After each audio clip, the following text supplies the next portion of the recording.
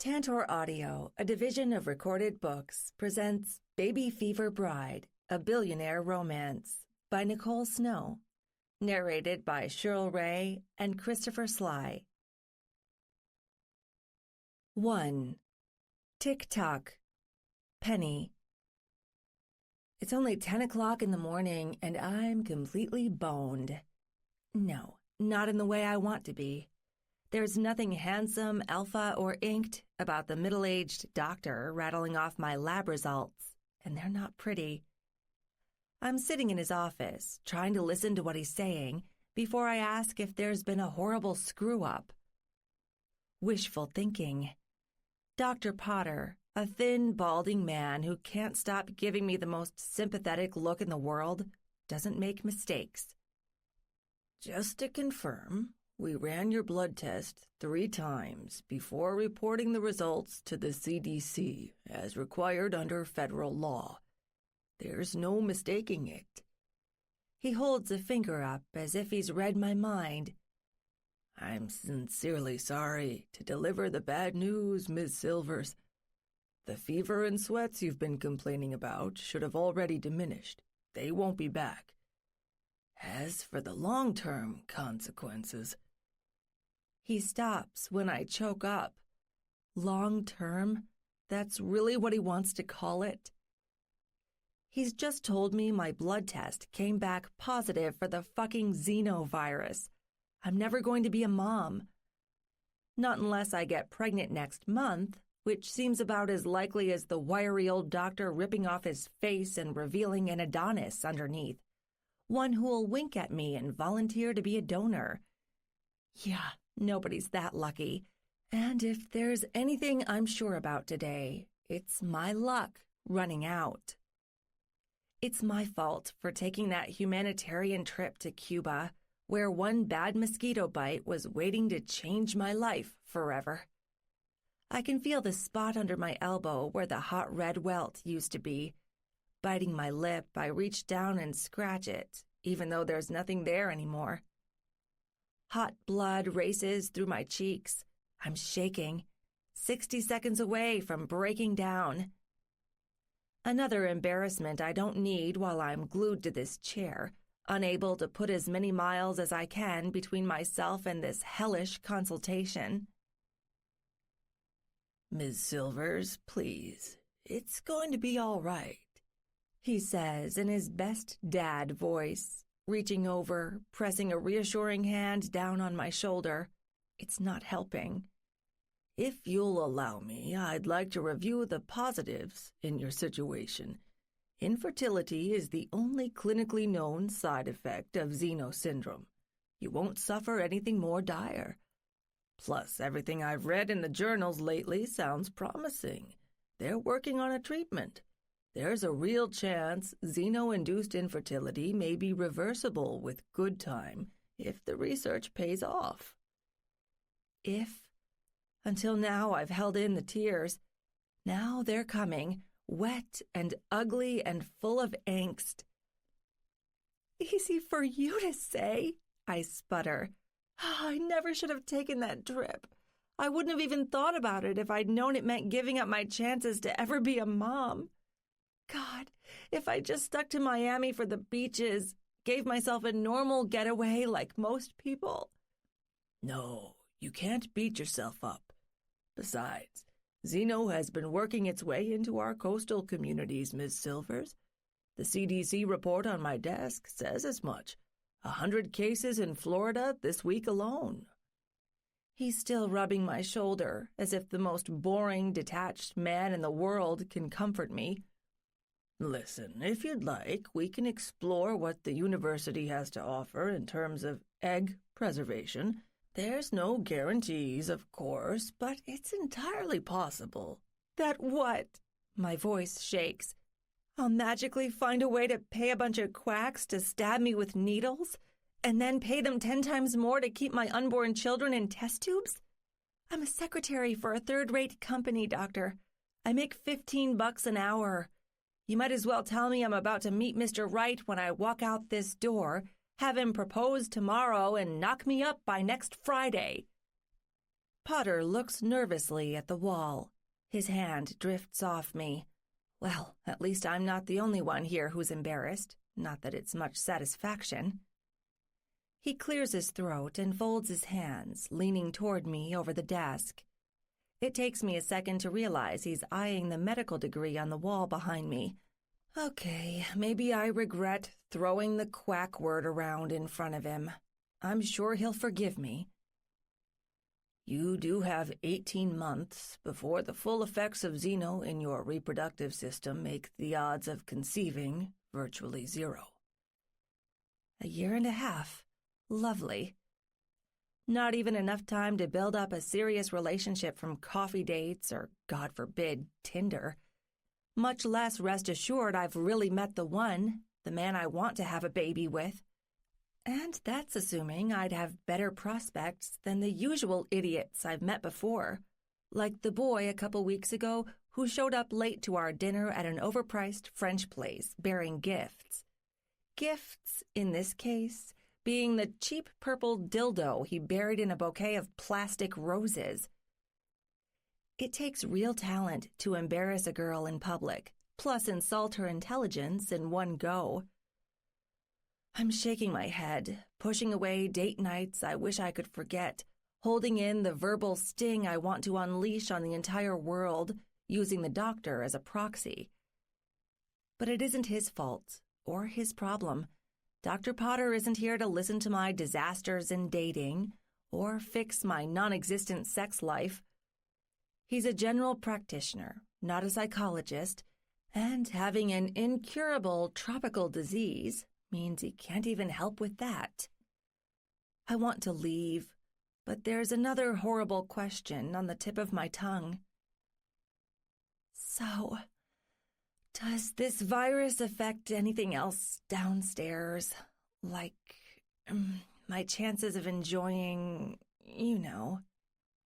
As if sex should even be on the radar. I've been celibate for so long it shouldn't matter. 23 years. Maybe the disease will give me one more reason to keep my V-card. Dr. Oblivious takes a few seconds to get what I mean. Then his eyebrows shift up. No, not at all. You're free to involve yourself with any partner using the usual precautions.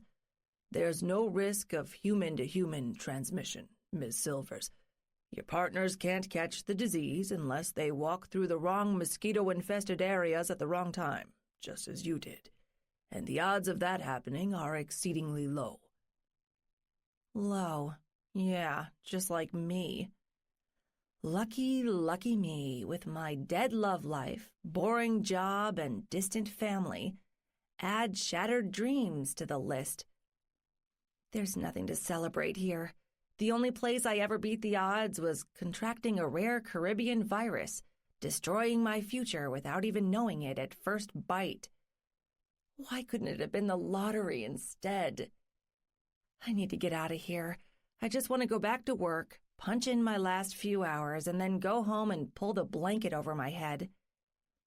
When I'm in my cocoon, I can pretend I never ignored all the half-assed CDC warnings to have a great time in an amazing country that's just opened up to Americans again. I can pretend my junk hasn't just been trashed by a thumb-sized vampire bite, that I'm going to get my shit together and be an amazing wife and mother whenever the right boy comes along and proves to me he's a man. I can pretend I still have time, more than 18 months, before the sword falls, obliterating the future I always imagined. And I can pretend the holidays aren't coming, that I won't cry over the dinner table when Mom taps my foot with her cane and asks me why the hell I haven't found myself a boyfriend yet. Ms. Silvers? Jesus, just call me Penny, Doctor. That's what everybody else says, I tell him, giving in to the sarcasm pulling me deep into the black pit in my gut. I read you loud and clear. I get how screwed I am. There's nothing you can do for me, right? Can we be done? He doesn't say anything, just turns his face to the small tablet in his hands and begins scrawling a sloppy signature with his finger. A second later, he hits a button, and the device prints out a tiny prescription slip, which he tears off and hands to me. "This will make you feel better in the interim," he says. "Simple pain relievers on the off chance your fever returns. Until then, it should help minimize your discomfort from our talk today. While your viral load is dropping to acceptable levels, it could be lower. Please be sure to rest and drink plenty of water." If only guzzling water like a desert explorer would flush it all out of my system, I'd drink Lake Michigan dry. It's visible outside his window, behind the Chicago skyline, rippling in gray and gloomy November shadows.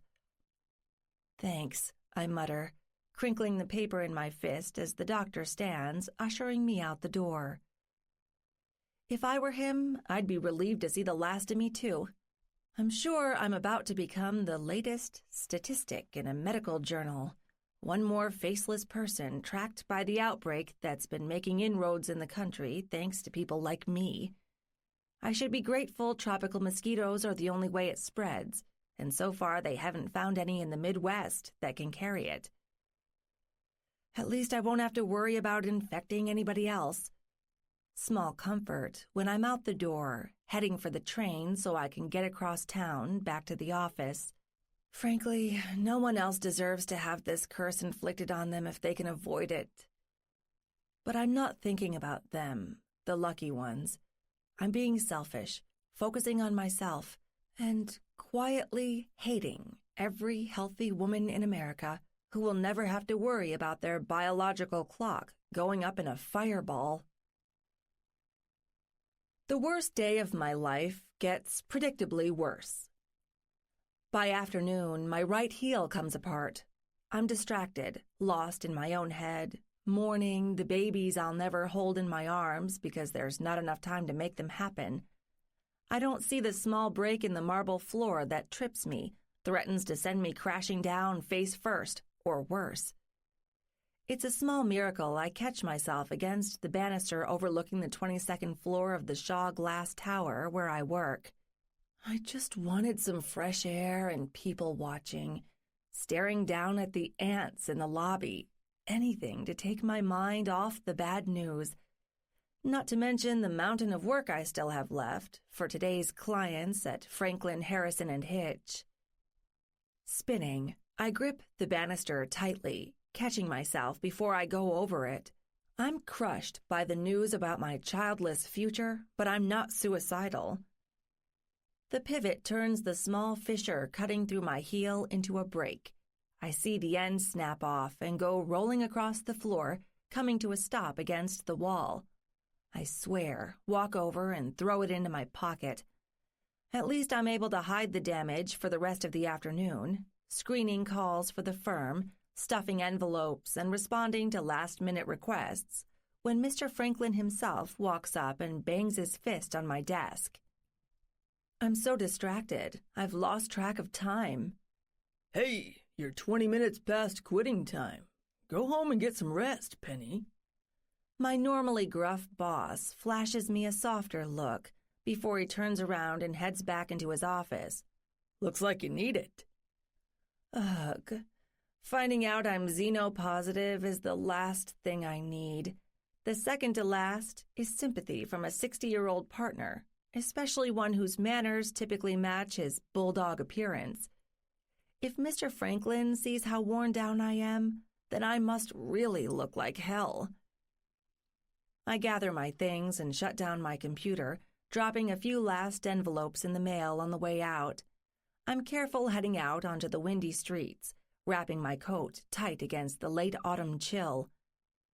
I can't wait to get home, curl up on the couch with my cat Murphy, and watch something that will put Zeno and the babies I'll never have far, far away. Then it hits me that the overfed little lion I call my pet will probably be the only baby I ever have. I'm wiping my eyes, waiting for the train, trying to hide the hurt. My luck doesn't improve when the doors slide open. Of course, it's more crowded than usual for rush hour. I'm so angry on the way in I only catch a glimpse of the man in the corner, but I feel his eyes. They're on me, hard and searching, glued to my back until the inevitable chill courses up my spine. I tuck myself deeper in the standing crowd, gripping the steel pole, hiding from his gaze. I don't notice him again until he's right behind me. He wastes no time. His fingers graze the back of my coat, just above my butt. I've always been creeped out by the pervs I've run into in the city's transit system, but they've never scared me like this man. I'm also pissed. I spin around and shoot him a death glare, lashing out with my fear. What the fuck do you think you're doing? I turn my nose up. I'm not sorry about it when I see him. He's probably twice my age, unshaven. Liquor rolls off his breath when he cracks a half-toothless grin. My hand forms a fist that wants to wipe it off his disgusting face. Thought you looked lonely, baby. It's a full house here today. Come a little closer. Let's be friends. You're cold, and I've got all the fucking warmth you're ever gonna need. His hand reaches for my wrist. Now I'm really worried. Run-of-the-mill pervs aren't this persistent. I don't have time to think or enough space to punch, kick, or scream. I'm stunned by his aggressive, pawing hands. He catches me around the waist and pulls me against a tiny open space in the wall, away from the steel pole I'd been hanging onto for my life. Shit, I don't know what to do. I need to make up my mind, fast. This man could be the city's next serial killer for all I know. He's already eyeballing the door, like he's ready to drag me off into the unknown, threatening to make my crap day so much worse. Two choices. I can either kick, bite, and scratch with everything I've got, or I can scream bloody murder and hope one of the fellow sardines packed into this metal box will actually help me. What's the matter, baby? You a fighter? My boys like that. He rumbles, studying my eyes, drunker than I thought. Don't fret. Don't move. Just listen.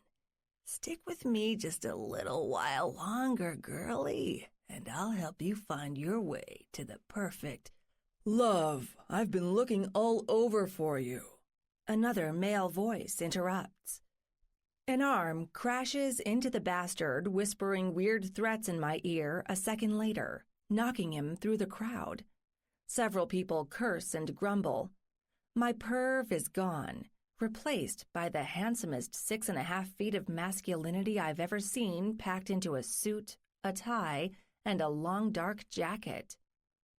Eyes as bright and blue as oceans engulf me, set in a determined face with a jaw that looks like it could break fists. Mr. Strange and Sexy replaces the creeper's hand on my wrist with his own and leads me through the crowd, leaning into my ear with his lips. Play along. I caught him eyeing you the second you stepped on. He whispers, follow me. We've got to put some space between us and that man. Tingles rush up my back. There's certainty in his voice, like he knows a lot more than I do, and none of it's good.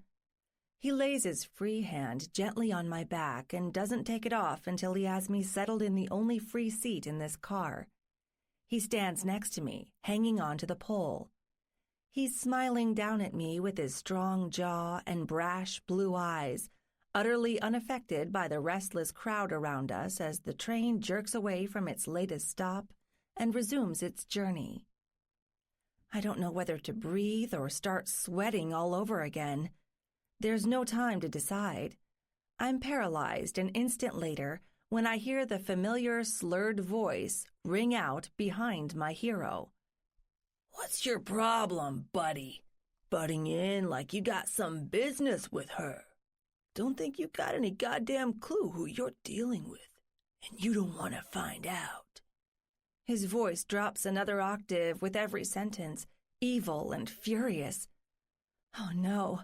I grip the stranger's hand tighter, begging with my eyes. Please, don't let go. I'll handle this. That's what his eyes say to mine before he turns to face the perv, speaks a few words, and pats a spot on his hip barely covered by the end of his jacket. My heart won't stop pounding. I'm afraid because the creeper keeps coming, growling words in the stranger's face, so persistent on a train this crowded. Who are we dealing with? I don't want to find out. I just want him gone. An announcement comes through the speaker, and a couple next to us squeeze by, laughing loudly. I can't hear a thing between the two men. My savior says something, and it must be big, because the older man's eyes go wide. Creeper does a quick turn, barreling through several people toward the door, who give him dirty looks the whole way. We don't say anything until the train slows at its next stop. His suit feels so soft beneath my fingertips. The sheer quality hits me through my frightened haze. I have about 60 seconds to wonder what a man like him is doing here when he looks like he could easily have his own driver. His suit has more stitches than the ones the partners at the firm wear, and they're millionaires. The man underneath is even better. He's seductively tall, built, and refined. Strength and sophistication brought together in one Adonis. My eyes go to his like magnets when he looks at me again, and he gives me a reassuring nod. He's gone. I look down, heat flushing my cheeks, ashamed of the sudden attraction I'm fighting. I should just be glad for his kindness and get ready to go. Good thing you were here. I didn't like the way he moved on me. Did you really tell him you had a... I stop myself, look around, and whisper the last word low underneath my breath. A gun? The stranger smiles. He reaches into his pocket, plucks out a fancy new phone in a leather case that looks like it's lined with honest-to-God platinum trim. Smiling, he holds it up and taps the screen. Worse. I've got a reputation. The man was probably mafia, just so you know. It's satisfying when they run like the bitches they are. Mafia? I say it too loudly, and I feel several eyes on me. I'm covering my mouth as more red shame brushes my cheeks. Strange and Sexy looks up, freezing my eyes in his stark blue stare. You were about 10 seconds from having a syringe stabbed in your thigh so you could be dragged off to the highest bidder. I told him he'd back the hell off my wife, or he'd be seeing the sheriff with a few broken bones. Didn't have to say much to make him believe me. He took off as soon as I said my name. Mafia? Sheriff? His name? Who the hell am I dealing with? I'm reeling so hard I can't force the question out. It's just as well. He's looking at his phone, firing off a text message to someone who dings a second later. Is that your wife? I ask. The real one, I mean? He smirks, looking up over his phone. I'm blissfully unmarried. Not looking to settle down anytime soon, as a matter of fact. I'm a very busy man. Yes, of course he is. His jackass streak is starting to show through his $5,000 suit. I don't know whether to be relieved or irked. He hasn't suggested I owe him yet for helping me out with some lewd remark. Then again, if he's really as rich and powerful as he looks, he probably has his pick of high-class women lined up each and every night. I hate that I'm wearing my cheapest work dress, gray and black, boring as the office itself. Plus, the stupid bandage from my blood test at the clinic is still stuck to my arm. What do you do? I ask, wondering if I'll regret making this small talk. Real estate. I'm on my way to a board meeting in the burbs right now. Can't beat the train for cutting through rush hour. He ignores me again, tapping away at his phone. I have to clear my throat before he looks up again, bathing me in those bright blue eyes. Funny, you look like you're a few years older than me, but it seems like you can't put that thing down. What's so important? Hot Tinder match? I've pegged him in his late 20s, at least. His eyes meet mine, more amused than before, and his kissable lips turn up at my challenge. Business, love. I'm not done until around midnight most days, but this makes it easier. Thank God for technology, right? There's plenty of time over my late-night snack to talk to the next girl I'm going to bang. Eye roll time. I remember he saved my life, though, and hold my sarcasm in check. It must get exhausting, I say, letting my eyes sweep down his massive chest. Sweet Jesus, that body. It looks like he could hold up his Tinder dates along with half the world on his washboard frame without breaking a sweat. My mind goes places it shouldn't, places off limits. I'm forced to imagine planting my hands on his tree-trunk chest, underneath his princely exterior, and riding the patronizing smirk off his lips with everything my hips are worth. You get used to it, he says, narrowing his eyes. He holds out his phone. Here, I'll let you hold this. Now, tell me all about what was on your mind when you almost wound up a missing person. The fun is over. Today's rotten news comes bounding back. I'm biting my tongue, hating he noticed how distracted I was. Hating it even more that I have to think about the most tragic day of my life. Somehow, a future without kids and a broken heel doesn't seem half bad when I think about the terrible things that could have happened if the perv had done what Strange and Sexy warned me about. You know, it looks like you're a fan of keeping your business to yourself. I think I'll do the same. It comes out more harsh than it should. Wow, I didn't mean to pry into your business if it's going to upset you, he says, holding his hands up. All right. Quick, let's play 20 questions on safe mode before our stops. Mine's coming up in about 5 minutes. Let's keep the focus on me. I don't want to ask him anything. I want to be done, but his firm, mysterious smile has a strange way of disarming me. Sighing, I fidget with his phone in my hands, my finger tracing its cool metal edge. Holy shit, I think it really might be platinum. I look up, gazing into his eyes, wondering if I'm dealing with the president's nephew or something. You said that man was mafia. How can you possibly know? Told you, I'm in real estate, city and burbs. Cockroaches are everywhere. Tough negotiators. Boys who hide their dirty money in legit businesses. It'd freak you out to know how far old money, blood, and crime get you in my industry. The look on his face says he's completely serious. Don't worry, I'm not a criminal myself. These hands are squeaky clean. He holds them up again so I can see. They're refined, but thick and strong, just like the rest of him. Heat flares between my legs when I think about what they'd feel like all over me. After everything that's happened today, it's wrong on so many levels I can't even count them. And where do those hands go when they're not stuck to your phone? I ask, digging my teeth gently into my lower lip, hoping he won't see. Fine, if I'm going to lose my head to this silly crush, I might as well go all the way. He doesn't answer right away. His smile grows wider, and he leans down, reaching above my ear. He pushes a loose lock of hair away, so there's nothing blocking his whisper.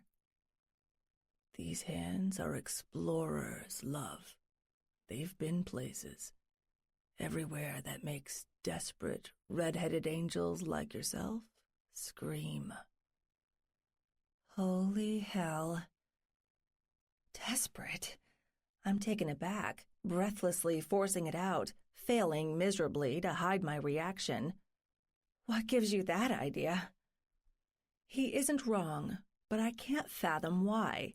No man can read my mind. Or did I also put on a sticker that reads virgin in screaming neon caps sometime today? Like sometime in between colliding with this sexy freak and finding out any sex I have is probably going to be emotionally and biologically empty, despite waiting my whole life for the right package? You want me, love. You want it bad when you've just pulled yourself out of some seriously fucked up shit. If I wasn't on my way to a board meeting, for real, I'd get us a ride at the next stop, bring you back to my penthouse, and eat your pussy until that other heel you're wearing snaps like a twig. Oh, fuck. I don't realize my eyes are closed until his hand slowly winds down my neck. When they're open, I'm looking into raw temptation. A man with a face and body offering to take away all my heinous problems for one night. A man who won't disappoint. I know in every word, every glance, and every breath he delivers. My fingers tighten on the strange phone still in my hands. Should we swap numbers? It's only proper when I've saved my damsel in distress, obviously. His arrogance doesn't put me off frantically digging through my purse, searching for mine. I don't trust that he isn't instantly going to delete anything I put into my phone the instant he's off this train. I don't know this man. He could be toying with me. I've heard the way the partners talk about women when they think their doors are closed. The rich, boisterous bragging talk involving their latest conquests, especially the poor, clueless girls half their ages, totally in the dark about getting fucked behind their wives' backs. I realize I'm not thinking right now. I'm going to follow through on trading digits, but I need to mull this over. I'm looking for a happy distraction from my problems, not another big fat mistake. Not even a big, dark, and muscular one. You mentioned your name, I say, ripping open my purse and pushing my phone into his hands with the contact screen open. It's Hayden. He types quickly, staring at the screen. My lips purse. It's a fitting name, powerful and seductive. I'm amazed there's no lock screen on his phone, allowing me to go straight for the contacts. Oh shit. He mouths, handing my phone back to me. We share a look and realize a second later the train is stopped. People bolt down the aisle, brushing past us. You've got my number. Sorry, love. I really have to run. Before I can stop him, he reaches for the little black object laying on top of everything else in my purse. As luck would have it, the one that isn't his phone. Nope, he's got my personal diary. Hey! I stand up, wobbling on my busted heel, panic crashing over me before I rush after. There are too many people talking for him to hear me.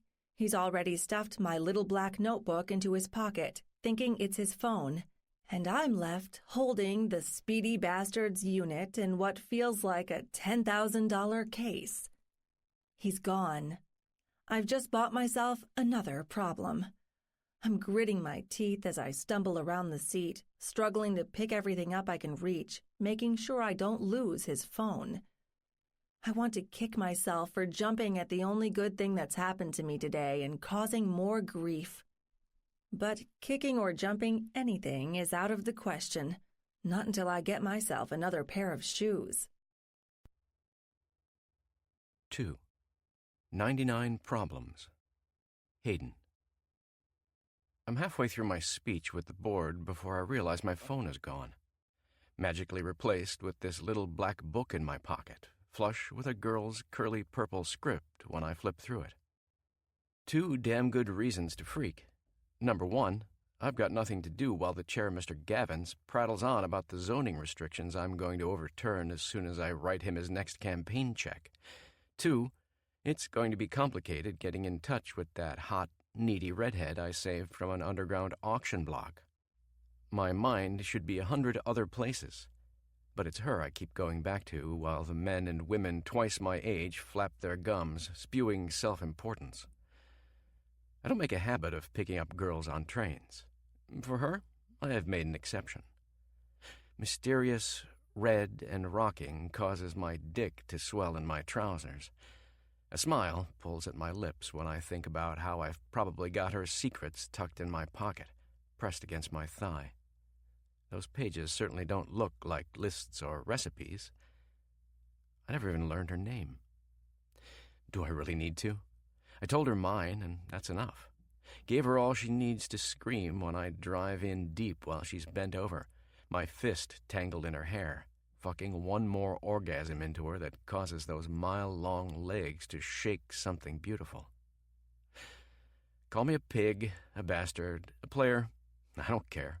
As long as you add pragmatic. Because that's exactly what I'm doing here. Picturing myself having the hottest casual romp in a good long while so it takes my mind off the shitstorm brewing on the horizon. Mr. Shaw, is there anything you'd like to add? Gavins prods me from the head of the table, clearing his throat in a not-so-subtle move for praise and money. I stand up tall, stretching my suit a little tighter. Right now, I don't give a damn if it hides the hard-on still raging in my pants. It'll be good for these money-grubbing pricks to see it.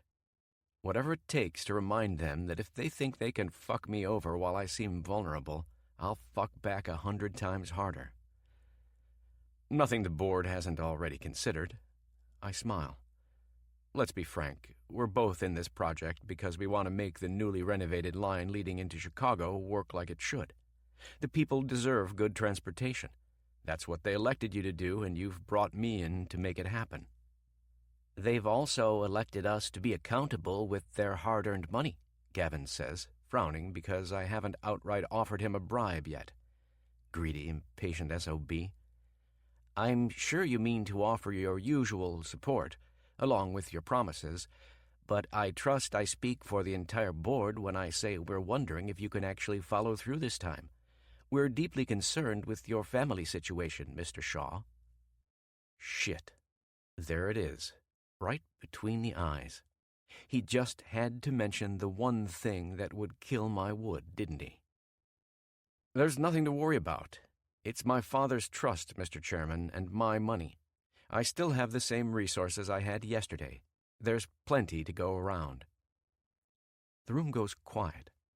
Lucy, a 40-something senior member with a spray-on tan, trying to make her look like she's still in her 20s, clears her throat.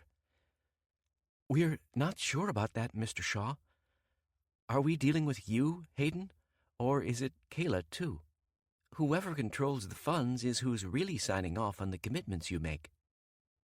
My hands turn into fists at the very mention of her name. I give them my fakest smile, straighten my tie, and sink back calmly into my seat. Ice runs through my veins. Good timing for a cool down. I'll tear the whole room apart if I let my fire take over. Nonsense. Folding my hands, I look everybody on the county board straight in the eye, one at a time. Your relationship with my father goes back decades, God rest his soul. Our families worked miracles together. We built whole towns from here to downtown. I get it. You're not sure what's going to happen with the legal wrangling coming up on my end. Maybe some of you think I'm too young, too inexperienced, too legally impotent to stop myself from getting robbed out of every penny my old man earned. As soon as my language turns coarser, they're not enjoying their little roast anymore. They can't even look at me as I reach into my pocket, pull out my checkbook, and start writing them the latest manifestation of the almighty dollar they worship. Nobody looks up until I tear the first 3 checks off and slide them down the table. There's one coming for each and every one of you. Triple what my company sent you before as a show of good faith. Stick it in your campaign coffers, and let's talk business. Lucy and Gavins share a quiet look across the table. So do several others. They're not fools. They know there's a good chance I'm calling their bluff. A few extra thousand to save their skins from the voters doesn't ensure I've got access to the millions it'll take to complete my projects down here. The new developments zoned along the rail extension are going to be awesome moneymakers when they're done. It would be a natural extension of the 100-year-old Shaw Empire, if only that greedy fucking gold digger my father married wasn't getting in the way. Gavin clears his throat again and looks at me. Rest assured we won't do anything rash. I think a full review of financials is in order as soon as your trust issue is wrapped up. The old wolf stuffs the check in his breast pocket. He looks at his watch, scans across all of us gathered at the table, and nods. If no one here has any further business. Part of me would love to call him out for taking the money and running like a coward as soon as the going gets tough. There's no time for that when I've got more pressing business. I want my phone back, for one. I also really want another meeting with the potential stress relief I crashed into today. Hell, maybe I'll bring her a new pair of heels. She can wear them while they're digging into me, her long legs wrapped around my waist, sexy green eyes flashing like emerald as we try to break the nearest horizontal surface. Gavin's ceremonial gavel comes down. The board members start filing out. Once the room is almost clear, Peters, an older man who kept quiet, comes up and slaps me on the shoulder. Don't worry, I've got your back. The courts are going to settle all this crap with your inheritance, and we'll be doing business again like old times before you know it. Sorry again about your old man. Amazing guy. Yeah, I say, squeezing his hand. I'll be carrying on his legacy.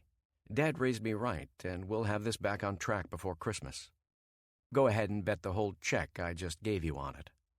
Peters flashes me a sympathetic look, smiling through his bushy gray mustache. He's on my side, but he doesn't believe me. Whatever. I'm not asking for faith. I'm telling them the way it's going to be. That's what Shaw men have always done since my great-grandfather ran his first apartments in the city's old Polish district. We're builders, makers, and we don't take shit from anyone. I'll settle with Kayla soon, right after I've gotten my phone back in my hands and my dick wet. When I get out, my car is waiting, sleek and black as obsidian. I gave my aide, Reed, the afternoon off to spend time with his granddaughter. Besides, taking the train was a nice touch considering the scope of the project, plus the side perk of meeting the woman who's got all my contacts in her palm. Anything important come down during the meeting? I ask as soon as he puts our custom Tesla in drive.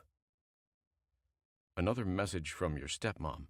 She says she will, and I quote, feed you your own balls if her lawyer doesn't hear from your guy by Friday. She wants a response to the latest letter, Master Hayden. My balls? Tell her she can choke on them, I growl, pressing my fist into the leather seats. Letter? What letter? I dropped it in your office mail this morning. Had her guy's watermark on the envelope. Real official looking. Must be the demands you said she squawked about last week. Snorting, I turn my face to the glass, staring out while the traffic thickens around us. If only dear old Dad had the wisdom to keep his balls away from this woman. Then he wouldn't be in this predicament. Too bad women always were his weakness. He wasn't thinking past Kayla's supermodel good looks, plastic tits, and the fact that she was only 4 years older than me before he suffered a massive heart attack. Sir, what do I say if she calls again? Reed looks back at me in the rearview mirror, the glass partition between us down. I can't tell her to choke, and you know it.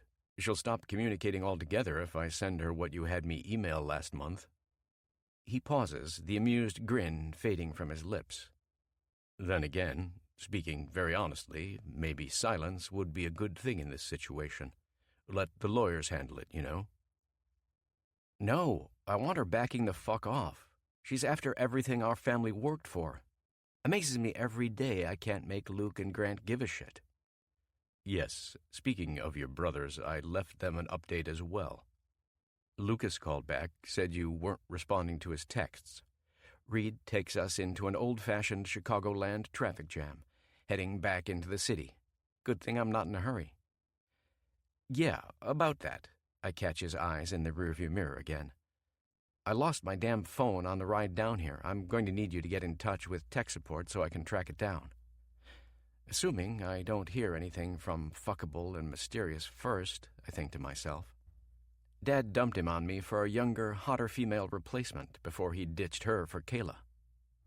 That doesn't sound like you, Master Hayden. Losing your phone, I mean. You're always on it, taking care of business. It's practically part of you. I smile.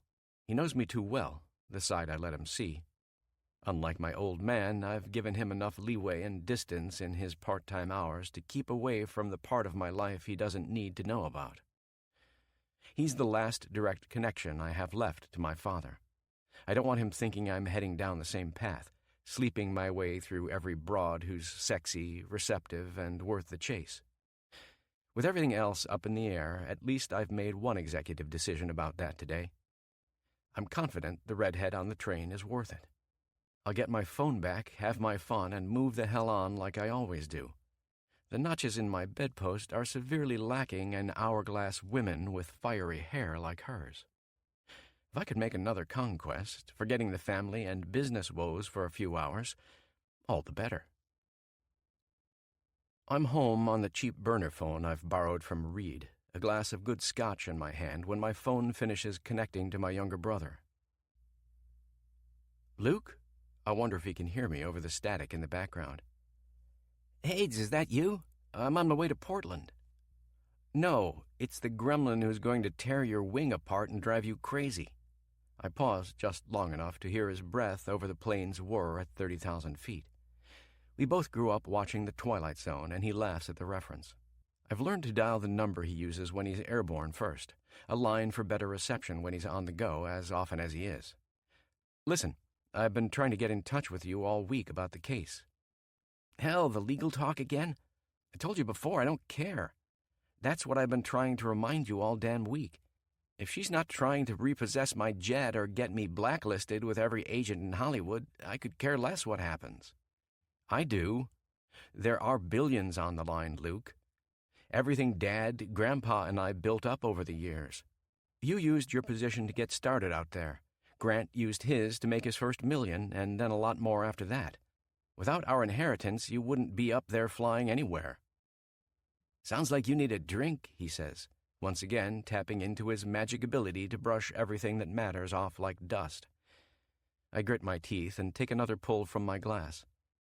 Seriously, Hades, I think you should settle down. Let this go. Retire. You've done damn well for yourself, almost as much as Grant did on Wall Street, yeah? Maybe better. I don't care how ruthless she is, there's no way you walk away with less than $500 million if she liquidates those properties. We're lucky. We get to live like kings no matter how bad we fucked up. I can't walk away. I'm not giving up on 100 years of history, everything our family built. Great-grandpa laid the first brick with his crew downtown using his own bare hands. I'm not like you. Can't be satisfied with time on the screen or up in the air or trying to start my own winery. I pause, thinking I could list about a dozen other ridiculous projects my black sheep brother tried over the years. No, I'll let him keep his pride tonight. I'm going to bury her, Luke. I wish you were with me, but I don't care if you're not. This crazy bitch isn't going to gut our legacy. It's not like that, he says quietly, engine humming in the background. It's your end game that confuses me, bro. You're going through all this effort to hang on to money and real estate we don't need, working yourself into an early grave, and for what? Just so you take your dates up in a skyscraper and introduce them to your perfect 10? He suppresses a snicker, using the perfect 10 quote the trashy blogs like to throw around, because I was dumb enough to tell them they could go fuck themselves with it once when their cameras were in my faces. Why so quiet over there? Don't tell me you're still dicking the blonde one with the $1 million smile. What was her name again? Who's in my bed is none of your business. I have to suppress a shudder when I think about my ex, Bree. Yes, like the cheese. Her stench over me lingers just as long, too. She's still passively-aggressively texting me every other week for a second chance. My blood runs hot. Nothing gets to me like hearing him spout the same bullshit the tabloids do. It's my own fault for sticking my dick in a few too many young, bright-eyed reporters over the years. The scorned ones are happier than anyone to latch onto the dirt and make sure it sticks. I'm on my feet, turning away from my desk. The Chicago skyline glows outside the window, vast and brilliant. Countless lights blazing there like galaxies. My personal floor of the Shaw Glass Tower gives me one of the best views in this city.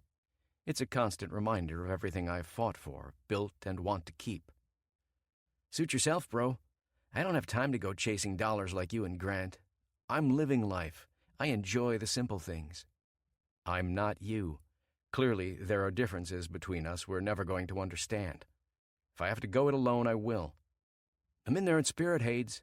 Always have been and always will be. I want the best for you, whatever makes you happy. As for me, I'm already there. Good. Stay there, too. I end the call, slamming the cheap phone down on my desk. Time to top off my scotch. Glass refilled, I bring it to my lips and take a long, fiery sip. Looking out across the city, my blood has worked like hell for our peace of. I called my brother for an update on where he stood, not to wind up on shakier ground than ever. His words haunt me as I take another pull from my drink, rolling uncomfortable questions over in my mind. I've told myself exactly why I get up, go out, and make more money every time the sun comes up. I know why I'm doing this. It's in the membership statement to my own company, and I drop it in every speech I make, hanging on the ears of politicians, investors, and managers. A better world now. That's the slogan. It's true enough, something I learned the first time Dad sat me down and explained good business and happy people go hand in hand. Always. It's about them, not me. It's part of something greater, even if it pays me very, very handsomely. I want to keep the faith. Sometimes, on nights like this, however, I wonder if it's all bullshit. Part of me dares to imagine there's more to life than these breathtaking views and insane obligations. More than imported scotch and supermodel pussy. More than another night by myself, fantasizing about my latest conquest in the making, and then thinking one step ahead to how I'm going to move on when I'm done. When I turn in, I dream about a family. Stability. I think about how hollow it feels to build all this if there's no one to leave it to. No greater purpose. The legacy I'm fighting tooth and nail over ending with my name etched in a few dozen half-forgotten plaques around the city. Fuck! My fist comes down, hits the desk, and sends pain into my brain like a lightning bolt. I set my glass down, looking past my impact point on the wood at the slim gray envelope with the gold letters in the corner. It's from Kayla's lawyer. The demands I ripped from my personal mailbox and haven't bothered to look at because it's bound to make me put holes in the fucking wall with my fists. No, I can't back down. I need to get this over with. Clenching my jaw, I swipe the envelope off the desk and tear it open. It's thick cream paper with heavy type. 2 paragraphs and a huge signature from a vicious attorney that should put the fear of king shit into me. Mr. Shaw, my client's demands, cease and desist. I'm mumbling to myself, dragging my finger down the page, ignoring the fluff. When I hit the demands section, I do a double take and my heart breaks to a screeching halt. No fucking way, I whisper. I have to read the section above her list of piracy again just to make sure, but my eyes aren't the ones deceiving me. It's there, plain as the city skyline shimmering behind me, and 100 times more outrageous. The trust specifies an open-ended arrangement to be reached in a court of law with one notable exception. In the event of a third-generation heir, or intent to create such shown in good faith, all holdings in this trust will default to the nearest direct descendant of sound mind and good legal standing.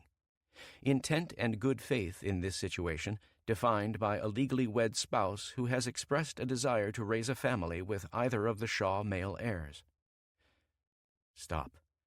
I have to, or else I'm going to pass right out from clenching my abs, forcing dark, thick laughter up my throat. Really, Dad? This is what you came up with? I want to crumple up the thing and fling it in the nearest trash can like the joke it is. Only it isn't, because the official header from Kayla's lawyer is staring right at me. Her asshole lawyer had to lay down the loophole, and she let him, just to twist the dagger deeper, knowing there's no way in hell I'll get married and agree to have my non-existent wife pop out a kid before this is settled. It's old language. It has to be. Something he never bothered to amend when he revamped the trust, promising Kayla virtually everything about a year into their marriage. She had a way with my dad. I've forgotten how many dinners Luke, Grant, and I sat through, watching her pawing at his shoulder, raising his drinks for him with her slim hand, whispering filthy things in his ear. The bitch would have fed him grapes like Caesar himself if it meant getting her name on more loot. I didn't know she'd succeeded until the day after we got home from the cemetery last July. We sat down as a family with the lawyer he'd left as his executor, only to find out we were completely fucked the minute Kayla smiled. It's not enough to shred it and throw the document in the trash. I want it gone, out of sight. I want to pop the window and hurl it down onto the windy Chicago streets about 70 stories down. Of course, knowing my luck, it'd fly into the hands of the nearest jackass looking to post it all over social media. I've been humiliated enough by a woman who never should have forced her way into Dad's life in the first place. I'm not inviting the entire world to laugh over Facebook and Twitter, especially when their laughter will be a roar. I've slipped up too many times with the ladies in my younger years. It's one area where my perfect looks haven't helped, inviting as much gossip as they have inroads with the right people.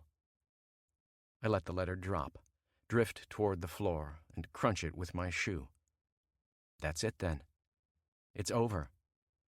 The sinking pit in my stomach overwhelms the liquid fire from the scotch, and it tells me everything I need to know. My wicked stepmother just laid down the terms of my surrender. If I had any way to fight it, I would, but the only way out my dad left intact is impossible. I've got 99 problems, and every last one of them begins and ends with Kayla Shaw. I'm not going to find a wife and get her to agree to have a kid in the next 30 days. About the time the court deadlines are set to detonate in my face. Suddenly, slinking off into retirement like Luke suggested doesn't seem so miserable.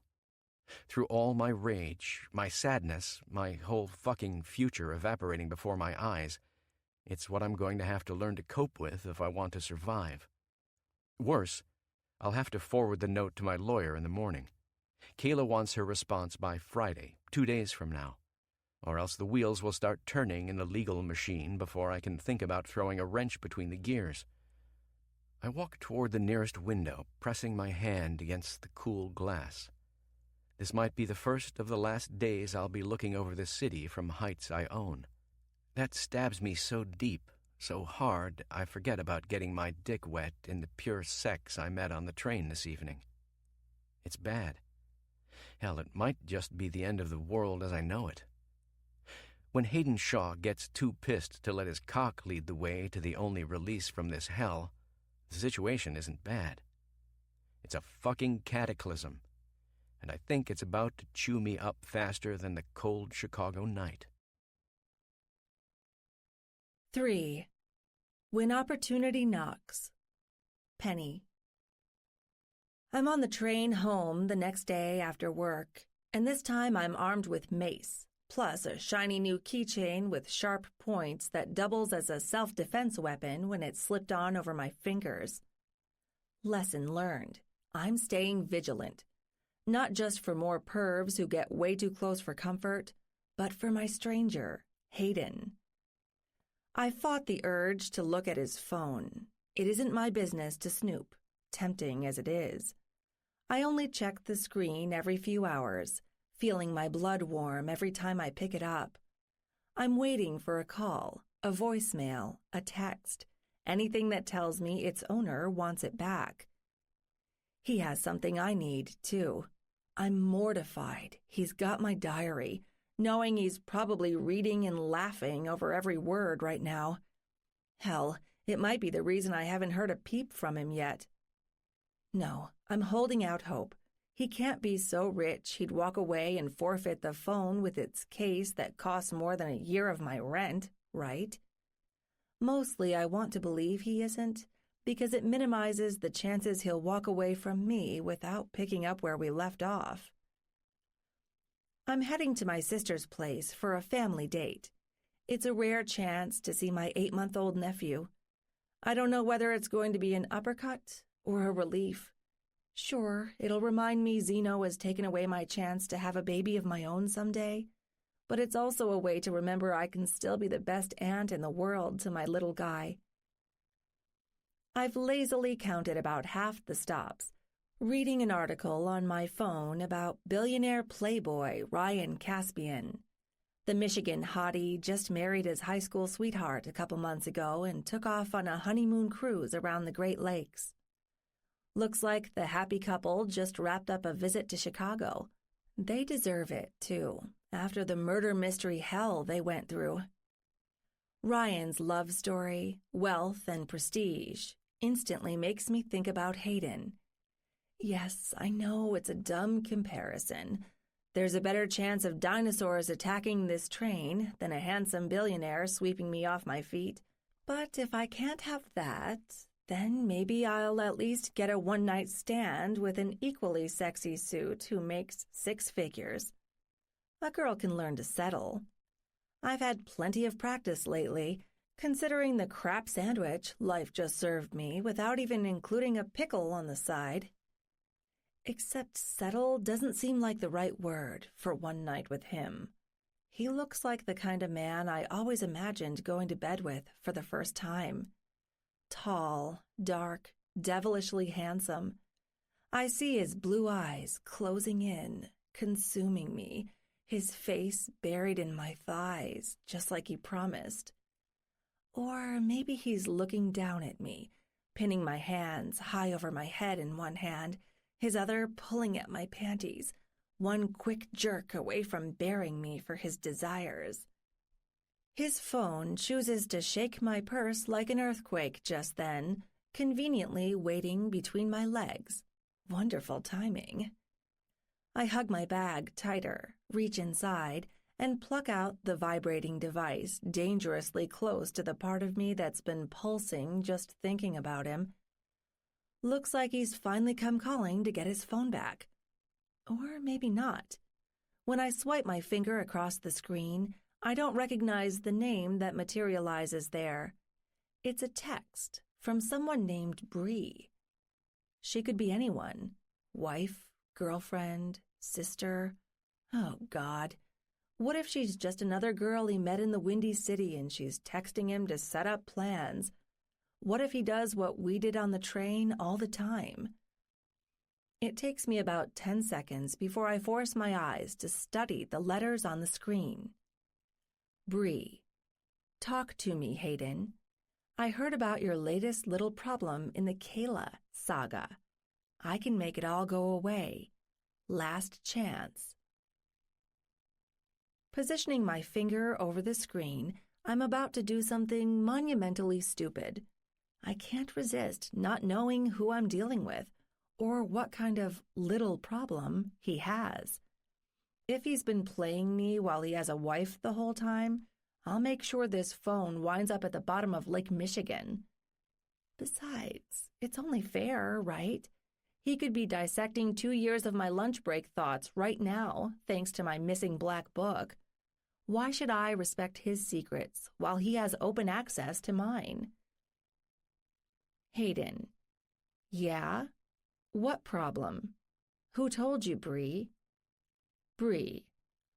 Well, I didn't expect to actually get a response. My sister knows Kayla's lawyer. She dished some really interesting things. I'll tell you more, but first I want to hear you say it. Hayden. What? Bree. Help me. I chew my lip, wondering if I should back out now while the going is good. No, I'm already in too deep. I'm never going to find out anything unless I play along. Hayden. Okay, fine. I'd love to get your help. Bree. Is something wrong? This is almost too easy. Look, we both know about the clause in the trust. I'm game. Treat me right, put a ring on my finger, and you'll never have to worry about your family fortune again. You need a wife if you want to beat Kayla. I'm giving you an easy way to get one. There's a long pause. Wife. I don't even know what to say to that. Bree isn't so patient. About 30 seconds later, my screen lights up with more texts. Bree. Come on, it's barely been 3 weeks. We have chemistry. We have history. We have sex that puts everybody else to shame. Bree. Answer me. Bree. Okay, whatever. That's as far as I go. I'm not begging. I want a real proposal, Hayden. I'm not asking you to marry me over a fucking text message. When you want to sit down and talk, let me know. I'm waiting. This is officially too much. Not just the line about sex. Like I need to imagine my mystery man fucking this desperate bimbo who's worth more than I'll ever be stupid. My finger flicks the switch to turn off the screen and I stuff it back in my purse, moving both hands up as soon as I'm done to massage my temples. The absurdity hits me physically. She wants to marry him. Not because there's love or understanding or anything like that, rather because it's about money and business, a cold and clinical arrangement. Worse, it hasn't done anything to dampen my curiosity. Before I know it, I'm reaching for the phone again. Who is he? This time I'm careful to avoid the texting app. I start looking through his contacts, searching for familiar names. I find dozens. Names I recognize from the news, charities, and even politicians. There are a couple frequent contacts that stand out near the top, starred. Shaw is the name behind most of them. One Google search later, I'm getting nauseous. There he is, his gorgeous face lighting up the screen, blue eyes glowing like diamonds. Hayden Shaw, real estate mogul, heir to a local real estate empire worth several billion, owner of the Shaw Glass Tower, the building I've worked in for almost 6 months. Probably the man who has his own private elevator with the gold doors that are always roped off and protected by guards. Hell, the man with his own private floors in the building, the ones that are always grayed out, subject of the many rumors about reclusive princes and sultans living in exile here in Chicago. I always laughed at them before. Now, it's not so funny. It's him. He's real. He's got my fucking diary. And I'm the one holding his phone, ensuring we're going to cross paths again as soon as I hear the magic word. There's only a few more stops to go before the train gets to my sister's neighborhood. Thank God. I couldn't have hung on much longer because I'm about to be sick. Hello, hello. Katie opens the door, beaming, holding little Chris snug in her arms. My stomach threatens to turn over a second time after I've worked so hard to settle it. Hi, I say, saving all my smiles for the handsome baby boy. She moves aside while I step into her perfect house. Her perfect husband, Will, comes out of the kitchen a few seconds later, a perfectly average mug of sweet-scented cocoa in his hands, topped with perfect, fluffy marshmallows. Perfect, perfect, and perfect. Katie never goes out of her way to rub it in my face. It's not like she really needs to when it hits me from all sides every single time I step into their beautiful home. Care for a cup, Penny? He says, flashing his newly whitened grin. There's plenty to go around. Katie and I are dying to sit down and hear all about your trip to Cuba. My lips twitch sourly. I think having Chris passed into my arms stops me from bursting into tears, spilling everything about my recent tragedy that started with the trip I never should have taken. It's a good day for something sweet, I say, making my way to their big white sofa. Katie sits next to me, giving me a relieved look when she sees my nephew nodding off in my arms. Oh, now he's tired. You must have the magic touch, sis. I couldn't get him to settle down all morning. He loves his aunt, I say proudly, squeezing the little boy tighter. He's precious. I mean it, too. Don't worry so much, Katie. You've got all the time in the world to learn, to sort this out. Please. My sis wrinkles her nose. You should be the one bragging about time. There's more of that on your end than I'd know what to do with. So, how was it? She sips her cocoa. I nuzzle the little boy in my arms tighter, wondering how I can talk about my trip without crying, thanks to the Xeno factor. I give her a blow-by-blow account. The days on the beach, the rum and dancing in Havana, handing out food and medicine to the villagers. The humanitarian part I'll never regret. The Cuban government still makes Americans hide behind a specific reason for visiting their country, like support for the people. I was happy to play along to make the families in the villages a little happier, even though that was probably where I received my fateful mosquito bite. Wow, Katie says, shaking her head when I'm through. Someone had to be the adventurer in the family. I'm glad it's you, sis. As fun as it sounds, it also seems exhausting. I couldn't have kept up, especially with Chris. Give yourself some credit. You're living your dreams here at home and carrying on the family line so Mom won't jump all over me. I nod to the baby in my arms. No matter how tragic it is that I'm never going to have kids, just seeing him brings a smile to my face. My brother-in-law puts a steaming cup of cocoa down next to me. Thanks, Will, I say. I'm not taking a sip until somebody else has Chris safely away. My arms fold tighter around the little boy, thinking of everything I have and everything I've lost. It helps knowing I'll always be his aunt, but it also hurts like hell knowing I'll never have this every night, bringing up a son or daughter. I'll never have the joys that make Will's face light up when he sees his son, or the bags under my sister's eyes, suffering through the late nights. I think you're holding out on us, Penny. When do we get to meet your hot new Cuban boyfriend? Will flashes me a wink. I laugh, shaking my head. Please, there's nobody in the picture. I haven't had much luck finding anyone here in Chicago, much less in another country.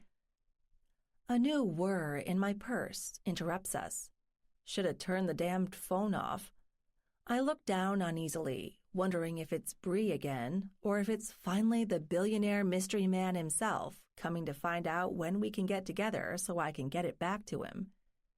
Hell, knowing what little I know about him now, I'll probably hand it off to an assistant. I don't care if he was sincere about swapping numbers. There's no way he wants me for anything more than a quick, messy fling. And the more I think about that, the more used I feel. I don't think I can go through with it, even if he pulls me into his arms a second time and reminds me how good they can be. That's him now, isn't it? Will asks, wearing his goofy smile. Katie turns to him and playfully lands a punch through his sweater vest. Come on, leave her alone. Penny here doesn't date much. That's her business. Mom gives her enough crap over it, so let's not pile on. My ears are turning red. It's not for lack of trying. I just haven't found the right man yet. My stomach churns. Deep down, I can practically hear the steady tick, tick, tick of my biological clock, beating 100 times faster than ever before the virus burns it out. You look flushed, sis. What's wrong? Katie narrows her eyes, studying me. We're really not here to put you in front of a firing squad, you know. We're not Mom. I don't say anything. Thinking about our crazy mother jabbing me one more time about how I should already be married isn't helping. I look down, passing Chris back to her, reaching for the divine cup of chocolate at my side to take the edge off. Something stronger would be nice, but the sugar coma will do for now. It's nothing, just shaking off a cold I caught overseas. Sorry, everything's been a little off since I got home. Isn't that an understatement? I hold my hands up. It's not contagious anymore, so don't worry. I had an appointment with the doctor the other day. Will looks like a deer caught in headlights. I should have bitten my tongue a lot sooner, knowing what a germaphobe he can be. Katie gives him a stern look that says, "Don't start." She turns back to me, smiling sweetly. "I'm glad you're feeling better. A few sniffles are a small price to pay for adventure." Next to her, Will still looks uneasy. Katie practically rolls her eyes as she turns toward him, reaching out to ruffle the tiny crop of hair on Chris's head. "Why don't you put him down, honey? I'll stay here and man the sick ward." Will stands up, smiling nervously. "Kids, it was great to see you again, Penny. We'll head out to dinner real soon." My sister and I watch him shuffle down the hall and then take the stairs up to the baby's room. She needles me in the side, almost making me choke on my cocoa. Germaphobe or not, the man she's married knows how to make good chocolate. "The things I put up with." She smiles sadly. "Don't get me wrong. I wouldn't trade my family for anything. I just wish he wasn't so timid sometimes." "He has a stressful career," I tell her, trying to be reassuring. "He's in the thick of it now, isn't he? Grading papers?" My sister nods. Will works at one of the local colleges teaching math, making up in brains whatever he's lacking in courage.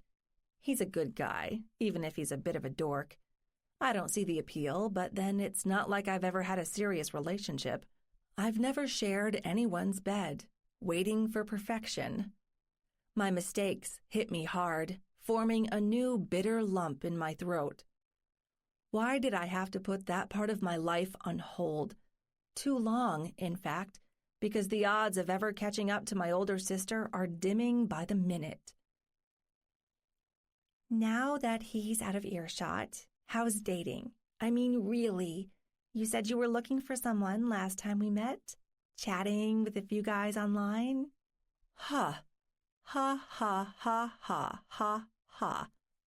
If only she knew the only person I've been texting is the spoiled ex of a love interest who will never reciprocate. I'm ignorant about dating, but I'm not stupid. I know Cinderella is just a fairy tale, and I'll be the luckiest woman in the world just to have a one-night stand with Mr. Shaw. "Wait, what? Why are you smiling?" Katie grabs me by the shoulder. "You've been acting weird all afternoon. Better dish now, before the babysitter gets here for dinner." "There's someone I'm interested in. I really don't know if it's going anywhere, but I'm going to meet him later this week. We'll see." She looks gobsmacked. Honestly, so do I, unable to believe the lies coming out of my mouth. You know I don't like to jinx things. Stop looking at me like that. "Sis, I'm happy for you. I really, really am." Katie lights up, scooping my hand up in hers. "I didn't want to say this, but for a while I was starting to worry you just weren't a social person." "Oh?" I raise an eyebrow. She's definitely inherited Mom's judgmental tone. Now I don't feel so bad about lying on the fly. "I'm not trying to be mean. The whole family thought maybe you'd turn into one of those crazy cat ladies. Still on your own into your 30s, no kids, clinging to your arts and crafts, scribbling daydreams in your diary. I had faith. I always did." How fucking reassuring. I pull my hand away, doing my best to keep a fake smile plastered on my face. "Well, it's a little early to celebrate." Celebrate? God, I'm being gracious. I should stand up and walk out the door, flipping her the middle finger on my way. Hayden's phone chooses to buzz away in my purse again that very second. I shove it deeper behind me into the cushions, trying my best not to look angry. I'm not giving my sister's secret bitchy side the satisfaction of knowing she's gotten to me.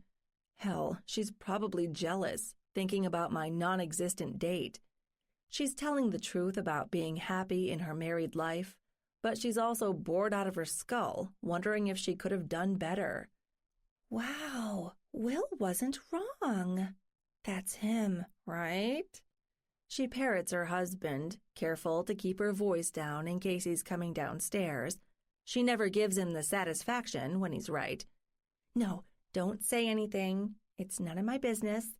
Here, I'll take our cups and give you a few minutes alone. I'd better check to make sure he doesn't need any help up there anyway.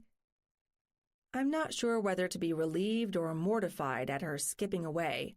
One thing's for sure, I'm not sorry I lied.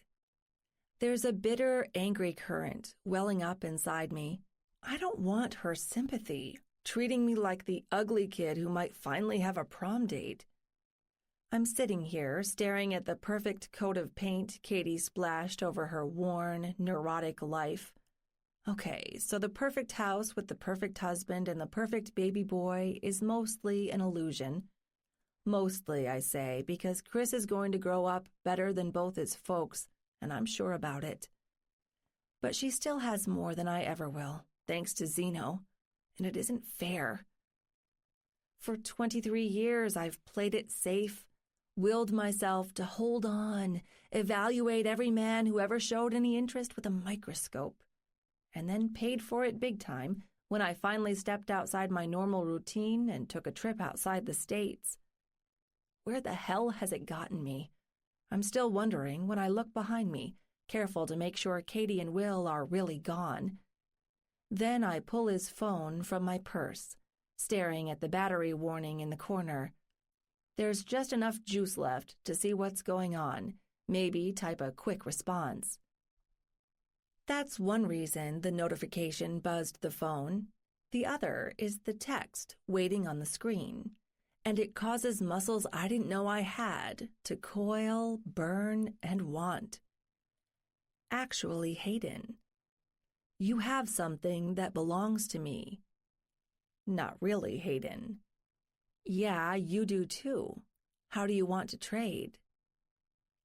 Waiting is agony. Thankfully, it's just a few seconds before I see the dots at the edge of the screen moving, and then it dings again. Hayden, preferably somewhere private, naked, you on your knees, handing it off to me so I can replace it with 10 inches of steel you'll never forget. Not Hayden. Come on, be serious. Hayden, I've never been more serious in my life, love. I know you want it rough, but you've never had it. No more about how you're begging to be fucked than I do about the rest of you. Never even got your name. I'm stunned. He's actually read things I wrote. Everything I was stupid enough to throw down on a page without ever worrying about who else would find it one day.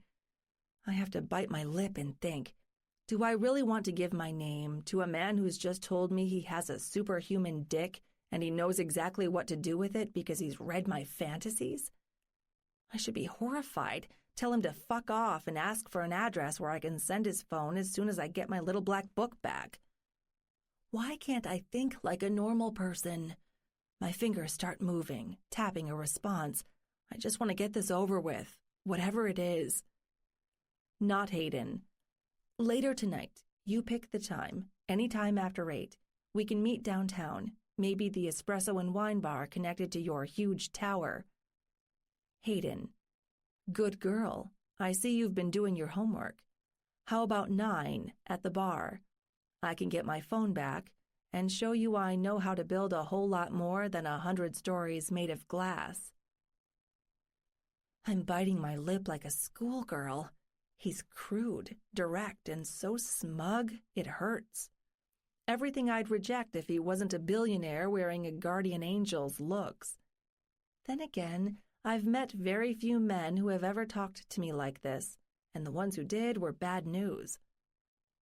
I doubt that's much different the higher up the chain a woman goes, and he's near the top. Maybe I'm not ready to admit it to his face, much less anybody else, but I already know the truth. Hayden Shaw excites me. He interests me with his risk, his charm, his gunshot honesty, His not-so-subtle promise to take me over the edge into pleasure I've never imagined. But there's another reason, too.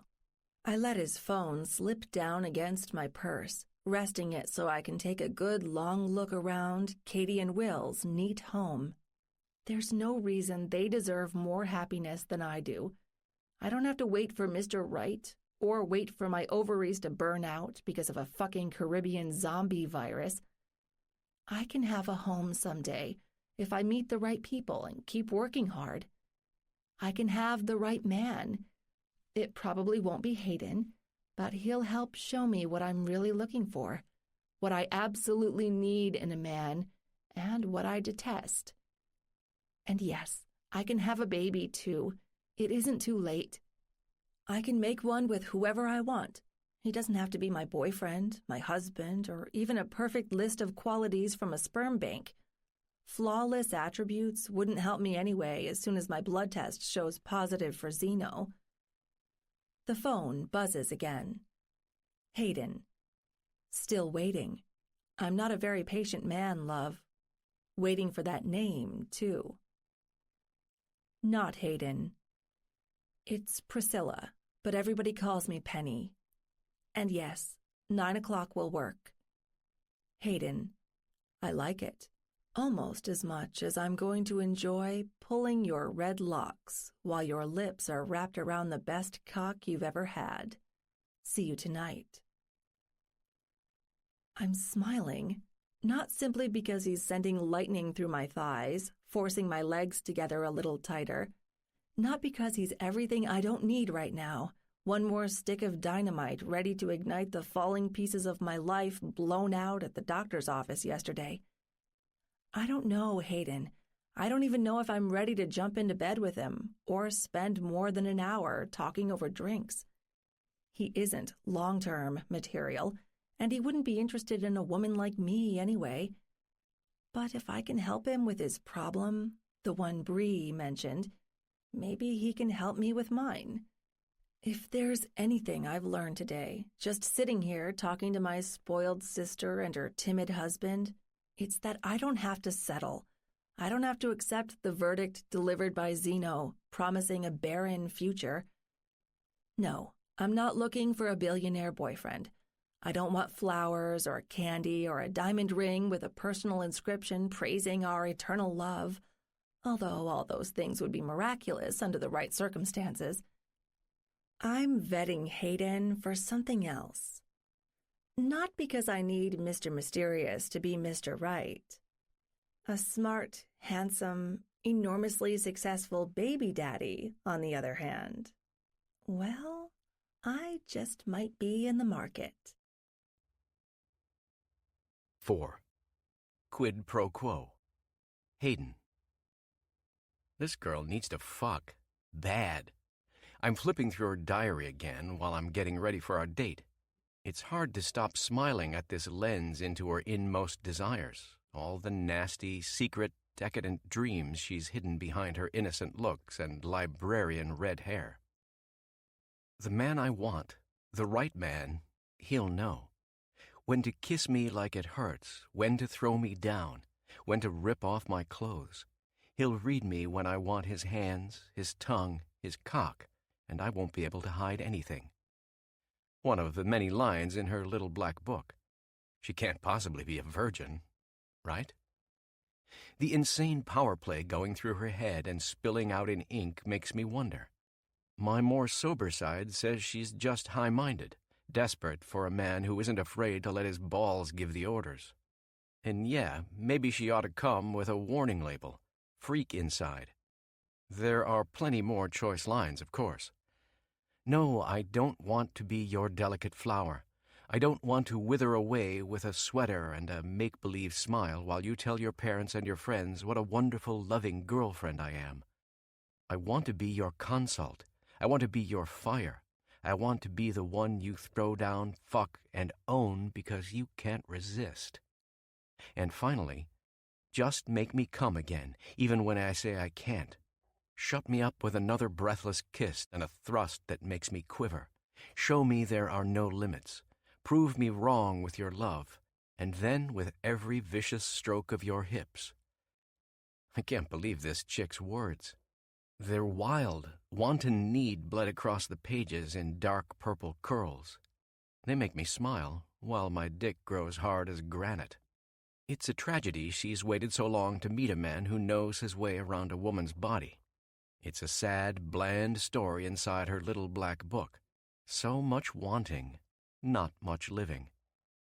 No more. Tonight, her story gets a happy ending, and so does mine, but only after I show her what happiness truly means from midnight to sunrise. I'm waiting for her with a glass of wine next to me, nursing it like it's the priceless vintage I had a couple years ago on a trip to Marseille. My father was alive then, trying to groom me to break into the international market, an expansion that's been put on ice by other more recent developments. I had the time of my life, roaming the French countryside when our meetings were over. I bedded my share of foreign girls at our hotel and left several asking about me for months after I left.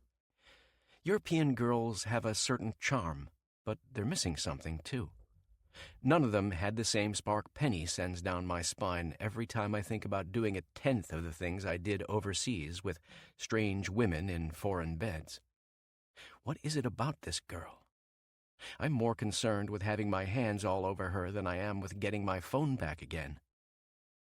Maybe it's because the phone is just the key to problems I don't want to deal with. She, on the other hand, offers nothing but relief. A distraction on 2 long legs ending in an unbearable ass I want to tame. Tanning her hide raw sounds like heaven. Then I need to spread her apart, taste her pussy, and fill it over and over and over again, as many times as it takes to get her out of my system. I can't think clearly with Kayla at my throat, and not with this strange new obsession I have for a woman I barely know either. She shows up about a minute later while I'm tasting my wine. Another burgundy sweet sip slides down my throat when I see her coming toward me, decked in heels and an evening dress redder than her hair. Sweet fuck! My dick salutes her in my trousers, hungry to have everything my eyes are sampling. Here it is.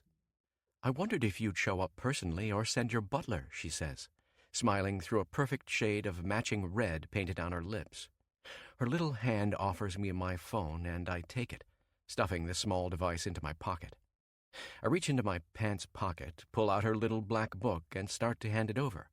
Her fingers touch mine, and I jerk it away at the last second.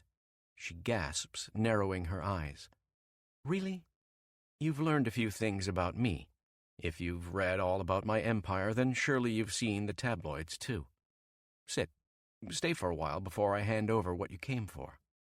I raise my wine, taking a long, steady pull as she sits down next to me. When I'm after a woman, I own the bullshit they say about me. My eyes go up and down, studying the sweet V-cut going up one hip in her dress. Christ, I want to spread those legs. I want her on this table.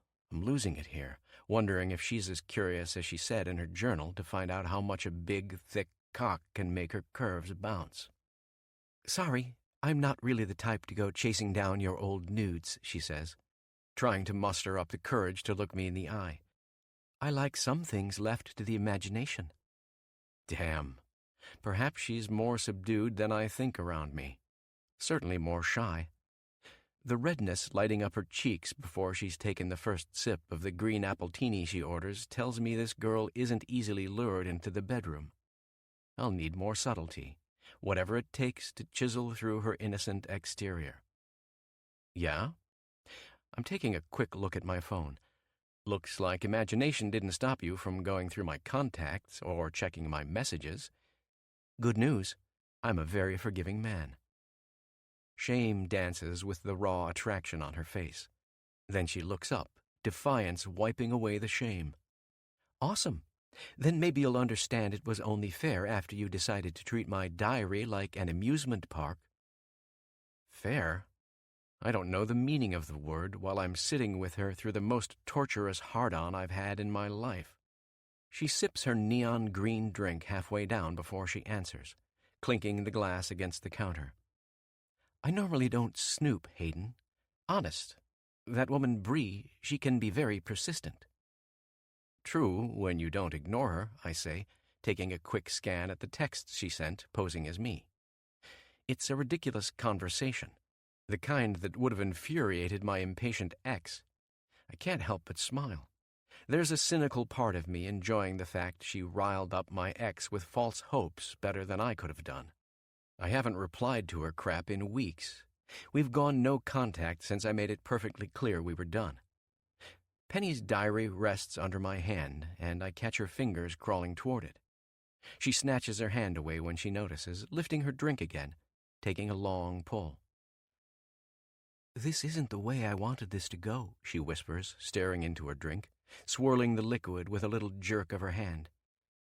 "You read my diary, sure. But I guess you didn't intrude on my life like I did, sending those texts.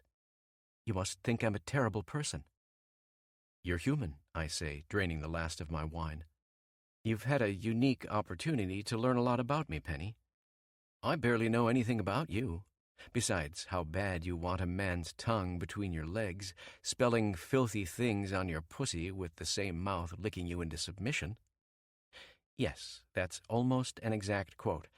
I know I've gotten it right when I see the red blossom on her cheeks. It takes her forever to look back at me, and then she takes her eyes away again when she sees me smiling. What else is there to know? It's a tough act, following the sex stuff. I work in the building you own, about 20 floors up. I'm poor by your standards. I've never so much as flipped a studio apartment. I'm sorry, this is stupid. If you want me to go, just say it. We don't have anything in common. Nonsense, I say, taking my hand off the black book, letting her scoop it away at last. If I didn't want to see you again, you're right, I wouldn't be here in person. I reach for her hand. She stops, stares, and slowly tightens her fingers around mine. Fuck, it's electric, just having my hand wrapped around hers. Maybe it's the worry in her eyes making this more exciting, the fear and doubt mingling with raw desire. Her urge to run away before it's even begun gives me an extra challenge, and I do live for those. I don't even know your last name, I tell her, much less your dreams, your nightmares, your desires outside the naughty ones. Seriously? You care about those things for a one-night stand? I smile, turning my charm on full blast. I want to know you, Penny. Hi, I'm Penny Silvers. Yes, just like the metal. Make all the copper and silver jokes you like. I have an older sister, a gorgeous nephew, and a cat who's 3 pounds overweight. Up until recently, I wanted to find Mr. Right, settle down and have a family. Since the day I met you on the train, I haven't decided what I really want. She doesn't realize her hand has been tightening on mine the whole way through her little speech. My fingers graze her skin, rubbing gently, wondering what else I can make her unearth for me. She's troubled, and she's still goddamned beautiful. There's a nervous tension in her touch, a melancholy, like she's doing this with me tonight because she's running from something else. I want to know what. Anyway, I didn't really come here to talk about me, she says, unraveling her fingers from mine, taking her hand away. I'm not the only one who has problems, obviously. It sounds like yours are 1,000,000 times more complicated than mine, if I read between the lines with Bree's text messages correctly. It's over with her and I growl, motioning the bartender over to refill my glass. Hell, it never really started. We were wrong from the beginning. A fling that went too far. Everyone around us pushing for a fairy tale ending because we're a social fit and nothing more. Who's Kayla? She asks, getting her courage up. My jaw clenches. I think it's the first time in my life I've ever lost my erection without betting a woman this beautiful first. But it's even more amazing I'm sitting here listening to her nosy questions without thanking her for keeping my phone safe and then walking the fuck away. My stepmom. She was only married to my late father for a few years. Biggest mistake of his life, outside letting her sweet-talk him into changing his trust for me and my brothers. But there's a way out, isn't there? Something about getting married? She's toying with me now. I stand up, taking her by the wrist and grabbing my newly refilled wine. Before she can say anything else, I'm leading her out the bar through my private elevator, nodding to the maitre d' to run my tab straight from the account they always have on file. "What's wrong? Did I go too far?" she whispers, worry creeping into her voice. "You want to talk business? The bar downstairs isn't the place for that." "Have you ever been to the top of this tower?" I ask, waiting for the golden doors we're standing in front of to open, letting us in. It only takes 20 seconds to get from ground floor to the very top, a custom modification I had done by the same people who worked on Seattle's Space Needle. She shakes her head. The doors part for us, and I lead her in, smiling inwardly as she stops to take in the grandeur. Gold bleeds into glass, giving us one of the very best views in the city as I punch in my code for the private spot I have at the building's zenith. Penny hangs on to me, staring out across the downtown nightscape. We rise quickly. It's too fast for any normal person to take it all in on one trip. She's entered shock and awe, and that's okay. It means I'm in full control. I can't believe she thought she'd walk in here, hit me with my secrets, and put me on defense. That isn't how it works when I go after sex in a skirt. I'm always the pursuer, always in charge, and always, with very few exceptions, victorious. Shall we? I raise her hand to my lips and plant a kiss on the back as soon as the doors open at the top. She blinks in surprise. That was fast. You get used to it. I lead her out toward my private fire pit near the top. Thankfully, the wind has died down, ensuring we'll stay warm with just a fire while the city looms around us. "You've got more fire in your blood than I gave you credit for," I say, lighting the gas while she sits, arms folded against the chill. I respect a woman who goes straight for the answers. I'm not lying. Hell, I respect it so much, I'm starting to get hard again, staring down at her as she's stunned, vulnerable, and swept up in the theater I control. If we don't talk too much about my serious fucking problems, there's a good chance I'll still be hard when we make our next stop in my private suite. Okay, so maybe I got carried away. I jumped before I understood what kind of trouble you're really in, or how you can get out of it by getting married, she says, the newly lit fire illuminating every beautiful contour of her face. I'm sorry, Hayden, but it's more than that. I didn't just mention it to get under your skin. I think I can help. I'm sorry, love, but I sincerely doubt it. The best firms in Chicago can't get me out of this one. I should know since I have them on retainer. My eyebrows twitch, trying to guess where she's going. This chick is full of surprises. I liked her before, but there's nothing like a good mystery and a lot of guessing to make me crave having her in my bed. I'm not talking about lawyers. You need some kind of Potemkin Village marriage to get out of this, don't you? Bree tried to jump all over it, and I know you don't want that. There's too much history for it to work. But what if you had someone else, somebody you could keep it strictly professional with? It takes me about 10 seconds to realize she's talking about herself. Shit. I'm on my feet, turning my back, fighting not to grab my head before my brain goes up in a fireball. What the fuck, Penny? You? I turn slowly, taking her in while she stares up at me with those big green eyes. It's crazy, I know. We barely know each other. Honestly, that's the point. If you want to throw off your family, this stepmom who thinks she has you backed into a corner, well, what better way to do it? We can make this as simple or as complicated as you'd like. I'm not scared. I don't care if you say no. I'm just putting it out there. If she's crazy, it's the beautiful, ballsy kind of insanity I'm partial to. I'm not sure whether to sweep her up in my arms, embracing the want rampaging through my blood like a bison herd, or burst out laughing. It's absurd. It's unthinkable. It's so damn logical in a twisted sense it just might work. What about you? I ask, stepping toward her. Is this your way of trying to make money? If it is, I'm not angry. Quite the opposite, I'm impressed. You saw a unique answer to my problem, and you're offering an out, without the complications I'd find elsewhere. I mean, I'd expect some sort of compensation for my time with you. I'm well aware I'll probably have to quit my job, smile real pretty for the cameras, and dote all over you full time if we want people to buy it. Good thing I did theater through high school and college. Now I'm really intrigued. She's serious. I maneuver behind her, laying my hands on her shoulders. When I feel the sharp breath she takes rushing through her body into my hands, I smile. Name your amount. If you thought this far ahead, then surely you've got some figure in mind. I want everything out in the open. It's strange that she still seems to be treating compensation as an afterthought. How about 800,000?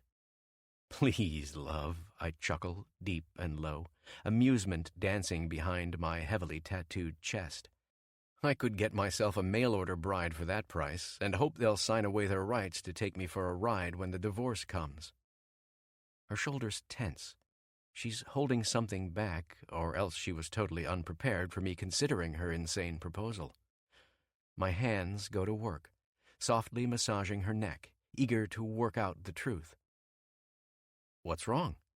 You've gotten this far, making me entertain the idea I'd take you for my make-believe wife. Bring it home. Sell me on it. Tell me what you want. I don't care about the money. It's not about that. You can decide what's fair, if you want to know the truth, as long as I have something to show for it if we're going to last a few months. 6 months. Half a year. That's ample time to see Kayla ruined in court. I think she'll have fled the country by then, after I countersue for wasting my time trying to fraud my brothers and I out of our own inheritance. She's shaking. My brave, wonderful, sexy-as-hell girl is finally breaking under the weight of everything going her way, a victim of her own success. If we're considering this, I need to know she's not going to run, surrendering to second guesses. My fingers press deeper into her skin. I bring my face down to hers, whispering in her ear. I'm going to need some time to think about this. I haven't said yes just yet. I inhale deeply, my nose tucked in her hair. She smells incredible, and her scent goes straight to my balls, making them blaze. I'm still waiting for an answer, too. What do you want out of this if it isn't money? Next thing I know, something hot splashes my hand. When I sweep my thumb gently up her cheek, I see she's crying. How the hell have I struck a nerve I didn't know was there? Is it fame? Is that what you're after? I can do that for you too, Penny. With my contacts, you'll have a chance to start your own business. I can get you cast in stone downtown. Make sure the entire city knows your name, I whisper, my lips only an inch from her ear. Tell me what you want. A baby, Hayden. At first, I don't think my ears have heard her right, until she continues. I want a donor to give me one. You're the best one I can find. A baby? As in, soft as fluff, every man's nightmare when the condom breaks, round-the-clock screaming, napping, cooing bundle of joy baby? Jaw meet floor. My hands drift away. I stagger back a couple steps, trying to process what she's just said. No matter how many times I roll it over in my head, it doesn't make any sense. Did the elevator take us into an alternate universe? We've barely met, and we're already talking about insane, life-changing shit. Okay, hold the hell up. Yes, I was fine considering a marriage of convenience. I thought we'd have our fun, get the wicked witch off my back, and then turn Cinderella loose after a few months with a couple million for her services. Totally reasonable. But this baby thing, hell, I'm looking at a crazy woman. Hard for me to believe she's stark raving mad when she looks so beautiful. Look, I know what this sounds like, she says quietly, standing to face me. Truth is, All I ever wanted was a family. I've waited my whole life for Mr. Right, and I'm not going to find him on Tinder or OkCupid. I'm asking you to think about an even, honest exchange for both our benefit. Quid pro quo. You get your make-believe wife, and I get a man who's more fit to be a donor than anything I'd find in a database. Wow. You're serious, I say, trying to stop the world from spinning. Fuck me blind. She comes toward me, closer and closer until we're face to face. Only inches apart, she reaches up, laying her cool little hand against my cheek. Crazy or not, she isn't backing down. The look in her eyes says she relishes my stubble, the 5 o'clock shadow I can't seem to shake no matter what time of day I shave. You're gorgeous. You're smart. I'm guessing you're as healthy as you look. I'm not asking you to stick around and raise it or even pay child support. I'll manage by myself. I just need your sperm. Hellfire screams through my balls. This is the first time a woman's ever begged for my cum and left me questioning my senses. If it wasn't for all kinds of red flags waving in my head, I'd be listening to my inner animal and grabbing her.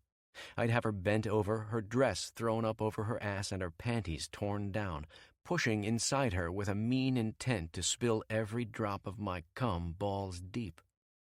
I have to rein it in. My calmer, rational side prevails over the need to fuck this tantalizing woman with the fiery hair sore for the next week. I'm going to think about this, I say, reaching up and clenching her wrist in my hand. You're asking for something that would clash a whole hell of a lot with a marriage that's just pretend. If I give you a baby, there's going to be feelings. She smiles, a new flush reddening her cheeks. Not if we're professional. Again, I'm laughing. Professional what? Husband and wife? Complete with family? All on a lie? This girl should find a backup career in comedy with a focus on the absurd. And how the hell do you propose we do that? I'm humoring her anyway. I didn't say you'd have to sleep with me to be my donor. Anything that happens between us, whatever, maybe we can't stop nature from taking its course. But I'm going to try. She wriggles out of my grasp, planting both hands on my chest and pushing gently until the distance between us grows. I don't want sex, Hayden, although part of me wants it very much.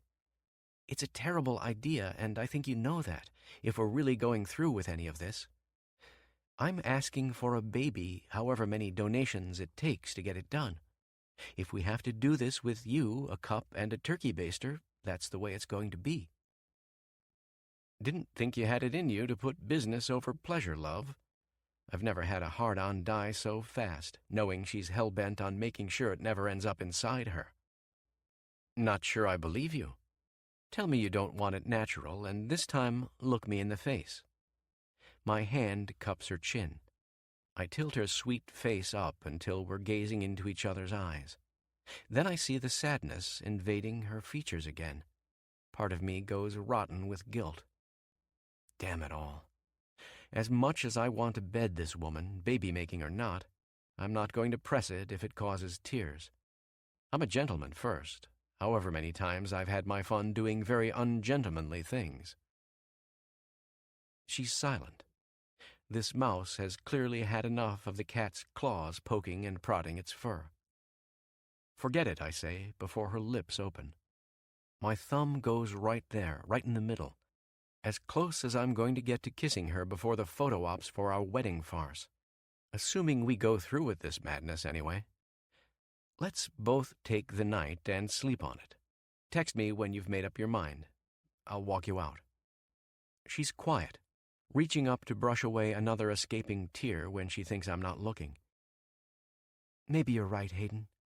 I'm starting to realize how crazy this sounds. Sorry for ruining your evening. Never should have laid it on you like this. God, you must think I'm completely ridiculous. Is it too late to forget everything? I don't say anything until we're back on the ground floor. Leading her out into the lobby, I keep my hand on her back, gentle and firm. They recognize me at the front desk as soon as I step up. I say a few words requesting a car for Ms. Silvers, and then I'm guiding her outside. It'll take a few minutes for someone to pull around to pick her up. Sleep on it, just like I told you before. I'm not forgetting anything we said this evening, Penny. Her eyes catch mine. They won't let go. I'm going to think about everything we said very carefully. Weigh the options, the risks, and the outcomes.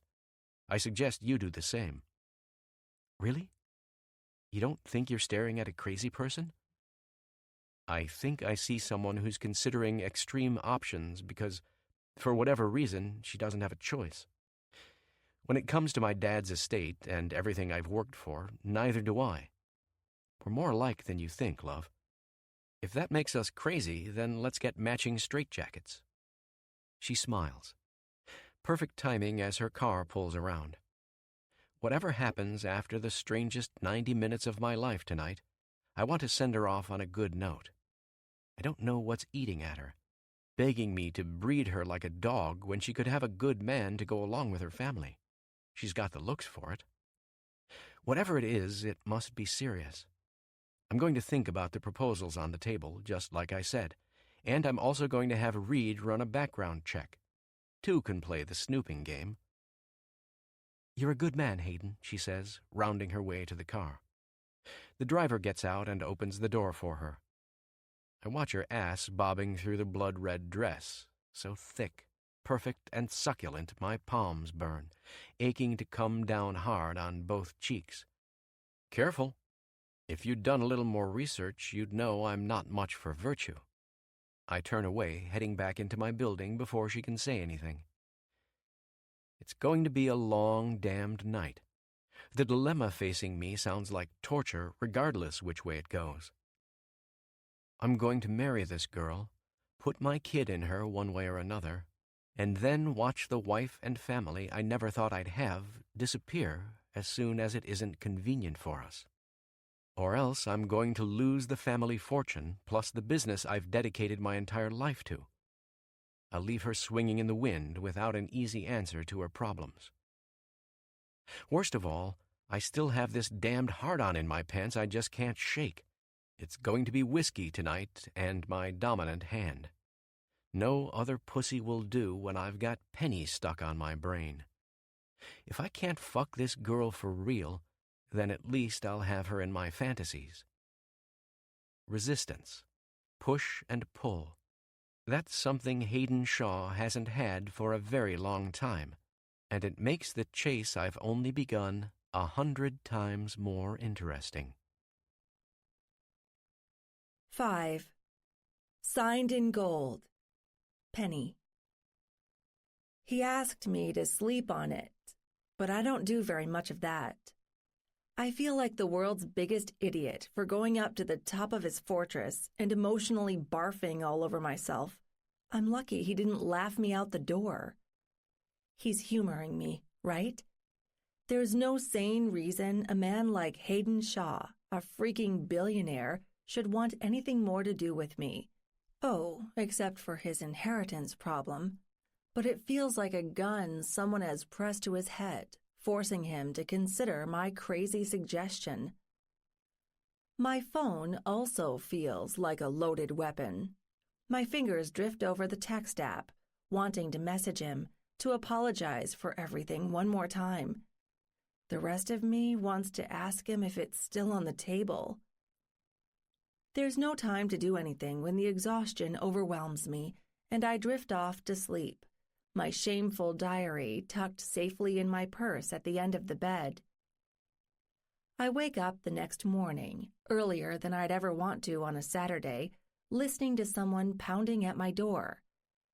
Coming! I throw on my robe and almost trip over Murphy on the way out. He meows, rubbing my ankles, hoping the fact that I'm up now means an earlier breakfast, too. I swear, if it's someone soliciting, I'm going to lose it. Jerking the door open, I come face to face with an older, balding man with a nice peacoat over his suit and tie. Hello, my name is Reed. I'm Mr. Shaw's personal assistant, and he sent me to pick you up. What? I do a slow blink. But I haven't decided anything. He told me you'd probably say that. Doesn't matter. He wants to talk to you again in person, preferably over breakfast at his place. Sighing, I hold the door open, waving him inside. Have a seat and make yourself comfortable. I'm not going anywhere before I've had a shower and slipped on something decent. No hurry. He's cleared his morning schedule just for you, Miss Silvers. Lucky me. Scrambling around the bedroom for my last clean skirt and blouse, I head into the bathroom and shower quickly. The soap slips through my fingers and hits the tub several times. I can't stop thinking about Hayden. Arrogant, demanding, won't stop teasing me, Hayden, cut with his CEO good looks and brilliant blue eyes. I have to fight to keep my hands above my waist, remembering how good his stubble felt against my palm yesterday. Frankly, every inch of that man feels amazing when it's on me. His hands were incredible on my shoulders, my waist, even when I wanted to curl into a ball and die from embarrassment. He left me confused, wanting, and very, very wet. I don't know how we're going to do anything without fucking. I'm fooling myself if I think I can bury this attraction.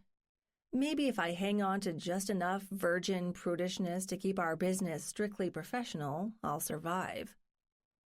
Sending Reed here doesn't even feel like an intrusion by the time I'm out, toweled off and drying my hair. The bastard knows what I want better than I do myself, assuming he doesn't want to see me for some other reason. He knows I'm about to be his wife. He knows he's going to father my child. He knows we're crazy desperate, or just fucking crazy, to be considering two things so far outside the norm, I'm having a hard time comprehending them. He knew I'd say yes, and so would he, before I knew it myself. Quid pro quo. I'm going to save his inheritance, and he's going to cure my baby fever. I don't know if it's a match made in heaven or hell, but we're about to find out. Reed doesn't say much on the drive. Neither do I. My hands are pressed tightly in my lap, watching the Chicago skyline swallow us up, a bold November sun cutting through the somber gray. The valet parks in one of the reserved slots in the garage. I've heard they sell for at least $500 per month, though I doubt this one is ever on the market, close to its own private entrance. Next thing I know, I'm on the elevator again, heading up far beyond my office. Reed leads me down a long corridor flanked with gold, marble, and palm trees. It looks like I'm in a high-end Vegas penthouse, rather than the same building I work out of in downtown Chicago. Go right in, Reed says with a smile, opening a glass door for me, so dark it doesn't show anything on the other side. He's just finishing his workout, I believe. He has an entire gym to himself. It's just as well, I guess. If he was caught working out in a public place, I'm certain every woman in sight would come to a dead stop just to stare at him. That's what I'm doing the instant I see him. I freeze, locked in place, gawking at the tall, muscular, and densely tattooed feast before my eyes. He's lost his shirt. There's nothing on him except trunks and a pair of gloves, all the protection he needs, while his hands slam into the heavy punching bag dangling from the ceiling like hammers. Jagged stripes arc down his shoulders, more like lightning than something a tiger would wear, unless maybe God himself decided to redo tigers after a few espressos. His muscles ripple every time his fists slam into the big black slab in front of him. He circles it quickly, landing his blows. It's 360 degrees of hard, masculine, inked perfection. Flexing, sweating, grunting when his fists plow deep in the material, turning my panties into mush faster than anything else ever has before 10 o'clock in the morning. It takes me clearing my throat before he looks up, sees me, and flashes a pained grin. He backs off the punching bag, easing back toward the wall, leaning while he catches his breath. Like everything else in his life, he doesn't hold anything back when it comes to these workouts. Funny, I'd have pegged you for weightlifting more than aerobics, I say, breaking the ice. It's a little awkward letting my mind run wild while I'm staring at the hottest man, spent and sweaty. Not very different from how he looks after he's taken his girls to bed. Used to cage fight, he says, standing up very straight. Had to ease off it when I went into business full-time. Nobody takes you seriously when you walk into conferences with a busted lip or a black eye. I kept the training routine, though. It's a hell of a workout, and great for discipline. He's not kidding. He stands up straight, and I get a full view of his magnificent chest. I can't tell where the creases in his muscles end and where ink begins. It's like someone painted a regal-looking lion on a mountain. Fierceness and strength beautifully brought together, mingling on his kissable skin. Sex incarnate for any woman drawn by this masculine siren disguised as a businessman. Have you thought about what we discussed last night? He looks at me while he grabs a towel, wiping himself off. God, this man doesn't waste much breath on small talk, does he? I didn't know I only had like 12 hours to mull it over. I'm going to be honest. Truth has to be the beginning and the end. Nothing else is happening here today if I can't do that. I'm an early riser and late to bed, he says, giving his incredible body one more run with the towel. I'm very lucky that way. Did you know about 5% of the population can get by just fine on only 4 to 6 hours of sleep? I shake my head. Honestly, maybe I'd read it somewhere before, but it's hard to talk about medical facts when Hayden Shaw is standing in front of me half naked, well-worked, and imposing as any man with his money and his looks ought to be. Consider it one more perk of our arrangement. Our baby will probably get the gene that allows him to run circles around anyone who needs a full 8 hours to feel rested. I crack, forming a smile. Well, I see what you've decided. He quirks an eyebrow.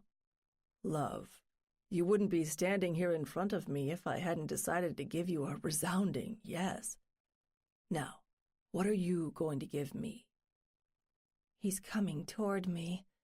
My heartbeat quickens, faster and faster every second I'm drinking him in with my eyes. It's obvious he wants our little arrangement to become more than strictly professional. When the bastard talks about baby making, I look him in the eyes, knowing he intends to do it the old-fashioned way. If we're going through with this, for real, then I can't let that happen. Look at anything, Penny, I tell myself.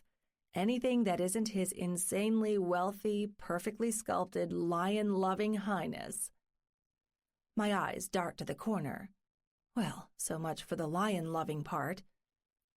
There's another statue of a lion in the corner, life-sized, sitting regally.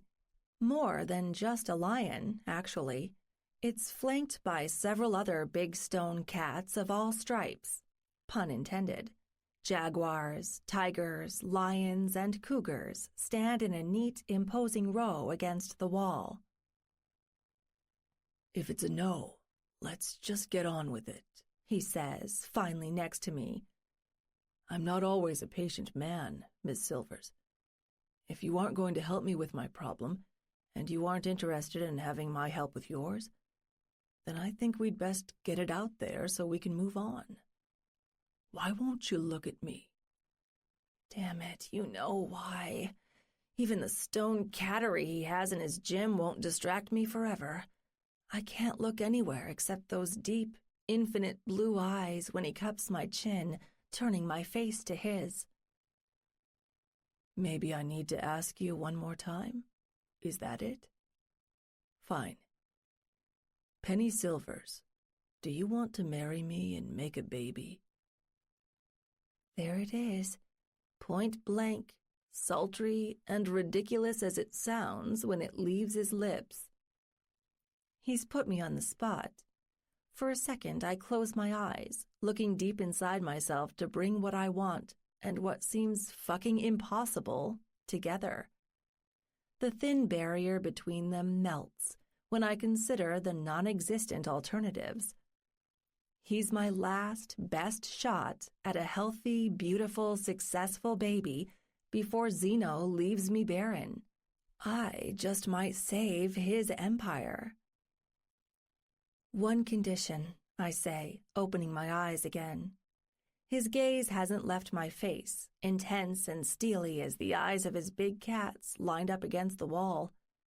I get my own room. I'm not kidding about keeping this professional, Hayden. I'll act however you want me to when we're in front of the cameras, as long as it stops short of sex. And I want my donations done right, managed by a doctor. Whatever we need to make it happen without making this thing between us 100 times more complicated. His mask breaks. He's grinning, beaming, staring down at me with amusement and disbelief written all over his gorgeous face. What? It comes out of my mouth like a yelp while I'm watching him shaking his head. You're afraid we'll fall in love. That's fair. He's joking. Are you sure you didn't accidentally whack yourself in the head before I came in here? Love isn't anywhere on the agenda. I want this to work for both of us, Hayden. That's it. The beginning and the end. Sure. His smug smile settles on his face, receding when he grabs my hand. I think you'll agree we're both concerned about the emotional implications. You're not wrong. There are serious consequences that could ruin an excellent working relationship. I'm glad you're upfront with your weaknesses. My weaknesses? Like the look he's giving me doesn't say, I want to throw you down, hike up your skirt, and see how many times it takes to get you pregnant. I stop just short of rolling my eyes. His smile fades, back to the polite, serene calm I'm starting to recognize as the norm when Hayden Shaw isn't either deeply amused or hell-bent on getting his way. He's all business again. I'm not sure why I'm upset. Isn't this what I want? It certainly shouldn't bother me when he's holding my hand. That's what this is about, after all, the service I'm performing on my end, starting now. I'm about to be Chicago's best-paid actress, playing a billionaire's wife with no training in charades whatsoever. What about your weaknesses? I ask, tightening my fingers around his. For once, I want to rip them off, just to see his thin smile disappear. I'm very generous, Penny. Perhaps too generous with the people who are close to me. I'm going to do everything I can to make sure you're taken care of, from the time you start wearing my ring to the day we're divorced and you're paid up, a happy new bundle of joy cooing in your arms. Unfortunately, if you're telling me you're concerned about getting attached, my kindness needs to be recognized for what it is, and nothing more, before mistakes are made on both sides. Come on. I know you wouldn't buy that for any employee in a job interview. I'm not going to either. His eyebrows quirk up again. Damn, I'm only playing his game, showing my feisty side and giving him more enjoyment than he needs out of this arrangement. The one I realize I've just agreed to without even saying it. Fair enough. His face darkens. He turns, looking back toward the giant cats I'd noticed just minutes ago. If you want to know the truth, I can be single-minded. He keeps my hand in his as he walks, leading us toward the huge window. This side gives us a perfect view of Lake Michigan, blue and choppy beneath the November wind. Dozens of men and women in this city fear me. 10 times as many respect me. And sometimes the lines blur. When it comes to business, I always try to make friends first.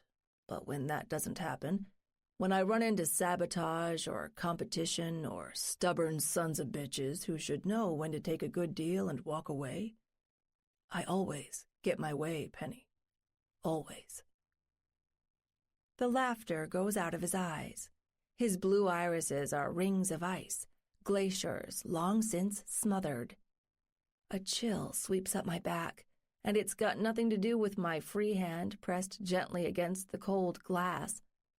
I'm looking at someone so driven, so intense, and so alien to everything I've ever known, it dawns on me everything had better go perfectly if we're going to do this. Because if it doesn't, and there are complications, or I let him down... What's wrong? He cocks his head as if he's reading my mind. You're having second thoughts, aren't you? I need to swallow the heavy lump building in my throat before I speak. You're scaring me a little, Hayden, if you want to know the truth. What happens if I slip up? If I can't do the job you're expecting, lying to the entire world, pretending to love you when I don't? Will I be one of those people you run over? He stares at me for several seconds. The anger in his face smooths into a sadness, and he turns away from me, peering down at the incredible city view we're sharing. I'll never hurt you. I'll make you that promise right now, and I never go back on my word. While we're here spilling our hearts, let me be frank. You're my last hope, Penny. Last and only. There's no backup plan, short of a scorched earth war in the courts I'll ultimately lose. It's Kayla I'm talking about when I'm telling you I'll either have my way or be destroyed. I won't let her strip away everything my family's worked generations to build. If you let me down, or I fail you, it's not your fault. It just means my last line of defense wasn't strong enough. I don't say anything for about a minute. I'm mulling everything, wondering if he's giving me a sob story to pull me in deeper before any serious doubts take over. But no, the look on his face is too serious for that. He's practically asking for my help. That shows an unexpected vulnerability I never expected to find in the man who has everything. My shoulders are heavy, realizing I'm the only thing between him and disaster. But my heart hums with a strange new pride, too. I've never had this before, this sense of greater purpose, beckoning me into an adventure I can hardly imagine. Maybe it'll be the greatest mistake of my life, but I'd be a fool to say no. You're honest, and I appreciate that, I say, reaching for his hand, waiting for his beautiful blue eyes to devour me again. They do a second later. As long as we're upfront with each other, this just might work. He smiles sadly, wraps his arms around me, and pulls me into his strong embrace. I'd better get used to it without getting too turned on. There's going to be a lot more of this in the weeks to come, and it's going to be public. I smile, resting my chin on his shoulder. My happiness here isn't acting. I'm not sure whether to be relieved or terrified. You can do this, I tell myself. Thank you, he whispers, bringing his lips to my neck as he pulls away. Fire arcs through my veins. It's good practice, even if it's a horrific temptation. I refuse to push him away, knowing I need to get used to this if we're going to survive this facade. One more request, I say, looking over my shoulder. I see you're into big, exotic cats. Will you mind if I bring a real one here? My 5-year-old tabby, Murphy? He smiles. You're in luck. I happen to love cats of all sizes. He'll have free reign of our personal floors in the tower. Wonderful. My heart flutters. One more confirmation this might actually work out after all. So, when did you want to get started? Tonight. I already have a priest lined up for our ceremony, and then we can figure out your movers over champagne. Tonight, as in after sunset? My knees buckle, a little too fast, threatening to take the ground out from under me. I can't catch myself, but Hayden is behind me the instant I start to wobble, holding me up in his powerful grasp. What? What is it? He's alarmed, demanding answers I can't force myself to bring while everything is spinning, blurring, shifting in front of me. I didn't know he'd move so fast, but I guess I should have figured as much. It's not like it matters. I need to get used to this, keep up with his pace, or we're going to lose before we've tried. When I wake up tomorrow, I'm going to be a billionaire's wife, and the handsomest man in the city is going to be arranging my first donation. It's not a dream, or a nightmare, or anything except real life. It's nothing. I'll be ready, Hayden. I'm not sure whether I'm mouthing the words or actually vocalizing them.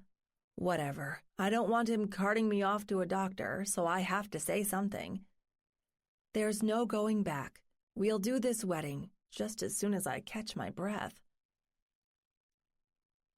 As soon as I can move again, I'm whisked away by Reed to a downtown bridal shop.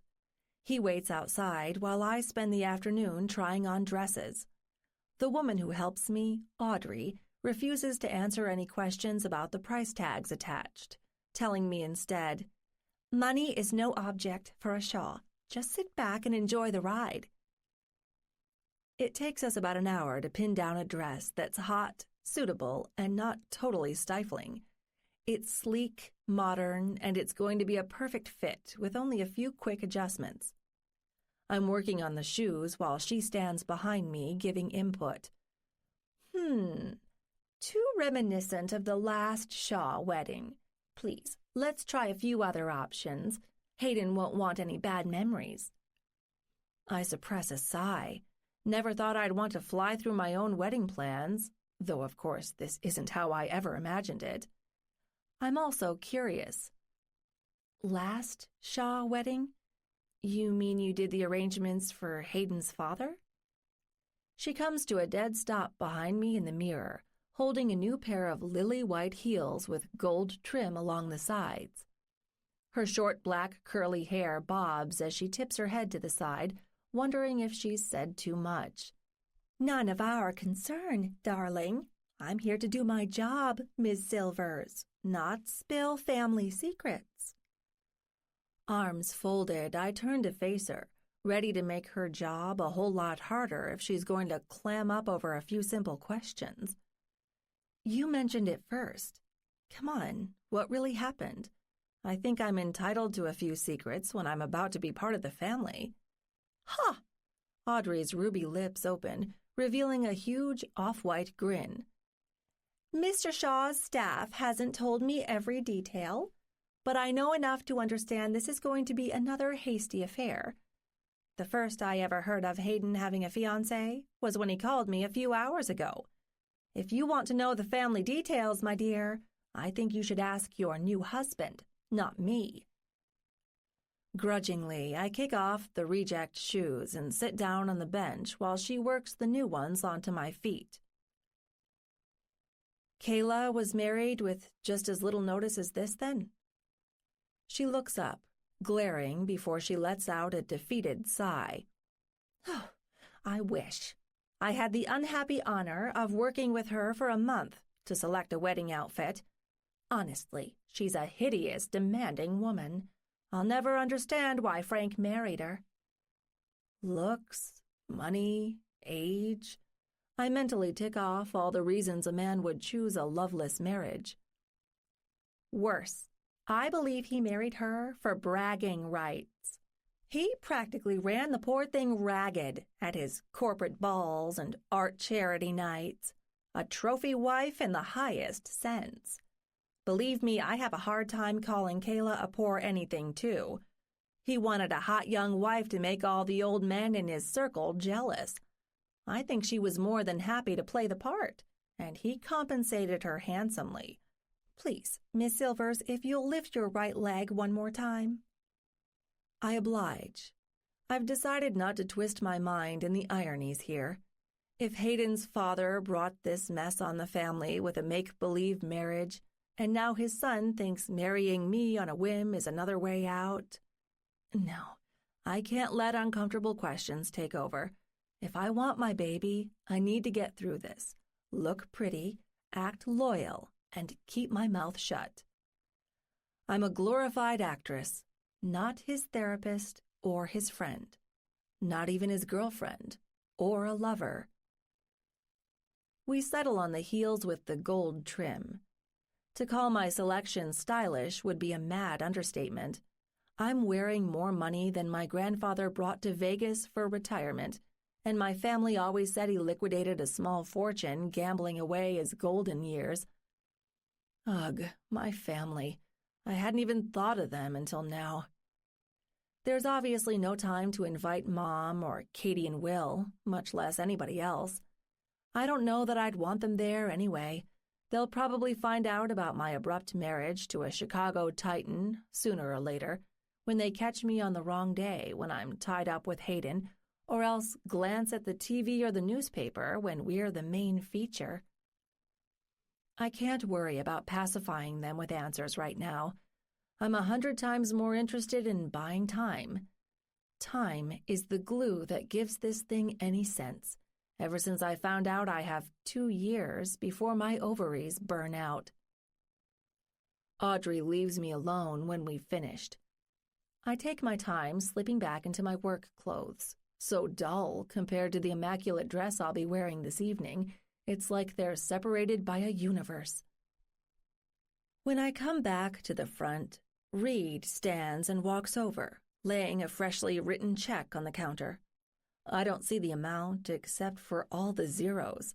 I wonder how much the clothes and their rush fees cost versus how much they're paying to keep the owner mum. Do you have a preferred salon, Miss Silvers? Reed asks, as numb as if he's curious about my favorite breakfast sandwich. We'll be taking care of your hair next. I shake my head. He smiles, leading me out to his car along the curb. We have a few hours, and I know just the place to get your hair done right. Let's keep moving.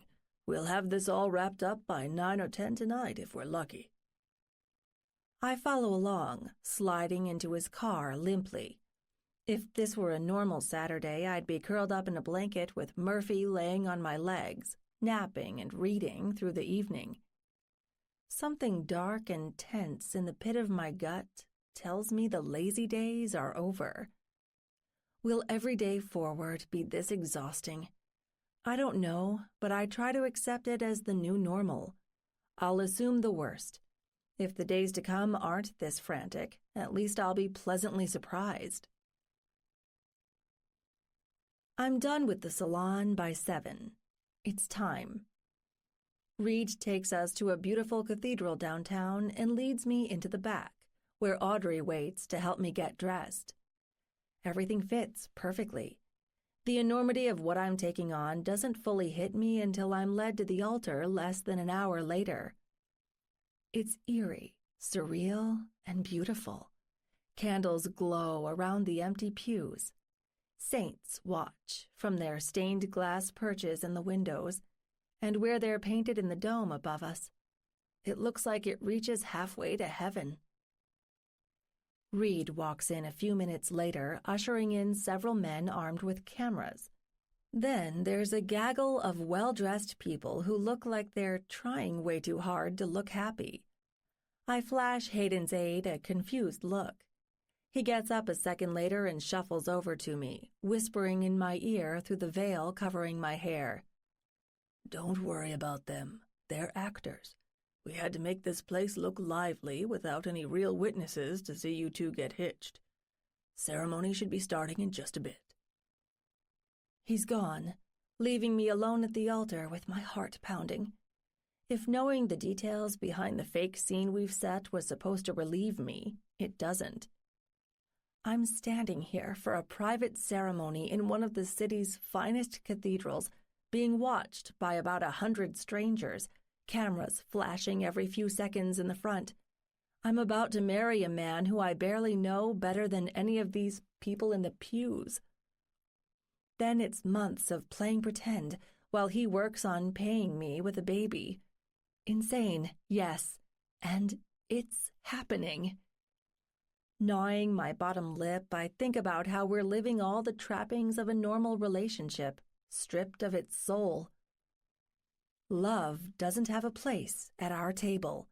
This deal is about money, power, and basic biological need. I don't realize it's getting to me until I feel myself tearing up. A total disaster, considering any loose tears will run down my cheeks, ruining the expensive makeup Audrey plastered on. Hold it together, I tell myself. Please, just a little while longer. If I can get through this without any major meltdowns, I'll be golden. A trumpet blows, shattering the calm. Then an organ begins piping wedding music, grand and deafening. It takes me several seconds to recognize the tune. It's a long, somber, ear-bursting rendition of Here Comes the Bride. I'm fighting the urge to cover my ears when the doors at the end of the aisle swing open and Hayden comes through, several aides at his side. He's dressed in a navy blue tux, traditional white peeking out around it, a tie placed gently over his broad, beautiful chest. It's like the heavily inked freak underneath doesn't exist when he's wearing this princely outfit. At least I've forgotten about the tears prickling my eyes, because I'm too busy remembering how to breathe. He's coming down the aisle, his eyes locked on me, direct and determined as any of the big cats he worships. I'm being stalked by the most amazing man I've ever seen in my life, and for about 10 seconds, I forget the deal we made and pretend this is real. A priest in a long, flowing robe comes out and arrives at the altar a second later. Probably not the usual protocol, but what do I know about Catholic weddings? Audrey said she did a hell of a job. Didn't know she made you hot as hell itself, love, he says when he's next to me, reaching for my hands.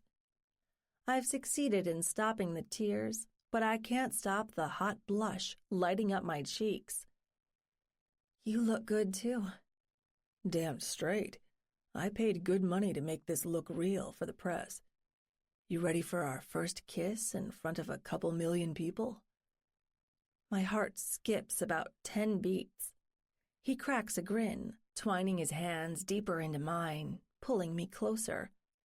Until his little reminder, it was easy to forget I'm marrying a small-time celebrity on top of everything else.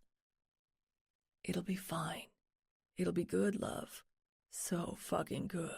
I promise. Guess he still doesn't realize what an introvert I am. Not that it matters at this late stage. I try to ignore his teasing while the music dies down. The priest stands behind us, smiling, tapping the tips of his fingers on his book impatiently. I told him to keep it short and sweet, Hayden whispers. We'll be out of here by 10, just like Reed said.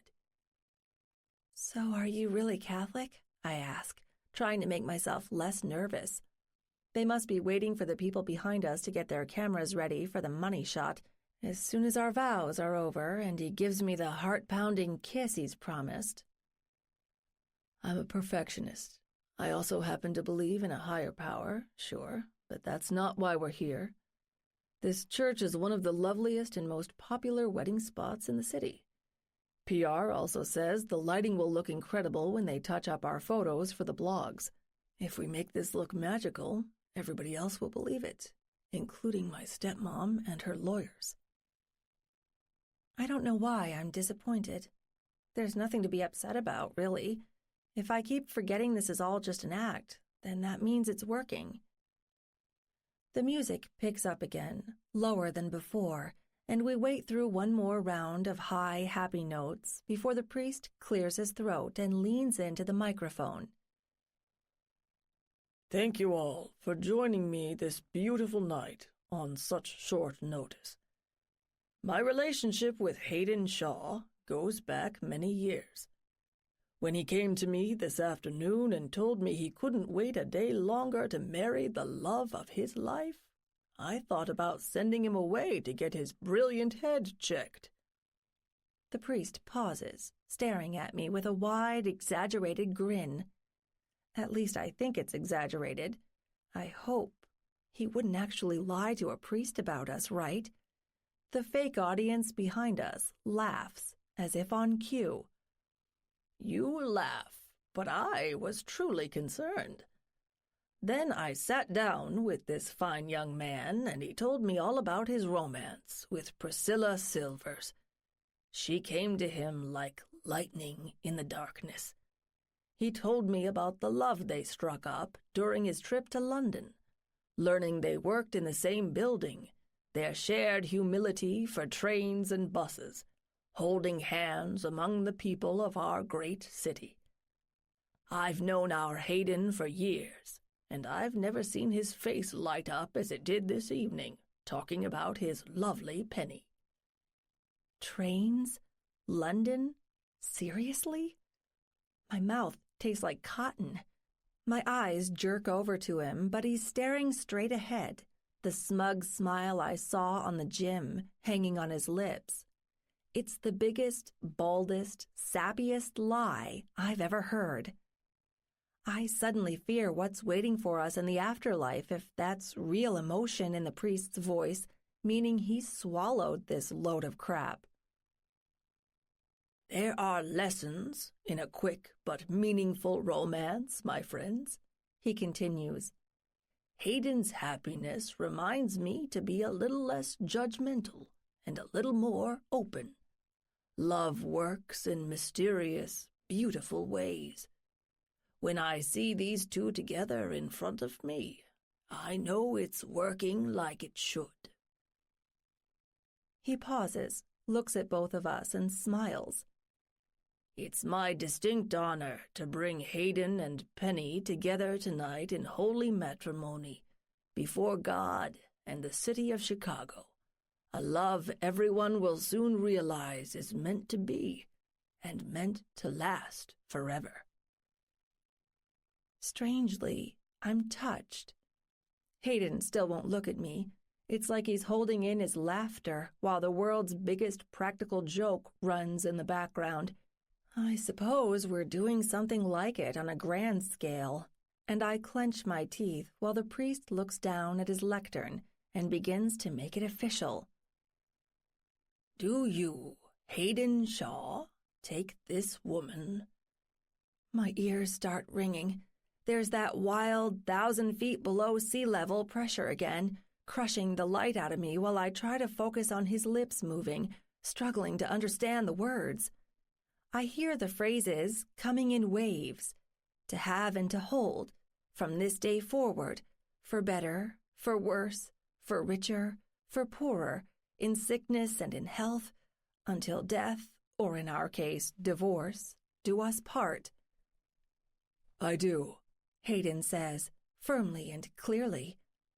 His fingers squeeze mine, and he turns to face me, his expression so serious I almost believe he really wants this. I've loved this beautiful, intelligent, sassy young lady from the first day we met. I'm used to getting my way in business and in life. When I saw her in front of me, I knew I'd have her, or I'd regret it for the rest of my life. Wow. I'm actually choked up. Before I realize he's probably been practicing this in the mirror all evening. Can somebody get this man an honorary membership to the Actors Guild? And do you, Priscilla Silvers, take this man? Oh, God, my turn next. My chance to make the biggest mistake, or else take the biggest shortcut of my life. My chance to screw it all up, to realize how wrong this is and tell him no to his face, before I walk out the 30-foot oak doors.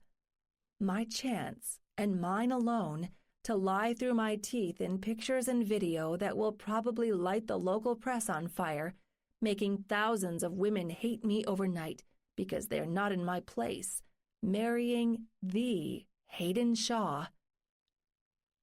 It almost hurts to hear it, but I force myself to listen. While I was at the salon, I looked up the traditional vow on my phone, burning the words into my mind. I wait for the priest to stop talking and everything to go silent before I open my mouth, repeating each part very carefully. I, Priscilla, take Hayden to be my lawfully wedded husband, to have and to hold from this day forward, for better, for worse, for richer, for poorer, in sickness and in health, until death do us part. There's no relief knowing we'll be done long before we die. I've just damned myself 100 different ways, lying to the world, and all beneath the watchful, glassy eyes of the saints setting glass overhead, painted on the walls, judging us for this sinful, ridiculous sham of a wedding. The priest smiles. Hayden doesn't wait for him to finish before sliding his hand up my back. My eyes flutter open again as he lifts away my veil. Our hired audience starts to chatter and laugh, as if they're excited for what's coming next. At least somebody is. He must have paid these people a bundle to get so much enthusiasm. May the Lord, in his goodness, strengthen your consent and fill you with his blessings. What God has joined, men must never, ever divide. By the power vested in me by the great state of Illinois, I now pronounce you man and wife. You may now. What he does to me doesn't belong in the same universe as a mundane phrase like kiss the bride. His lips are burning napalm when they come down on mine, hot and wet and rampant. They pull my mouth apart, frozen in its shock and awe. My tongue doesn't resist when his reaches in, sweeps across mine, and turns my blood to lava while my nipples become stone. I'm biting him by the end of it, while camera flashes and raucous cheers explode behind us. Fuck the perfect makeup, because the tears are streaming down my face. Shame, wonder, and lust collide like thunderheads beneath my skin. It's more emotional than it should be. It's a storm going up my spine, thickening my blood, filling every inch of me with need, with want, with rage for Hayden Shaw, my lying husband. That's dangerous. Very, very fucking lethal. Stop. I can't let myself do this. I decide to make a silent vow, then and there, while his lips are still on mine, turning me to butter. God help me, I'll never love this man. I don't care how good he tastes, or how wet I get when he touches me again and again. It's going to be love or hate with him, and I know which one I prefer for sanity's sake. I hate him for seducing me into this insane solution to my problems, for convincing me to lie to the world like he seems to be perfectly comfortable doing himself. But whatever happens, I won't start hating myself. That only happens if I start to believe there's any truth hidden in this outrageous lie wrapped in the best kiss I've ever tasted. 6. Honeymoon from Hell. Hayden. We're in the limo, riding back to my place after an exhausting late-night ceremony when my phone starts ringing. It doesn't stop, even when I tap the key twice to banish the caller. "Shouldn't you get that?" She looks at me from across the seat, her eyebrows raised. I try not to look at Penny too much because seeing her in white with her face painted like a goddess makes my dick jerk every single time. Fine, don't judge. I looked down at my phone just in time for it to start ringing again. I tapped the connect button before I press it to my ear. Hades, I can't believe what I'm seeing on social media. This hashtag Secret Shaw wedding bullshit better be a joke. Fuck me. I hold in a sigh. I should have known at least one of the witnesses we hired for our late-night audience in the pews would squawk. There's always somebody willing to break their non-disclosure agreement for a few extra bucks. I'm sure they got more than a few, leaking the story to the highest bidder in Chicago's hungry media several hours ahead of schedule. It's true. Sorry for the short notice, brother. My wife and I decided to elope. It happened fast, but we're solid. We're in love. We're happy. It's dead silent. I can hear the hum of his plane through the void, while Penny's curious green eyes stare me down. Do you think I'm a fucking idiot? I don't buy it for a second, Hades. You found yourself a mail-order bride to go to war with Kayla, didn't you? I heard about the crap in the trust. Wrong, I spit it out. There's more to life than banging broads and flying up and down the coast. I found the woman of my dreams, and I decided to reel her in. Simple as that. When a man meets the right one, he doesn't let her slip away. Give it a little time. You'll meet her someday, too. Even I'm amazed how convincing I sound. Across from me, Penny blinks in surprise, reaching into the cup holder next to her for the half-depleted champagne flute she's nursed since we got in the car. Does she even speak English? How much to buy her dowry? Luke pours on the contempt. Okay, now he's truly pissed. It's one thing to find out your brother up and married a mystery woman over Twitter. Quite another thing to sense your brother's lying through his teeth. He's an asshole, but he isn't unjustified. Doesn't make it any easier to deal with him, of course. She's from Chicago, born and raised. I look at my fake wife, my eyes searching hers, wondering if any of it's true. Want to talk to her? I'm sorry I didn't invite you. She's very shy, which is why we decided to handle this arrangement on our terms. We didn't want 1,000 cameras in our faces, and a party, too. I don't let him answer. I'm pushing my phone across the small space between us into her trembling hand. She stares at it like she's forgotten how to use one. Just say a few words, I whisper. It's my little brother. Hello? She says quietly. Oh, so you are real. Listen, I don't know what he paid you to do this, but if you need to go home to Ukraine or wherever, just say the word. I'll hop over to Chicago and fly you to JFK myself. Pay for your ticket back to Kiev. Listening to my brother's sarcasm makes my teeth grind. Actually, Hayden's telling you the truth. I'm American. Really. Chicago born and raised, just like he said. Luke sighs. You do a great impression, anyway. So, you're an escort, then? Like one of those $10,000 a night hookers out of D.C. my brother's been caught with a dozen times? Man, fucking them was one thing, but putting a ring on a whore's, I've had enough.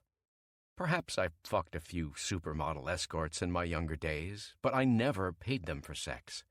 It was the other way around. Everybody wanted a piece of me when the talk about my perfect 10 went around the fashion world, and somehow ended up in Washington through the lobbyist grapevine. Go figure. Aiming to rip the phone out of Penny's hand, but she jerks away from me first. It's your turn to listen, Mr. Shaw. Nobody accuses me of being a sellout whore. I don't know you, and you don't know me, but I really do love your brother. We've been dating for months. Months? Oh, lovely. Now I'm reassured. 18 to be precise. Penny looks at me, her eyes narrowed. Plenty long to do an engagement and get married. It's not like it happened after a one-night stand, and I'd appreciate it if you'd stop jumping to conclusions, okay? She's good. Almost as awesome at this lying to the world thing as I am. Reluctantly, I let my arm drop, reclining back into my seat. Maybe I won't have to chew out my brother after all. Hayden's right. I'm not used to fame. We wanted to keep our relationship and our wedding as far away from the bloggers and gossip rags as possible. It's our business, not theirs. I'd love to meet you someday, being the only family he's talked about and all, but not if you're going to shoot us down before giving me a chance." "He talks about me?" Luke almost sounds touched. "Give me back to Hades." I roll my eyes. Penny cracks a smile, and I give her a signal to shut him the hell down, sliding my fingers across my throat. It's been a long day, and I've let my brother throw enough crap. She passes me the phone. "Hades, listen. You aren't going to listen to me, I get it. I should get Grant on the line. He'll talk some sense into you so we can stop playing around and—" "No, I'm not talking to Grant tonight, and I'm done with you, too. We're tired." "I think you need a day or two to let the news sink in," I say, cutting him off. "We'll talk again soon, Luke. Keep flying. Don't tear up over the way you just treated my wife and run your plane into a mountain." I hang up. Penny's cheeks flush bright, beautiful red. She covers her mouth with one hand, suppressing laughs or shame or whatever emotion goes best with the sweet, fuckable look she's giving me. "I owe you one," I say, folding my hands and leaning toward her. "Sorry about my brother. He can be a real jackass sometimes." "Oh? Is that because he's on to the truth?" "Sure, but he doesn't need to know it, obviously. With the news hitting Twitter and Facebook, we'll have 100,000 people swallowing our story by morning. At least 1 million by tomorrow evening. Luke is just one more." Her smile softens. She looks at me sadly, sliding back into her seat, taking the champagne flute in her hand and knocking back the rest of her drink. "Was it that bad?" I ask, reaching for the remnants of my own Dom Perignon. "It's bad enough. The hoops you've jumped through to make this all seem real. I wondered back there, did you really lie to your priest?" It's my turn to laugh. She gives me an exasperated look, and I have to put my glass down before fiery champagne shoots out my nose. "What? What's so damned funny?" "My priest is Jackson, senior bartender down in my restaurant on the first floor of our building. He's not really a priest, but he sure knows how to play the part. He's licensed to officiate weddings, however. That part's completely true, in case you are wondering, Mrs. Shaw. We're hitched." I reach for her hand. Penny's slim, soft fingers clench around mine. The angry force makes me wonder what it would feel like to have her little hand wrapped around my cock. "You're kind of an asshole, aren't you? Pulling out all the stops to lie like this?" "Whatever it takes to protect everything I've worked for. I've joked about a lot tonight, but I'm dead serious here. You're not so bad at acting yourself, Penny. The way you kissed me and how you turned on the waterworks right when the cameras started to flash. Hell, the timing couldn't have been more perfect." "Stop. Can't you tell I feel bad enough for going along with this charade?" There's no humor left on her face. I refrain from telling her it also made me hard as a diamond. The steady throb between my legs still hasn't gotten the message it isn't really our honeymoon. I hold her gaze, wondering if she'll ever change her mind about keeping this strictly professional. It's not fair that I'm going to be putting my boys inside her, trying to knock her up, without getting naked and tangled to do it. Every time I think about jacking off in some cold, white doctor's office just to squirt into a test tube aimed at her ovaries, I inwardly cringe. Of course, I've learned over the years the price paid for a good deal is rarely fair or easy. We both know the terms of the deal, and I deeply appreciate you for following my lead. She doesn't say anything, eyeballing me uneasily as the car slides up to the curb. We're back at the tower. I wait for Reed to step out and open our door before I reach for her hand. "Honey, we're home. How about I show you to your room?" "Thanks, but I think I'll manage." She slips out of my grasp as soon as we're standing on the pavement again. She heads in ahead of me, moving toward my private elevator. We don't say a word on the way up or when I've ushered her back into my private suite.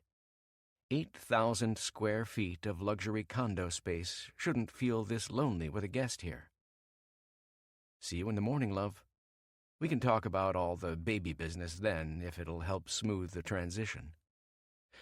Her room is straight down the hall from mine. She keeps walking past me, stopping when she's next to her door to look back. "No more pet names when we're behind closed doors." No love, no baby, no honey, no doll. Call me whatever you need to in public, but here we're just Penny and Hayden. Unless you want me to start calling you Hades. Nope, that honor belongs to my brothers and only them. I hate it. She flashes a man-eating grin. Good. Then I'll be sure to lay off it, as long as you respect me by leaving out the pet names too. And speaking of pets, I want Murphy here tomorrow morning. Good night, Hayden. Good. Penny slams the door shut before I can finish. I've never been left alone in my own place feeling so subdued. I don't know if she's hurt or overwhelmed or what, but something has clearly changed from the playfulness earlier. Who does this chick think she is? This wasn't part of the deal. Not that I ever asked for her fake smiles all the time either. I'm used to dishing out flack, not taking it. I look down at my hand on the doorknob to my master bedroom, noticing my knuckles are white. Fuck! What am I doing? The tension between us is so thick my chef could cut through it with his diamond-edge cleaver. For the first time since we said our vows, I'm questioning how I'll survive the next few months. I've made my peace with the big lie we're selling the world, but dealing with her sass, her fire, the 10-foot invisible wall she's trying to put up between us, capped with barbed wire, something's got to give. I'm off my game, but I won't be for long. In a couple of days, everything will be right again, and she'll know exactly who's in charge. This plucky secretary with the hot red hair I want to pull until she screams isn't getting the upper hand. I don't care how instrumental she is to all this, how bad I need her to make Kayla give up her piece of the family fortune. I'm in control. I'm having my fun with this very serious arrangement, one way or another. Penny's either coming to heel in my silk sheets, yes, coming, or I'll get the last laugh when she's 6 months pregnant, her little belly swelling with my kid. She's welcome to keep control over what comes out of her smart, sexy mouth. I'll determine what happens with her body, whether she's knocked up moaning my name or by a damn turkey baster. Unfortunately, in the short term, both scenarios are sending me straight for the shower with a bottle of imported lube. Anything involving her pussy right now only makes my hard-on 100 times worse. Not exactly how I imagined my honeymoon, but it will have to do for tonight. Miss Shaw, please, you can't simply barge in on Master Hayden like... I jerk awake the next morning, hearing Reed's voice, mixed between someone pounding like mad at my thick door with their fists. Wow, I knew she was feisty, but I didn't know I was dealing with a loose cannon. I'm up, throwing on my robe just as my double doors split open.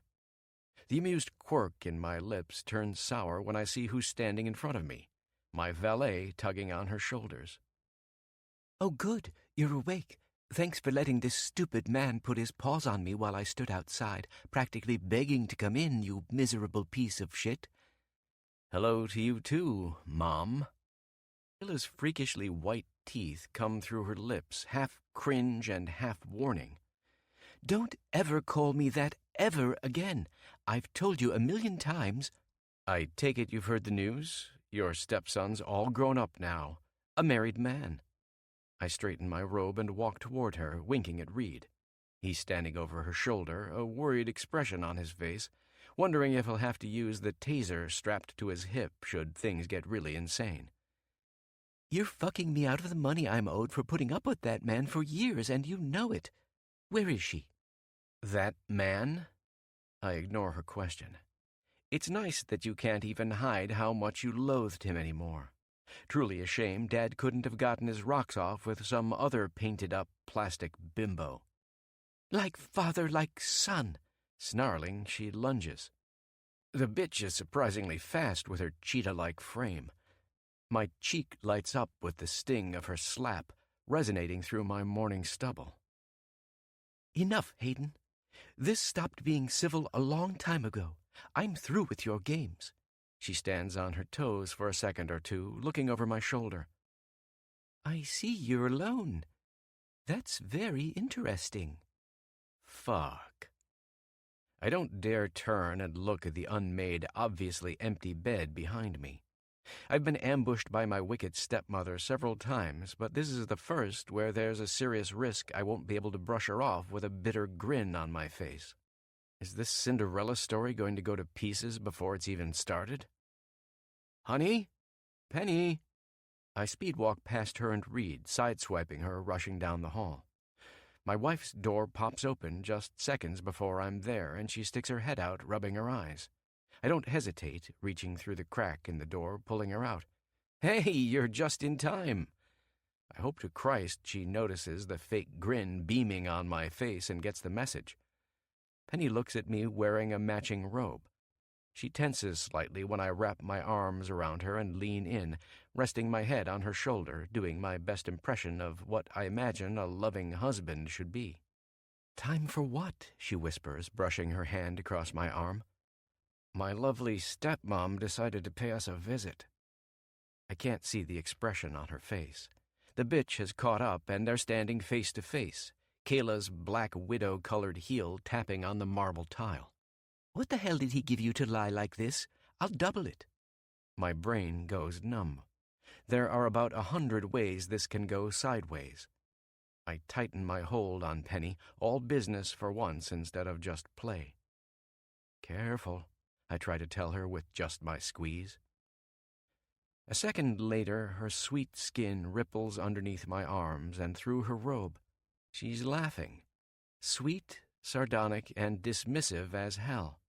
My dick salutes, hard against her ass, even while my head fears a nuclear meltdown with the gold digger. Keep your money. You can't put a price on love. She cranes her neck, angling her face back toward mine, adorable as ever.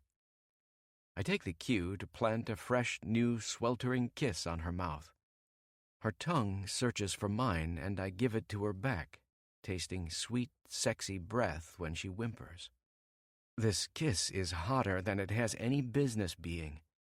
Hell, if it weren't for my horrible stepmom standing in front of us, I'd have her on the floor under me, her robe an open mess revealing everything that ought to be mine, every beautiful inch of her hounding me to break all the rules. You think you're funny, don't you? Fucking trash. I wasn't born yesterday, Kayla snaps, chasing our lips away. I know a sick, twisted joke when I see it. I meant to bury you before, Hayden, for trying to rob me blind. Now... Oh, I'm the thief? You've played up your victimhood so long you actually believe it? Amazing, really.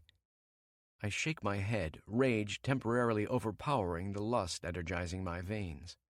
Shut up! It's an act, a fraud, a last desperate attempt to make an ass of me in court.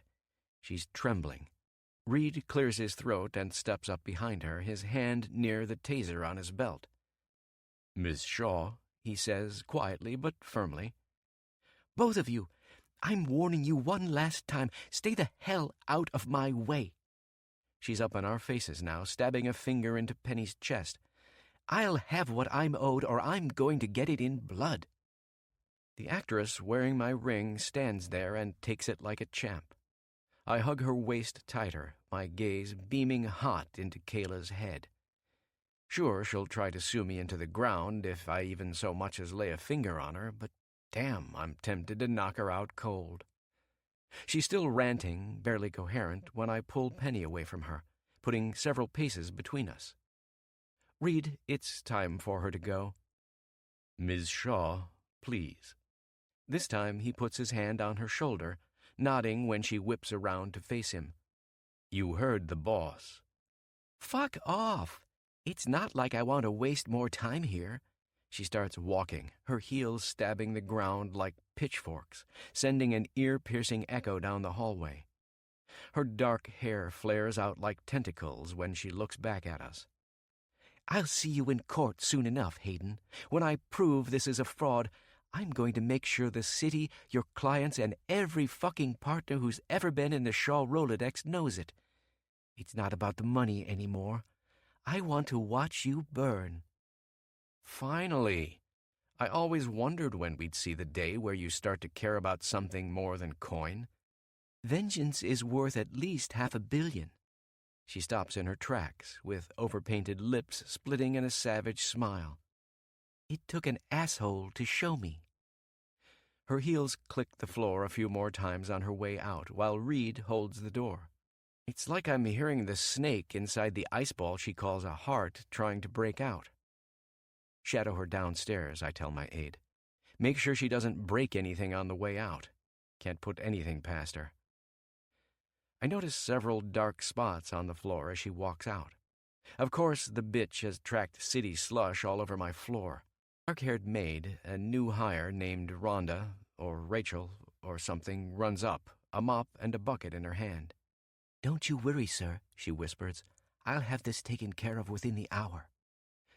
The second Reed disappears and the door clicks shut, Penny wrestles her way out of my embrace, spreading herself against the nearest wall. She slumps down, gliding to the floor, her sleek legs escaping her robe. We're silent, listening to the maid several feet away, gliding her mop across the floor.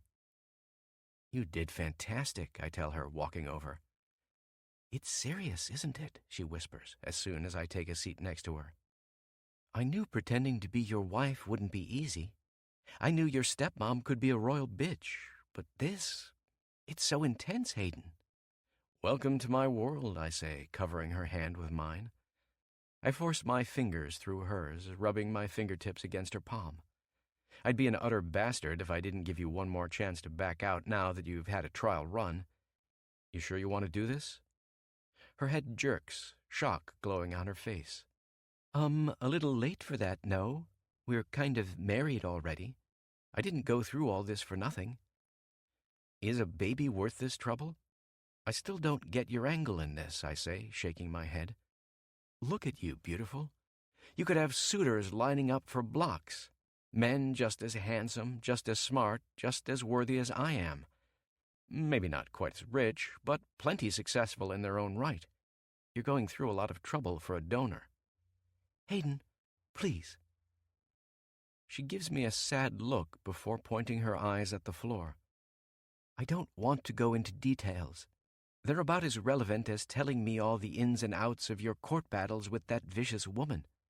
You promised me a baby, and so far I'm doing my part." "No more questions," her eyes say. I have to bite my tongue when I smile, wondering what's really going through her head, what she's hiding. "You did great today, Penny, and on such short notice, too. Believe me, Kayla's bark is worse than her bite. If we have to sit down with a judge before it's over, my lawyer will walk you through everything, so don't worry about that. Until then, keep doing what you did today." "I will." She stands up, pulling her robe closed, suddenly self-conscious at having my eyes tracing her curves. "Get some rest and let me know when you want to see a doctor. I have a business meeting and a couple of interviews with my hand-picked reporters this afternoon, but the rest of the week is free. There's also a charity event next weekend, which I'd like you to attend. Should be our last public appearance where we'll be staging romance for a while." "Wind me up and point me in the right direction," she says, heading for her room. "As long as I get what you promised, I'm happy to be Mrs. Shaw any time." About a dozen wicked pet names roll through my skull, taunting me to tease her. But she's been so good this morning, even I'll keep my inner asshole in check for a little while longer.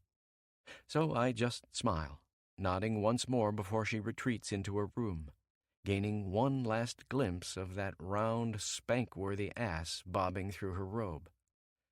This has to be the most ridiculous morning newlyweds could have. Kayla won't go quietly. There are going to be a lot more days like this before she forfeits her claim, leaving my fortune intact, plus a whole lot of extra regrets. Like how I'm never going to conquer that ass, am I? Knowing this baby-making isn't happening the old-fashioned way is starting to feel like a curse designed specifically for me, the man no woman has ever said no to, until now. 7. Dancing around it. Penny. I don't see much of him over the next few days, not in person, anyway. The media is another story. I watch Hayden's press conference on my phone, the way he pretends to light up and beam whenever they ask him about his lovely wife. He's given me a lot to think about. So has the crazy bitch who happens to be his stepmom. The main reason I'm here at all, marrying a man I don't know, all for a baby before my clock runs out. Katie is the first in my family to see what's happened to me on the news. She leaves several angry, intense messages on my voicemail. She wants to know why the hell I married a billionaire real estate developer without telling anyone, and why nobody from the family got invited to the wedding. Perfectly reasonable questions. Much too normal and reasonable for this situation. When Hayden texts me about the donation, I tell him I don't want to talk. I'm not feeling well. A stomach bug, something I picked up that night in the cathedral, no doubt. What's one more lie? He's already got me bullshitting at least a couple million people, including the ones I'm supposed to care about the most, like my perfect sister. The reality is, my stomach is in knots. Burying myself under the covers in this palatial bed with the canopy hanging over it makes it worse. Reminds me how out of place I am, like a fish out of water, except I'm suffocating slower. Murphy is taken to his new home surprisingly well. My big gray tabby lays slumped at the end of the bed, groaning gently when he rolls over, or sits up to yawn before settling into the world's most comfortable cat pillow for another nap. I'm jealous how well he settled in. It's like he belongs here. I'm the one who's stressed out, navigating an endless minefield, trying not to blow myself up every step I take in this gaudy urban castle. It's Saturday evening when I hear the insistent knock on my door. Can I come in? I don't know. Can you? My inner bitch is off her chain. Sighing, I get up from the little table I've been sitting at, nursing another glass of berry tea to soothe my nerves. Hayden stands there in all his pristine strength and beauty as soon as I open the door. He smiles, narrowing his eyes, dressed in a sleek gray suit that amazingly one-ups the others I've seen him in.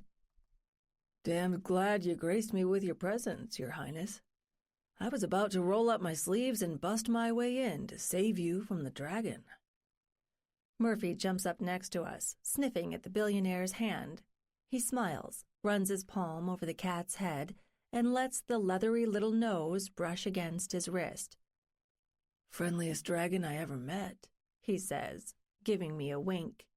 Oh, I'm sure you've seen plenty, Mr. Cage Fighter. And had your way with lots of grateful damsels afterward, I say, retreating back to my chair, reaching for the last of my tea. He takes the seat across from me, noticing my mess of an unmade bed. Murphy jumps onto it, patting his feet into the bundle for another long nap. You're more than welcome to let the staff take care of you any time, you know. I'm not that fancy. I grew up making my own bed when I feel like it, I snap. You're here about the charity thing, aren't you? That, and to find out why you've been hiding from me all week. His blue eyes fix on me like a hawk's, amused and slightly angry. I told you I was available in the evenings. Thought you'd want to discuss payment by now. I can't look away. His gaze is magnetic. Even when I want to be mad at him. Mad and distant. I hate it. I suppose I'd better see about money, now that I'm officially unemployed. I've taken a leave of absence from my job. Mr. Franklin was more than happy to tell me I'd be welcome back whenever. Guess he found out about the wedding. He doesn't want to ruffle any feathers with the firm's landlord, certainly. I wasn't talking about money, Penny. Half of what I promised is wired to your bank, though, in case you're wondering. A cool $400,000 you'll get to keep after taxes, just like we discussed. He quirks an eyebrow, stroking his strong jaw with his fingers. I'm more interested in hearing how you'd like to approach your bonus. Let's talk babies. If you're having second thoughts, I'd like to know that, too. My ovaries practically burn when his doubt hits my ears. Blood rushes into my cheeks, frustrated and a little turned on all at once. Talking about any kind of baby-making with this man is a special kind of torture. I wonder why he sounds so disappointed, like he actually wants to go through with the obligation on his end. We're going to be doing it with a cup and turkey baster, or whatever the fancy medical equivalent is. Not anywhere he's going to burn me down with another one of his patented kisses. No, nothing like that. No second thoughts. I shake my head, gulping the last dregs of my tea. I've been getting over a bug, just like I told you. Can't exactly start the baby-making process until I'm well in body and mind. Your body's never looked better, he says, dragging his eyes up me, starting at my legs and working his way up. Dance with me tonight. It'll do you some good to get up and move around. I'm sure you'll find the blood goes to all the right places when you're on the floor. It'll clear your head. I'll be sure to keep my colleagues on a short leash so they don't force us to act too much. Dance? Just like that? What, with me, the girl who hasn't done so much as the waltz since 8th grade and never in front of anyone who matters? I'll go to the fundraiser, but I don't dance. I wag my finger, not trusting the smile creeping across his face. I mean it, Hayden. I'm just as serious, love. He stands up, walks over to me, and circles behind the chair. He's broken the pet name rule, but I don't have time to call him out. Before I know it, his strong hands are on my shoulders, rubbing, stroking away the tension under my skin. Fire flows through me, intense and confused. I'm melting into him, helplessly drawn in, and it's fucking outrageous. You just broke the agreement. No pet names, Hades, remember? I cluck my tongue, looking up, while he digs his fingers deeper into my skin, smoothing raw muscle. Are you always this uptight? It's fun to break the rules once in a while, Penny. Look at my face. I'm not even mad about that stupid nickname Luke gave me. Whatever. Just tell me when you want me tonight and what you want me to say. I get up, tearing myself away from him. He rests one hand on the back of my vacated chair, looking at me glumly. I'll walk you out to the car around 7. Ease up. Have a little fun. Pretend you're happy to be my wife, and we'll talk about the other part of this arrangement when you're good and ready. Like it's so easy. I back up, leaning against the wall, watching as he makes his way out. I never know how to be around this lion of a man.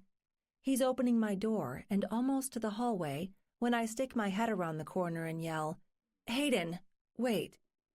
He stops, dead in his tracks, and looks at me with a smile.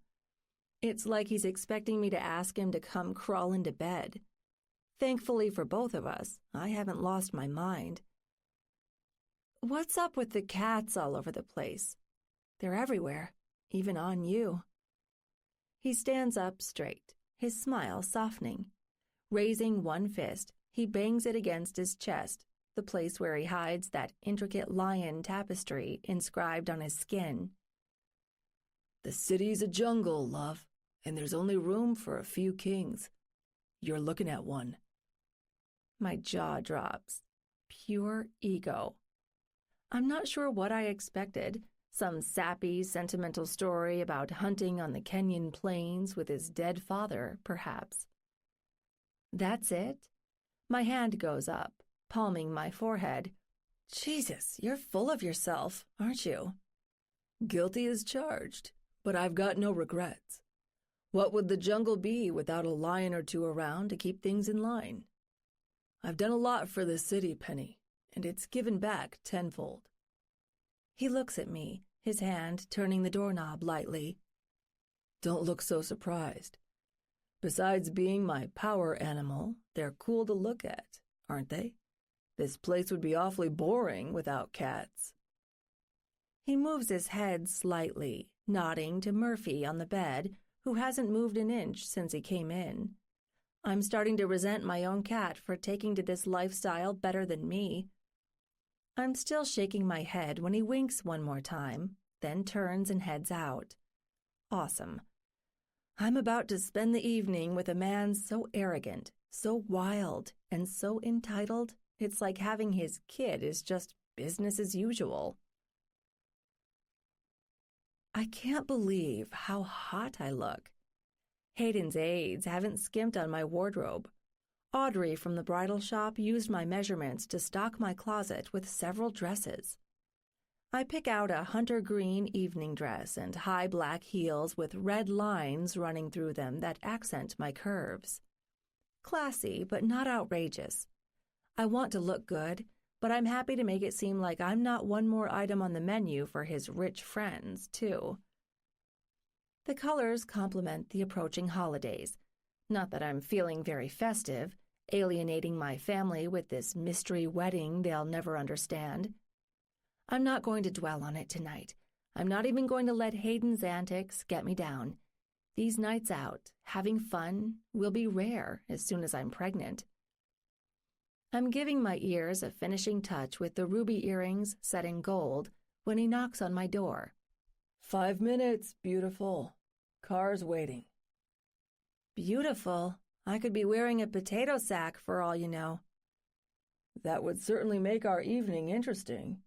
I like you with less on anyway.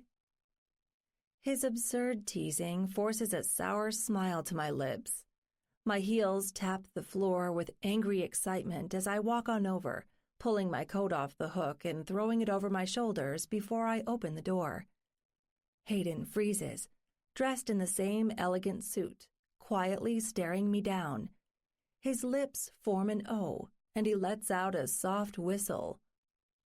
Daddy-like, he whispers, his smile equal parts goofy and evil. Daddy? Gross. I wrinkle my nose, but damn it, I'm smiling. It scrunches tighter than ever before because he's technically right if we're going to go through with the other part of the arrangement. Ugh. What? Baby daddy sounds too long, he says, smirking. You'll be waiting a long time to ever hear it, I say. There's no scenario where I'm calling you daddy, except for putting you down on the birth certificate. Bullshit. He ignores my lips opening to fire back, sweeps me into his arms, and kisses me. For the next 10 seconds, I forget the lies, the stress, and the fire I'm dancing with by wanting this man's donation. There's just his earth-shattering kiss, pulling me into an alternate dimension, the one where I'm a billionaire heiress, worthy of his courtship, worthy of his lips, his tongue, his hands arcing down my spine until goosebumps pepper every inch of my skin, sweeping dangerously close to my... No! I bat my hands against his chest and pull away before he can grab my ass. You shouldn't be doing that. There's no reason, Hayden. We're not in public. There's nobody here to fool. Funny. That dress looks so damned good on your hips, I'd believe you're not interested in fooling anybody. You want me, love. Be honest. It's not a sin. I want you to keep your hands to yourself, I say, pushing his hand away when he tries to link arms, leading me outside. Seriously. Hey, friend, you've been listening for a bit now? Let's take a tiny break. Here's some music to unwind. This is a free audiobook experience, and we're glad you're here.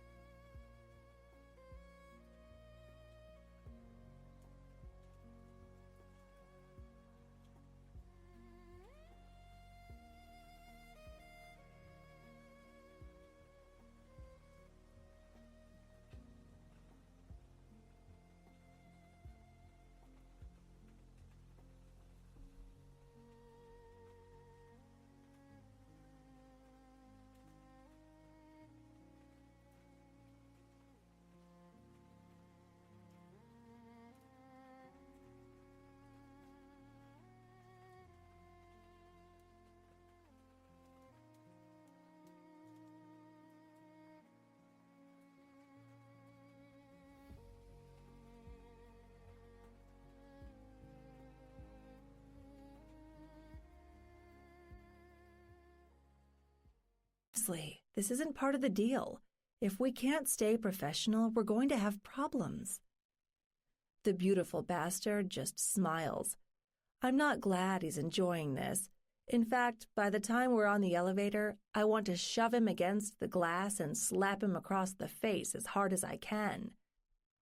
You look like Christmas, he says, eyeballing me up and down. His blue eyes brighten a shade when they linger on my legs, and again when they find my cleavage. Had to do something to brighten things up when you're dressed like a burnt cigar. Okay, that was harsh, but I'm not sorry when he makes me feel completely naked in this fairly modest dress. Ouch. I wore it just for you, babe, so you could shine next to me. He's humoring me, or at least I think he is. Every look he casts down my red hair to my ample breasts makes me question everything. Keep the tongue loaded if Kayla or any of her associates shows up at the fundraiser. We'll need it to tell them to fuck off, or else suck face if they accuse us of faking this again. Oh, I will. I'll be too busy biting it all night, trying not to mouth off to all your millionaire buddies while we're pulling the wool over their eyes. I'm not looking forward to a verbal rematch with his selfish stepmother or anybody else. You'll do fine, love. I married the right woman, after all. He takes my hand and I reluctantly let him as the elevator doors slide open, clearing our path to the limo waiting outside. Truly, fine seems like an alien state of mind. I don't know what I'm doing, stumbling into yet another situation where everything could go terribly wrong. But a guilty part of me enjoys his hand wrapped around mine. This time, with Reed holding the door for us, I slide in next to him. If I close my eyes and ignore the tingle building in my pussy every time his skin meets mine, I can almost pretend this thing between us is like a strange mentorship. I'm sure there's a lot to learn in a billionaire's world if I just turn off my feelings for a few minutes and open my mind. That's better than opening my legs to this man who makes my instincts want to do exactly that every time his hand rests on my thigh. I have to slide away from him before I do something monumentally stupid. We're not really married. We are not really lovers. We are not even friends. This is business, a strict, cold, and professional quid pro quo. Yeah, I wonder how many times I have to tell myself that before I'll believe it enough to throw a wet blanket on this fire he's so good at igniting underneath my skin. That's a lot of zeros, I whisper, trying not to make him feel too self-conscious. I've counted at least 5, maybe 6, behind the 8 in front. He's staring at his checkbook, pen in hand, scrawling his signature on the check to drop in the gold box at the table up front. It's nothing. I gave double last year. Wish I could do the same again, but with the legal uncertainty on the horizon, I'm not sure if I'll be able to afford it come next year. We're on the main floor with music humming in the background. Several dozen older men in suits just as gorgeous as Hayden's wander around us, sipping champagne, wine, and scotch, their women decked in dresses glitzier than mine and often half their age, hanging off their arms. There's a small orchestra next to the place we walk by to drop his check. We grab drinks and sip them slowly. I choose a non-alcoholic sparkling cider, the best choice if I'm trying to have a baby next week. There she is. My, Mr. Shaw, she's more striking in person. The first of many old men walk up, shake my hand, and try to look down my dress. I tolerate their nosy looks and well wishes with a huge fake grin plastered on my face. I'm starting to find out what it's like to be a foreign dignitary, or maybe a princess, mouthing a few words to kiss the asses of the people who are actually kissing Hayden's by kissing mine. Thankfully, there's no sign of Kayla or anyone I should worry about. Half an hour later, the music is in full swing. Half-drunken couples tumble out into the middle of the room, swaying in each other's arms, while the huge chandelier above them casts its magic, giving the scene more class than it deserves. He gives me the look just as the latest song winds down. "Well?"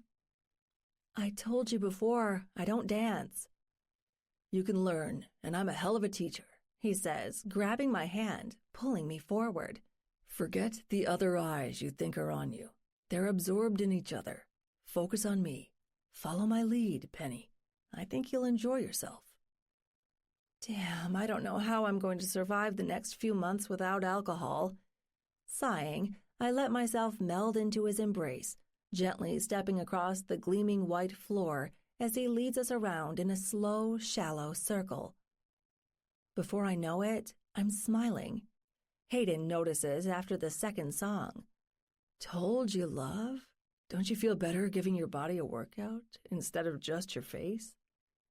He isn't wrong. I'm sick to death of smiling at all these people, laughing after every word when I talk about our rushed wedding and how happy I am to be Mrs. Hayden Shaw. "Come closer," he whispers, embracing me tighter for the next song.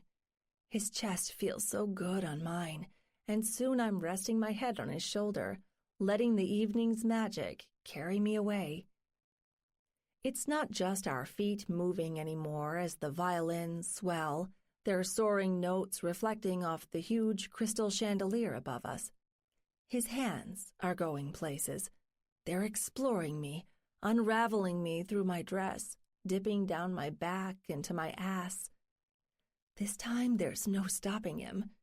Thank God the lights are dim so no one can see me flush, redder than the bright candy cane bows draped from the ceiling. Why the hell does this feel so right? Desire hums in my veins, synchronized to the melodies flowing around us, twisting this moment that's wrong on so many levels into something right. "Fuck, you're beautiful," he whispers, leaning in.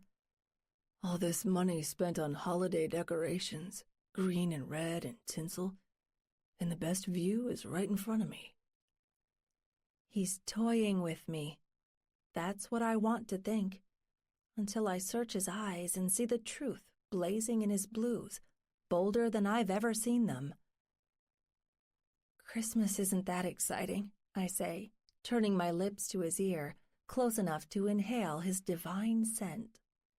Even if the fragrance he's wearing costs a fortune, it's totally worth it, mingling perfectly with his natural manly scent. I have a better view. I see a lion. "Damned right you do."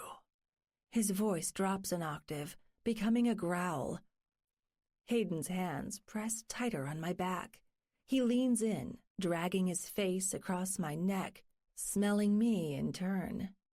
I'm embarrassed he's caught me breathing him in, but my heartbeat quickens the instant he moves away, grazing my cheek with his stubble. Everything between my legs goes slick and hot. That's a lot more worrisome than him watching me, mid-shame. "Let's go," he whispers, his teeth grazing my skin. I don't resist as he pulls me off the dance floor, heading for a small privacy room near the back. It's dark inside, despite the glass door. It looks like the kind of place people go to make their phone calls, or whatever rich people do when they need to take a breather from the exuberance. "Hayden." "Quiet. I've been wanting to unwrap you all night, ever since you walked out of your room and made me eye-fuck you the whole way here." He tips me over in his arms, resting my shoulders on the little table. "I read what you said in your little black book. The parts where you were curious about what it'd be like to get taken just out of everybody's sight. Wonder no more." I flush, more embarrassed and wet by the second. Before I know what's happening, his hand is on my shoulder strap, pulling it down. He pops one cup of my bra, pulls it aside, and brings his face down, softening my rock-hard nipple with his tongue. Holy shit. My legs start shaking. I know he can feel it because his free hand pushes them apart a second later, giving him ample space to move in for the kill. His teeth tighten around my nipple, and he pulls my hair, catalyzing the inevitable whimper. No man has ever treated me like this. I'm turned on. It's brutal pretending I'm not, even as everything in the back of my head screams, no, no, no. We shouldn't. We're supposed to. What? Keep this strictly professional? I've never been so fucking tired of a phrase. Come on, love. Even when you want to take every inch of me and have my kid the natural way, you're saying you don't? Your body doesn't lie. He stares down, all lion, lifting me up while his hands help mine around his neck. Feel me, Penny, and tell me this isn't right. People weren't meant to breed, jerking into test tubes and letting doctors do the dirty work. We can have our fun and be friends. His mouth crashes down on mine before I can answer. His tongue sweeps over mine again and again before I realize I'm dry humping his leg. Not that there's anything dry about the sopping wet mess I've made in my panties. I'm glad it's too cold for knee-high dresses. The length doesn't stop him from pushing my dark green hem up with his hand, caressing me with his thick, calloused palm. How did a boy this rich get hands like a hardened man who's been cranking wrenches or working fields for a living? His arms flex, jerking me closer, reminding me how much power he's worked into his muscles. Oh, right. I'm not dealing with an ordinary billionaire who happens to be arrogant and gorgeous. I'm entangled with a former cage fighter and a freak who's lying to the world with his suit, hiding the lion and the lightning roaring on his skin. You feel it too, don't you? Hayden takes his lips off mine just long enough to whisper in my ear, doubling the goosebumps, edging every inch of my skin. Be honest. No words, none I care to say, anyway, or else I'm afraid I'll reveal too much, too soon. I kiss him instead. His teeth pluck at my bottom lip, digging in, holding me about as tight as I'm holding him by the head, my fingernails dragging through his thick, dark hair, pushing into his scalp. Goddamn, Penny. Good goddamn. He rips himself away from me, leaning against the wall to catch his breath. My eyes wind down his hips, noticing the bulge where his legs join together. Much as I'd like this to continue, we have at least another hour where we ought to make an appearance. Tonight, though. Hayden doesn't even finish. The very word sends chills up my back, ice and fire, a full body lick spreading from the dull ache he's left in my pussy. Tonight, we're going to be fucking, aren't we? My eyes search his. The power, the promise, the joy of his skin on mine are all there. I don't move until he has his hand on the doorknob, giving it a slow twist, just enough time for me to close my legs and stand up without shaking. Come on, he says, taking my arm. If you're having second thoughts, you can sort them out by the time we're in the limo again. My brow furrows. Sounds like you're the one who's unsure, I say, gingerly biting my bottom lip, touching the spot where his love bite landed with the tip of my tongue. It's a heavy burden, you know, baby making. Pardon me if I'm a little busy thinking about how I'm going to survive, holding every drop in my balls until it's deep inside you, love. He's filthy. I'm starting to love it. Blood rushes into my hand, and then about a dozen other extremities when we start walking. It's starting to sink in, as quick and deep as my desire, rubbing me raw.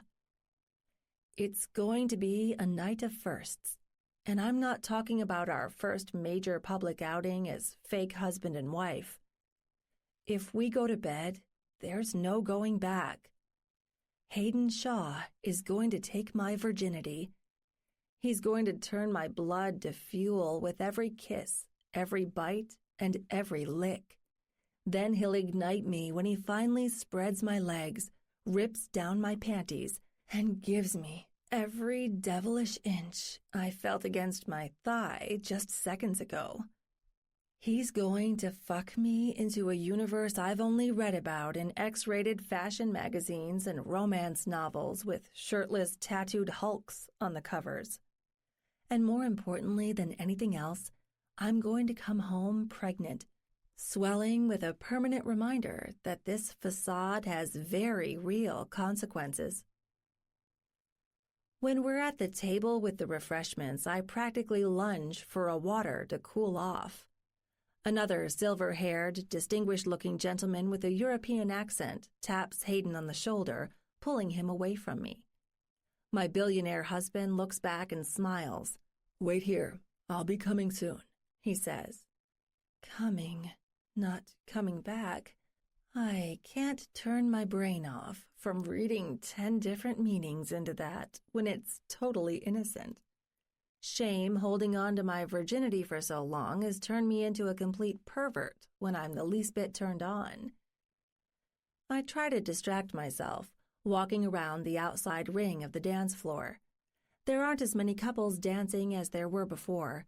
I guess the older folks tire out faster than we did, or else they've left to finish the same thing Hayden and I started in that cramped, dark phone room. A tall, dark-haired woman swings around in a stocky, younger man's embrace. She winks at me over his shoulder. I smile back awkwardly because I don't know what she wants. Maybe she's drunk.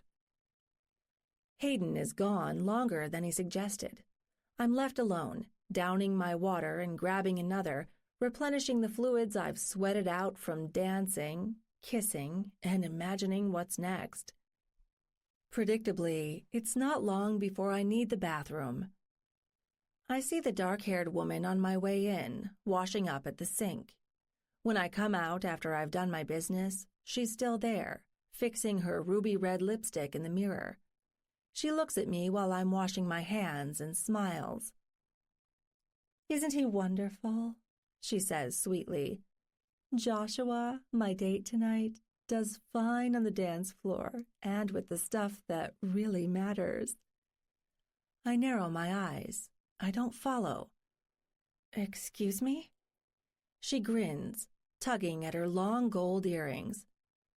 "Joshua's great, but he's no Hayden Shaw in the sack. How long has he had you?" "I got 2 weeks, tops. About a month before he found that stupid little girlfriend. Is he still dating her? Or are you guys doing things under the table?" Whoa, what's happening? I hold my hands up, racking my brain for what to say and trying to recover from the shock of running into one of Hayden's old flames. "We're married, actually." Jealousy courses through me, forming my meanest smile. "Oh, I heard about that. How silly, of course. I'm honestly surprised you're her. Bree was so much more blonde. Always thought that was his type. I'd assumed he'd decided to shove his ring on her finger, or else did a quick turnaround in divorce court when he figured out he'd made a huge mistake." The dark-haired bitch sniffs. Well, congratulations. Someone had to put the reins on the tiger, sooner or later, I suppose." "Lion," I snap. He prefers them more than tigers, I think. Yes, he prefers a lot of things. The man's tastes are divine. He always told me I had the best tongue he'd ever had when I got on my knees. Shame it wasn't enough to keep him interested for long. As much as I don't like it, she's doing it. The bitch has an uncanny power to rake her nails through my psyche, kicking up jealousy, confusion, and all the uncertainties I promised to bury for the evening. She smiles again with that shark-like grin when she's done pursing her lips. "I look good, don't I, hun? Good enough, I mean. Joshua's worth a nice dress and a little makeup, but he's no Hayden, like I said. It takes a lot to keep a man like him. You're a very lucky woman, Mrs. Shaw. Don't I know it? It comes out weak. I'm left standing there as she pads away on her tall 6-inch heels. What is it with these upper-class witches and wearing stilts? As soon as I get out of here, I'm going to find my own pair of ultra-high-end, intimidating bitch heels with secret daggers stashed in their bottoms. It might be fun before the baby comes. Ugh, the baby. I lean against the sink, smoothing a hand over my face. The mysterious slut left nothing to the imagination, besides making me want to break the mirror when I imagine her stooped down, his cock in her hand. I'm left wondering how many more he's had like her. Jesus, I never even thought to ask him for an STD test. Though that would probably come naturally if we did things in a doctor's office. Exactly what my body decided it didn't want to do in the last sultry hour with his lips all over me. Splashing more cold water on my face, I dry off and then head back to the dance floor.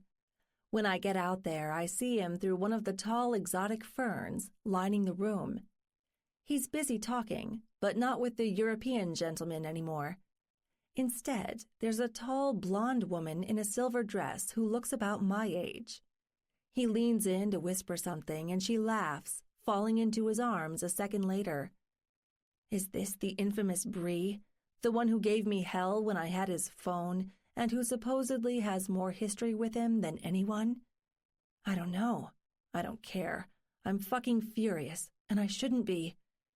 We're not actually man and wife, lovers, or even friends. There's no reason I should feel a knife twisting deep in my guts, but I know what betrayal feels like. This stings, and I know it's my fault. I expected him to be different, to honor our make-believe by keeping us exclusive. Or at least keeping his flings elsewhere private, instead of out here in public where anybody who knows about me will think I'm a fool. Truth is, I expected too much. A billionaire playboy doesn't change overnight just because he's wearing a wedding band, especially when it's worth nothing, just a lie set in gold. Pivoting, I make my way to the elevator, riding down to the bottom floor. I fire off a quick text to Reed while I'm waiting for an Uber, telling him not to wait up for me and let Hayden know I need to sleep. The ride back to his penthouse alone is just a blur. So are the tears blistering through my dreams about half an hour later when I'm face down on my pillow.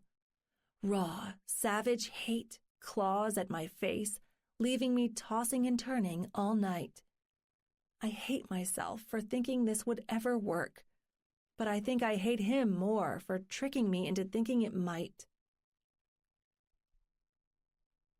I wake up the next morning to Hayden sitting next to my bed, a newspaper open so wide it covers his face. Jerking up with a gasp, I pull the sheet tight around myself. "Don't you knock?" "Rise and shine. Thought I'd be here all morning waiting for you, love." He lowers the paper slowly, letting me see the mischief in his eyes. For a brief second, a smile pulls at my lips. It's slaughtered when last night comes flooding back through my morning grog. "I want you out of here. Now," I say, giving him a glare that can't be mistaken for anything except a middle finger. "Aren't you going to stop and smell the roses? I hand-picked them just for you around 3 a.m. First morning shipment at my favorite florist."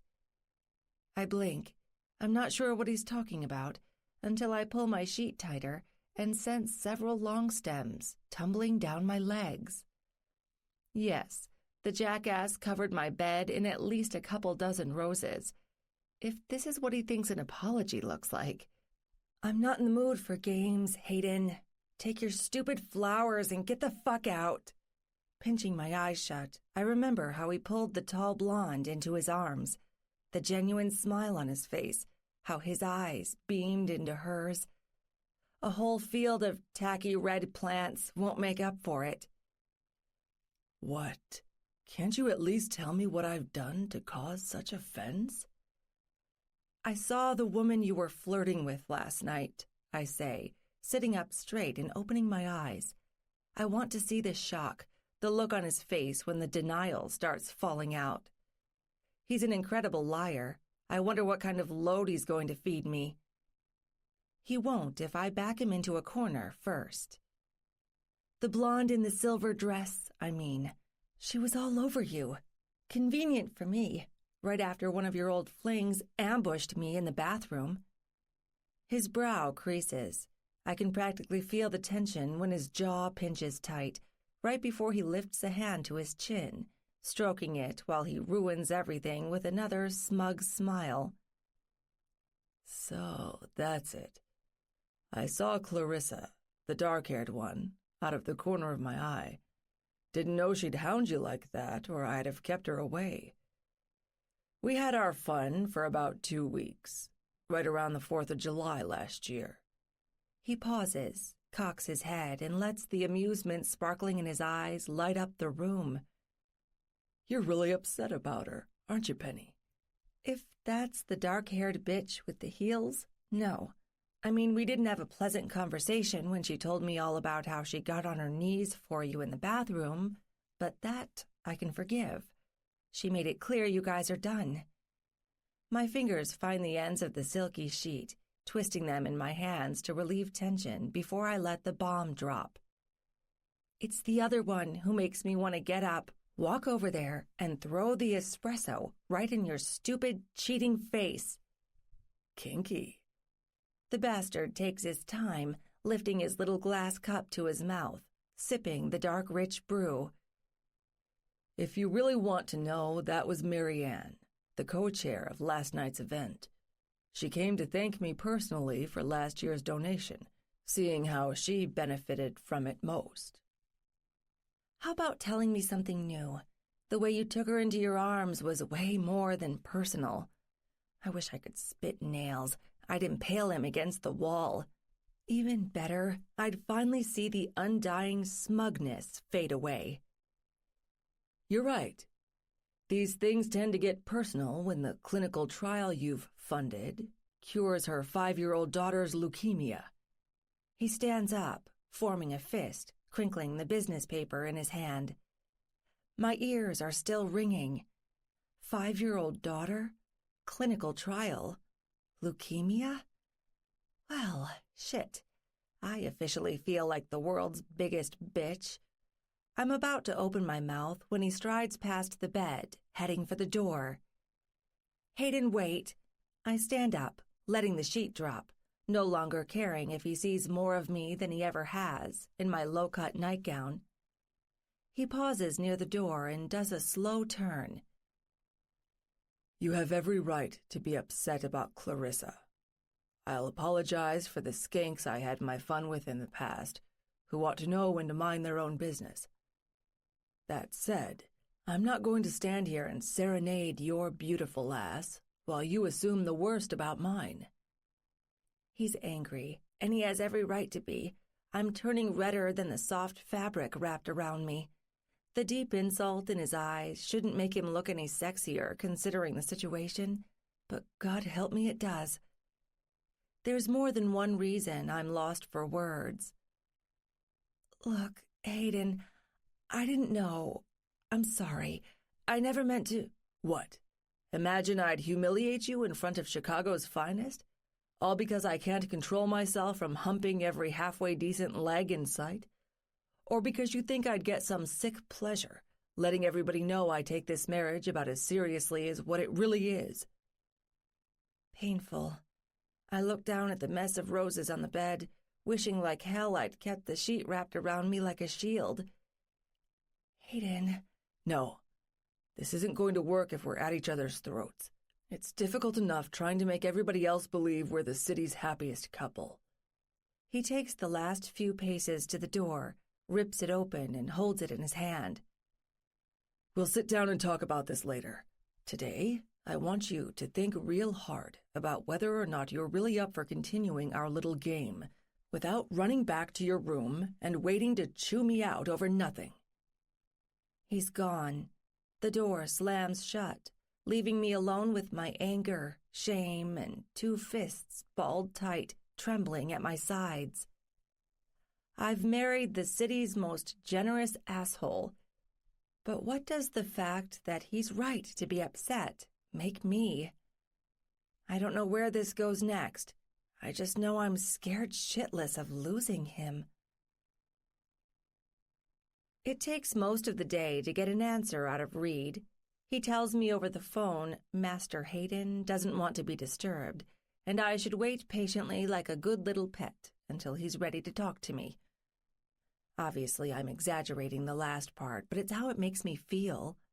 I want to apologize. I want it fixed. That's what I'm waiting for when I'm sitting by the window as evening drags on, watching Chicago's endless lights wink on, blink out, and stab at the darkness like beacons. I can't take this.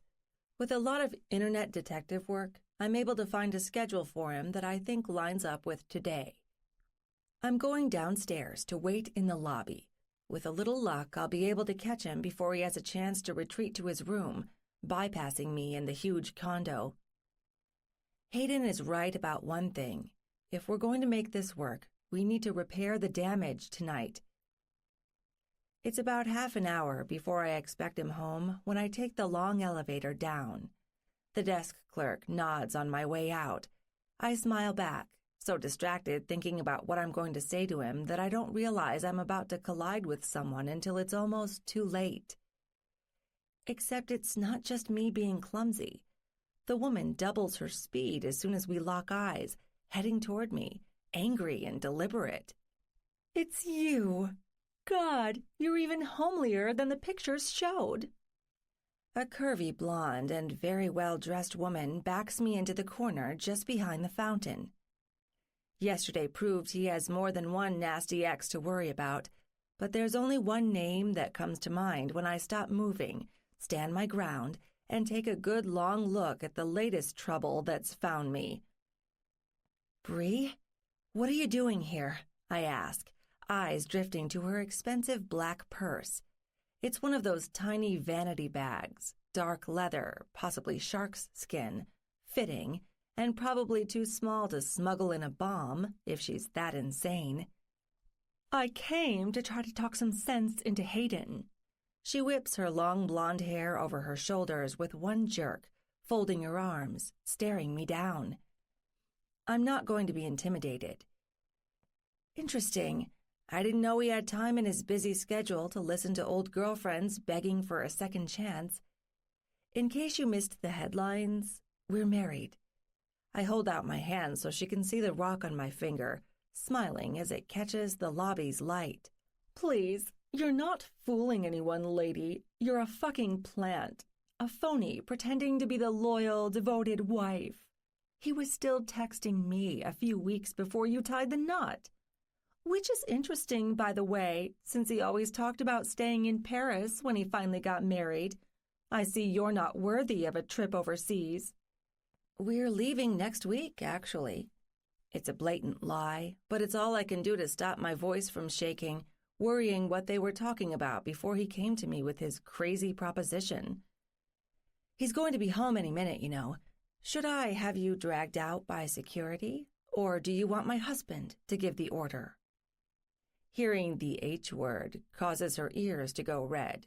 Bree's face stays remarkably white. I wonder if it has something to do with the plastic surgery that has her looking 18 when she's probably my age. He wouldn't dare, and neither would you. She takes a step forward. I don't move. I'm on to your little scheme. If I can figure it out, it's only a matter of time before Kayla and the lawyers prove it too. Hell, maybe I'll help them and save everybody some time. I put on my best poker face. You're nuts. I don't know what you're talking. Oh, you do. And quite frankly, I'm amazed. It isn't every day a man of his stature finds a peasant who can play along as well as you, knowing what's at stake. If she's trying to provoke me into assaulting her, it's working. I dig my feet into the tile, pretending my arms are chained to my sides. Otherwise, I'm going to get her out of my face when she takes another step forward the best way I know how. Then Hayden and me will have a lot more to worry about than a misunderstanding. That's right, she says, smiling like she's caught me with my hand in her sharkskin purse. I know you're just a well-paid actress. Asking me to go along with this little game was on the tip of his tongue, or at least his fingertips, the last few times we texted, before he found you in the gutter. You worked for the firm in this building, for Christ's sake. Stop lying to me and everybody else. I know who you are, Priscilla Silvers. Okay, I'm worried. I don't say a thing, maintaining my icy calm, staring her down. If only this were a couple 100 years ago when we could work our problems out with a duel. I'll have to settle for staring through her instead. I know you, too. I smile, closing the gap between us. You're the one who wasn't good enough. The girl he dumped from me. Honestly, I ought to be thanking you, Bree. If it wasn't for you, Hayden might have wasted his time with someone better. And if better came along instead of you, I wouldn't be wearing this ring every day, waiting to welcome him home with new heels and a kiss. Holding up my ring right in front of her face, I look a human hand grenade dead in her eye. It takes about 3 seconds before she explodes. She rushes me, screaming, snarling, spitting as we go down fighting. I thought I was ready, but she's stronger than she looks. She grabs my hair, slamming my head into the tile before we're surrounded by a dozen people screaming. Whoa, whoa, whoa, break it up! Fuck you, you rotten, dirty, undeserving whore. I'll make sure Kayla takes you in that asshole for everything you've got. The whole world is going to know what a lie you're living. You'll be back in that shitty desk job where you belong before you can even blink. Tiny droplets fly from her mouth as several burly security officers haul her away. I never thought I'd smile while tasting blood in my mouth. Today, I'm making an exception. I'm sucking the tiny wound in my bottom lip when another security man helps me up. I'll take it from here. Tell me you're okay, love. Hayden walks through the tiny gaggle of people around us and puts his arm around me before I have time to wipe the shitty grin off my face. I'm frozen. How much did he see? Enough to justify the fires burning up your cheeks, I think to myself, focusing on not tripping with my bruised knee as he walks me to the elevator. No, no, I tell him, banging my hands against his chest. I don't want to lay down. I've been sleeping off what happened this morning most of the day. I wanted to come down here and find you, Hayden. God, I just want everything to be okay. Then we're on the same page, for once, he says, drinking me in with the oceans in his eyes. We have our regrets. We'd be fools to let them eat us alive. Come on. Wait, where are we going? Somewhere I think we can be honest with each other, Penny. Just like a real couple should be. What happened today wouldn't have gone down this way if we knew each other. It's time we met. For real. Oh, I don't have a clue what he means, but I like the sound of it. It's a relief to stop struggling as he walks me out to the limo. There's a black police vehicle with its cherry blue lights blinking parked across the street. Before we slide in, we see Bree staring through the window, her face twisted in rage, hot tears rolling down her cheeks. I'm sorry. I shouldn't have antagonized her and made a bad situation worse, I say once we're safely in the back of the car. Forget it. That's old history looking at us, refusing to accept defeat. All she'll ever be. Tonight, let's focus on our future, the one I promised you when we decided to go to the altar. Slowly, uneasily, I reach for his hand. When he takes my fingers, there's no hesitation, no uncertainty. I don't know what he has in mind, but I've already learned something new. When Hayden Shaw makes a mistake, he doesn't do it twice. 8. 100 burdens. Hayden. It stinks like smoke inside the underground warehouse, just the way I remember it. There's already a raucous crowd gathering. We have to push our way through them to get to the cages where the fight is starting. Nothing makes men scream like money on the line. I smile, remembering how their roars used to pepper my ears, louder than the bombs going off in my skull whenever my opponents managed to land lucky strikes. "It's so loud. How did you do this without bursting your eardrums?" Penny says, leaning into me. "Never minded the noise. Quite exhilarating when you're in the thick of it. The best noise was always last, when I walked away undefeated. The guys who bet against me out here screamed like pigs. Should have heard them." "You're insane." Penny smiles, looking from me to the fighter circling each other like bulls looking for an opportunity to charge. "Didn't you ever worry you'd get hurt? Or maybe someone would find out who you were and try to get money? Doesn't seem like the most upstanding citizens into this sport." I put my arm around her while the boys in the cage duke it out. The younger one, a kid with bulging muscles and a motorcycle club's logo tattooed on his back, does a rookie dodge when the big guy bearing down on him throws his next punch. Risk is half the fun, love. Also a great fundraiser because I gave my winnings to charity. The MCs and mafias coming through here don't fuck with you when you're doling out money for orphans and medicine. Money is power, respect. Even the outlaw groups like the Grizzlies know what this lion means. I motioned to the young guy, finally getting the jump on the gorilla going after him. He's got the roaring bear of the Grizzlies MC on his chest and his back. "Thought my damned eyes were playing tricks. It's really you, isn't it?" A familiar hand slaps me on the shoulder. I turn, coming face to face with the weathered old man. His long, gray hair goes past his shoulders, and he's still in the same leather vest I last saw 2, maybe 3 years ago. "Hello, Blackjack." "This the reason you stopped fighting, son?" He motions to Penny, a twinkle in his eye. "Sad as shit to see you go. Every time I came back here and you were on that stage, we made a lot of money." We sure did. Every fight I had drew huge crowds, some with dangerous people.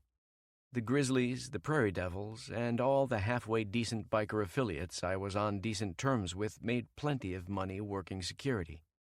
They skimmed their cut off the gambling pool too, of course, but the old president staring at me learned fast how to place his club's bets when I was in the cage. "This is my wife," I say, pride in my voice. It actually feels real after everything else that's happened tonight.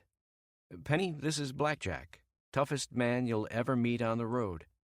They smile at each other and shake hands. My, the old man says, impressed with the woman wearing my ring. "You're a lucky woman, tying the knot with the only man in this city who did the circuit behind those chains without getting punched out cold. Congrats on doing what I couldn't, tying him down.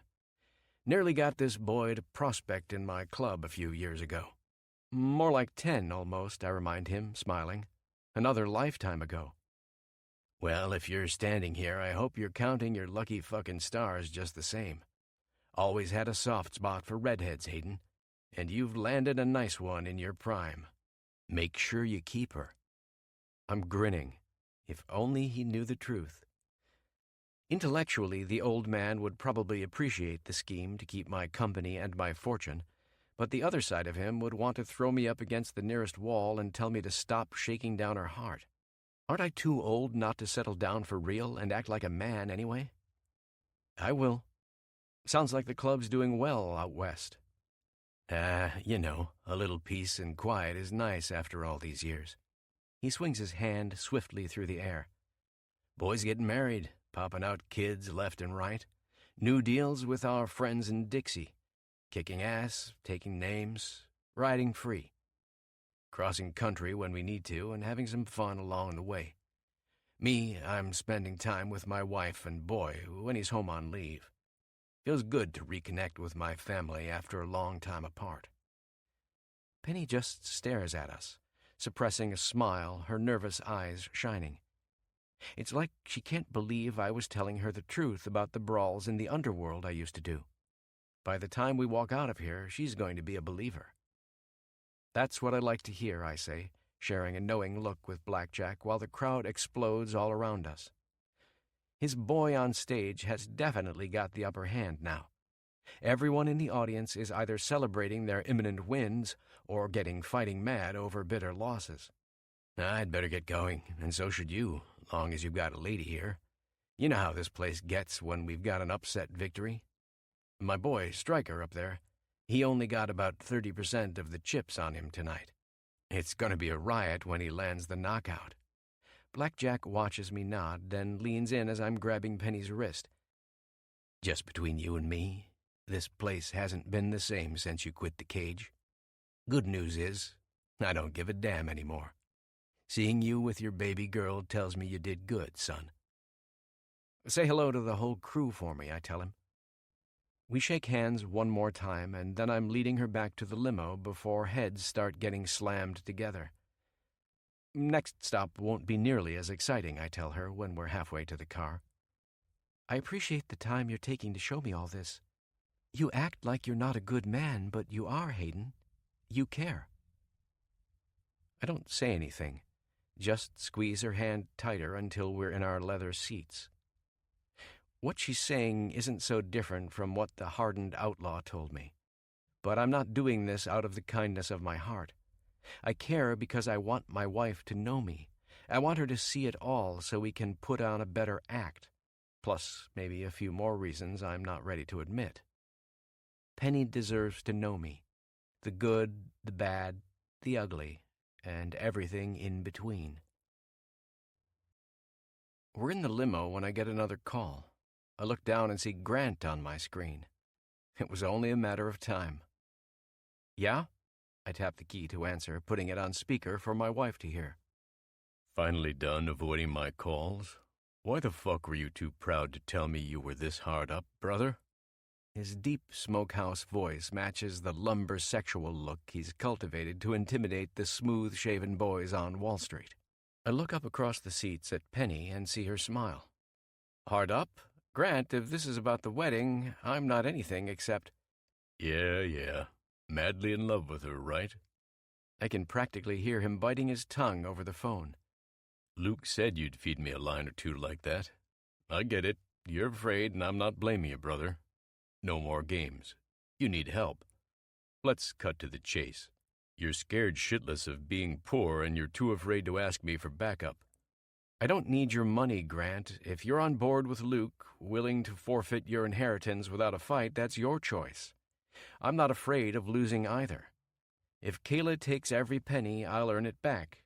I did it once, and I can do it all again. Hell, you're living proof that just takes brains for a man in this family to make himself a fortune. Obviously, I'm sucking up, so he'll leave me alone.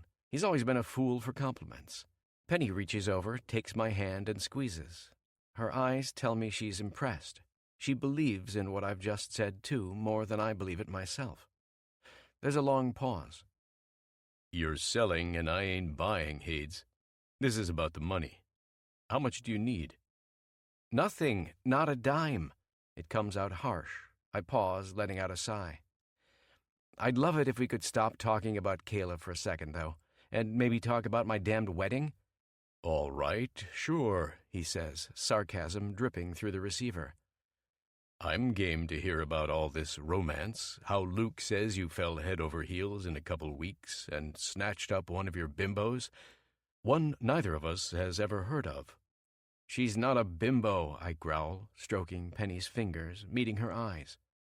Heat flushes her cheeks red, and she turns her head. She's a wonderful, smart, caring woman. I'll level with you, Grant. There's a lot we're still learning about each other.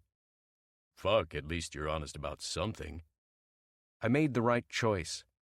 I've never been more sure of it in my life. Don't care how long it takes you, Luke, and whoever the hell else to suck it up and believe me. In fact, I'll do you one better. I'd like you to meet her. Come west when Wall Street closes for Christmas and... No can do, brother. I'm meeting a pack of new wolves in a couple of weeks to see about investing in their latest tech startup. This money doesn't make itself. I flash Penny a look, begging her with my eyes.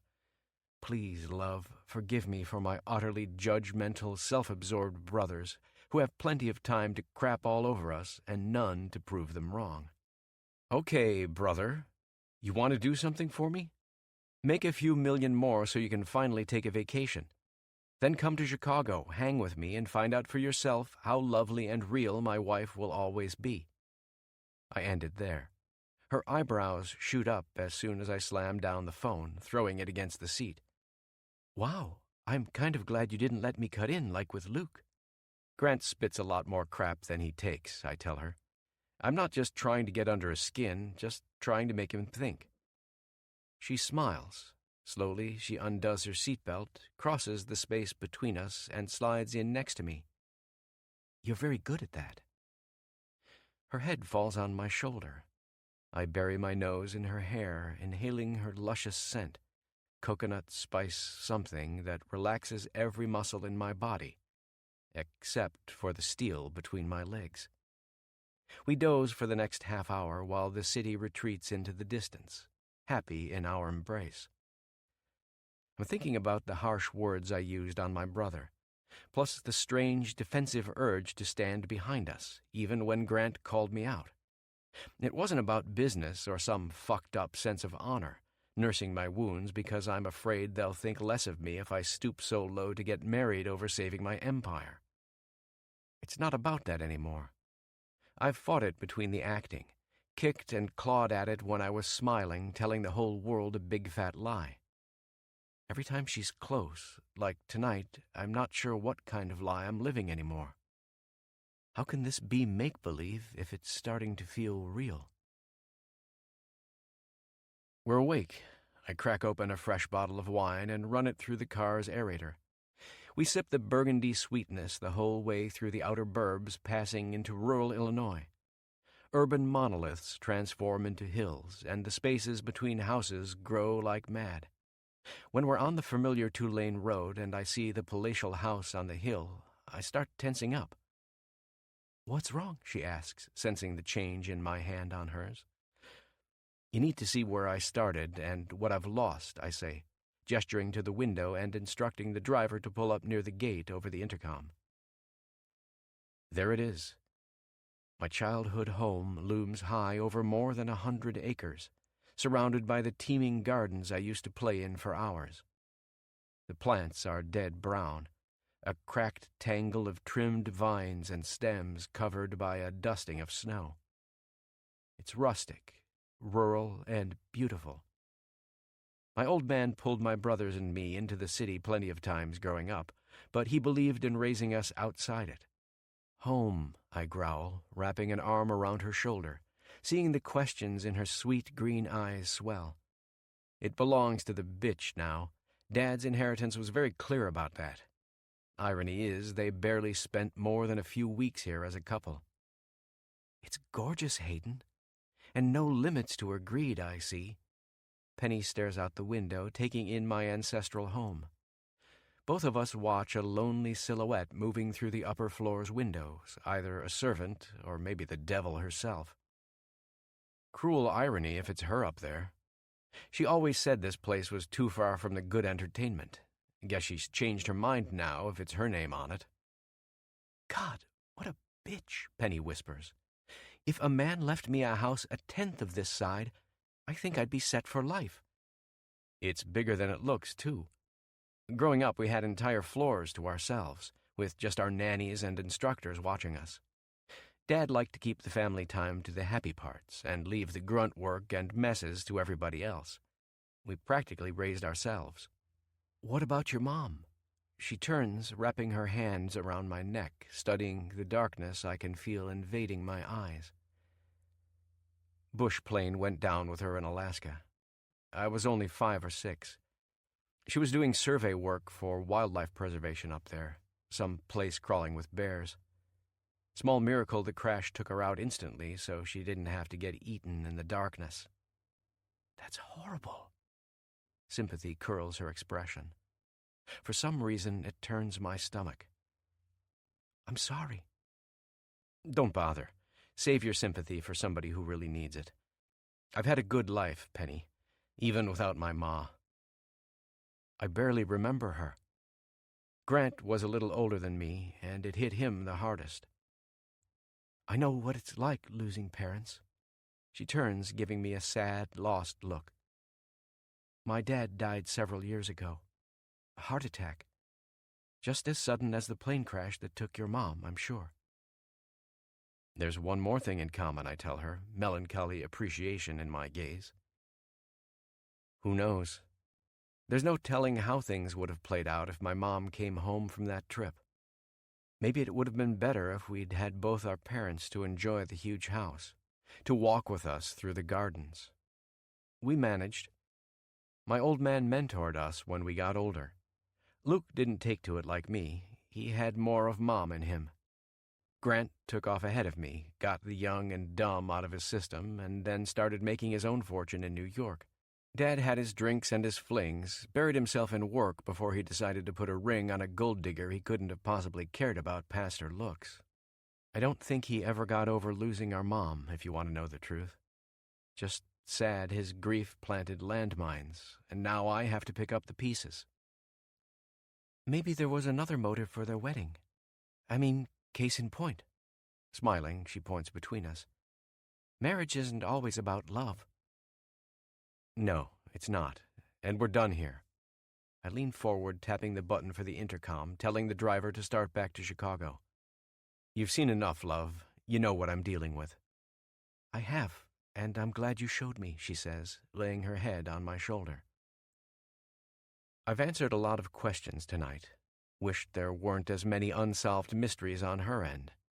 We ride for about 10 minutes in silence before I start stroking her sexy red hair, tugging on the locks slowly and gently until she whimpers. How about a trade? I've opened up, but you're still hiding. Why is it you want this baby now, Penny? She looks up, straightening in her seat.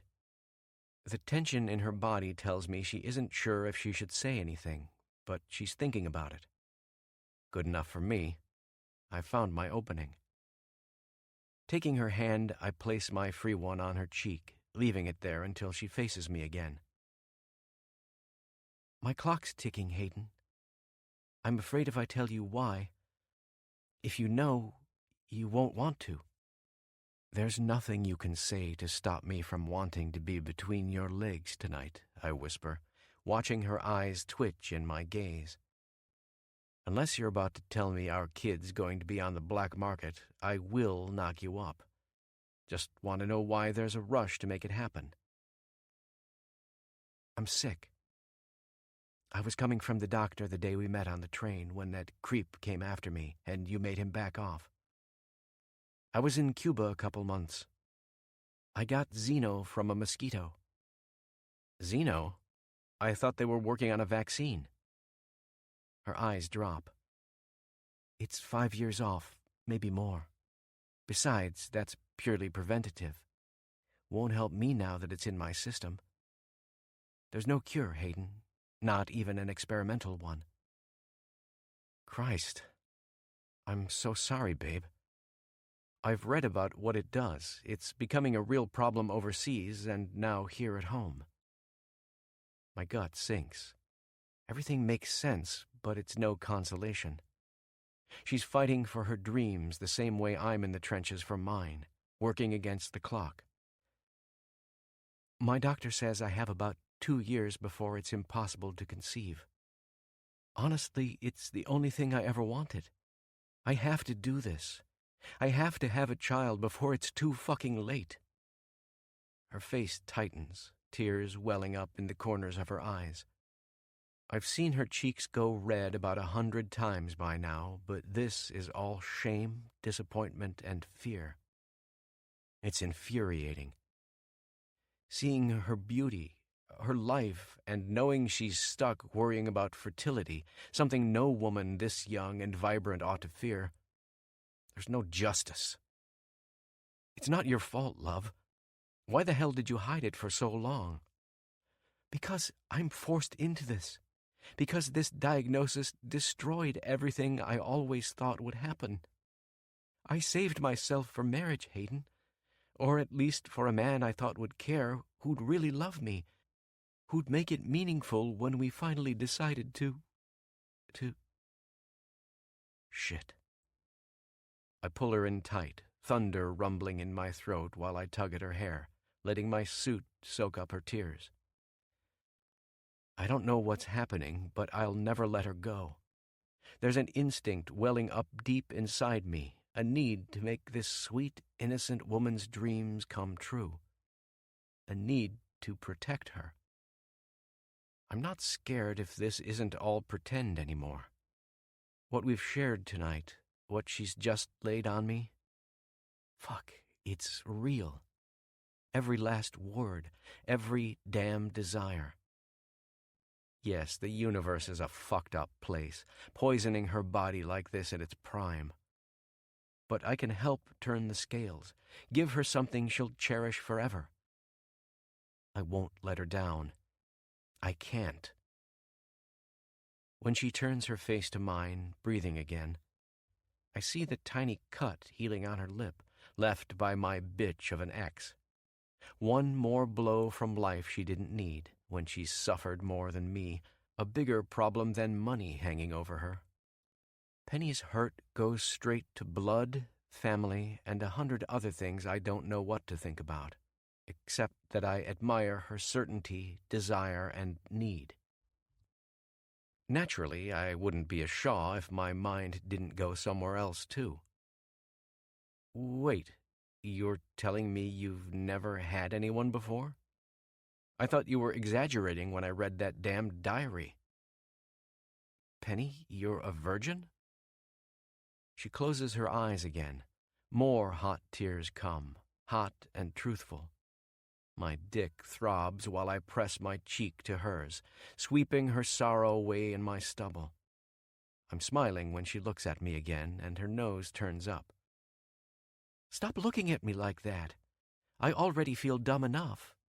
For fuck's sake, Hayden, You're perfect. You've got nothing to be ashamed of. You're doing what's right. You're honoring me, asking me to take you where no man ever has. Where no man ever will, a voice inside me growls, but I don't dare say it out loud. Penny, you're amazing. Stop doubting yourself or making excuses for the crap hand you've been dealt. I get it. I'm on board, love. 100% and then some. And I will fuck your virgin pussy so many times you'll be having triplets when we're through. At last, she smiles.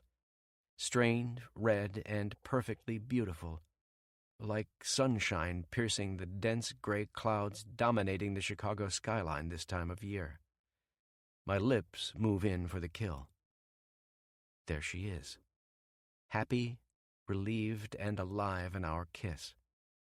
I take her mouth hungrily, giving in to the animal struggling inside me, the big cat that sees a chance to seize, pin, and own her, inside and out.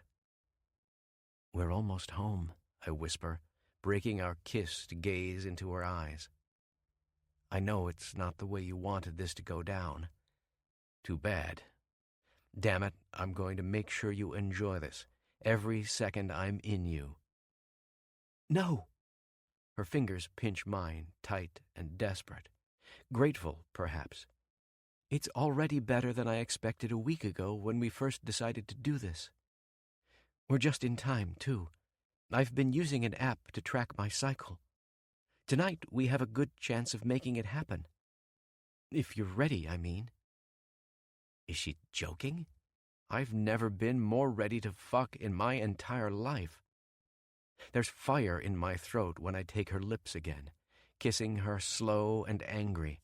Fire in my blood, racing up my spine, churning in my balls, screaming to unload their contents in her when she's wrapped around my dick, coming undone. When we give our tongues another break from dancing, she looks at me and doesn't need to ask a second time. I'm ready, she's ready, and I think the world is ready for our kid. Our car makes the home stretch through Chicago's glittery streets, wet and reflecting the golden city lights, bringing us to the piece of paradise I'm hell-bent on carving in this night. As soon as we're next to the elevator, I'm picking her up, Then I'm going to bring my wife upstairs into my bedroom and fuck her until we're spent.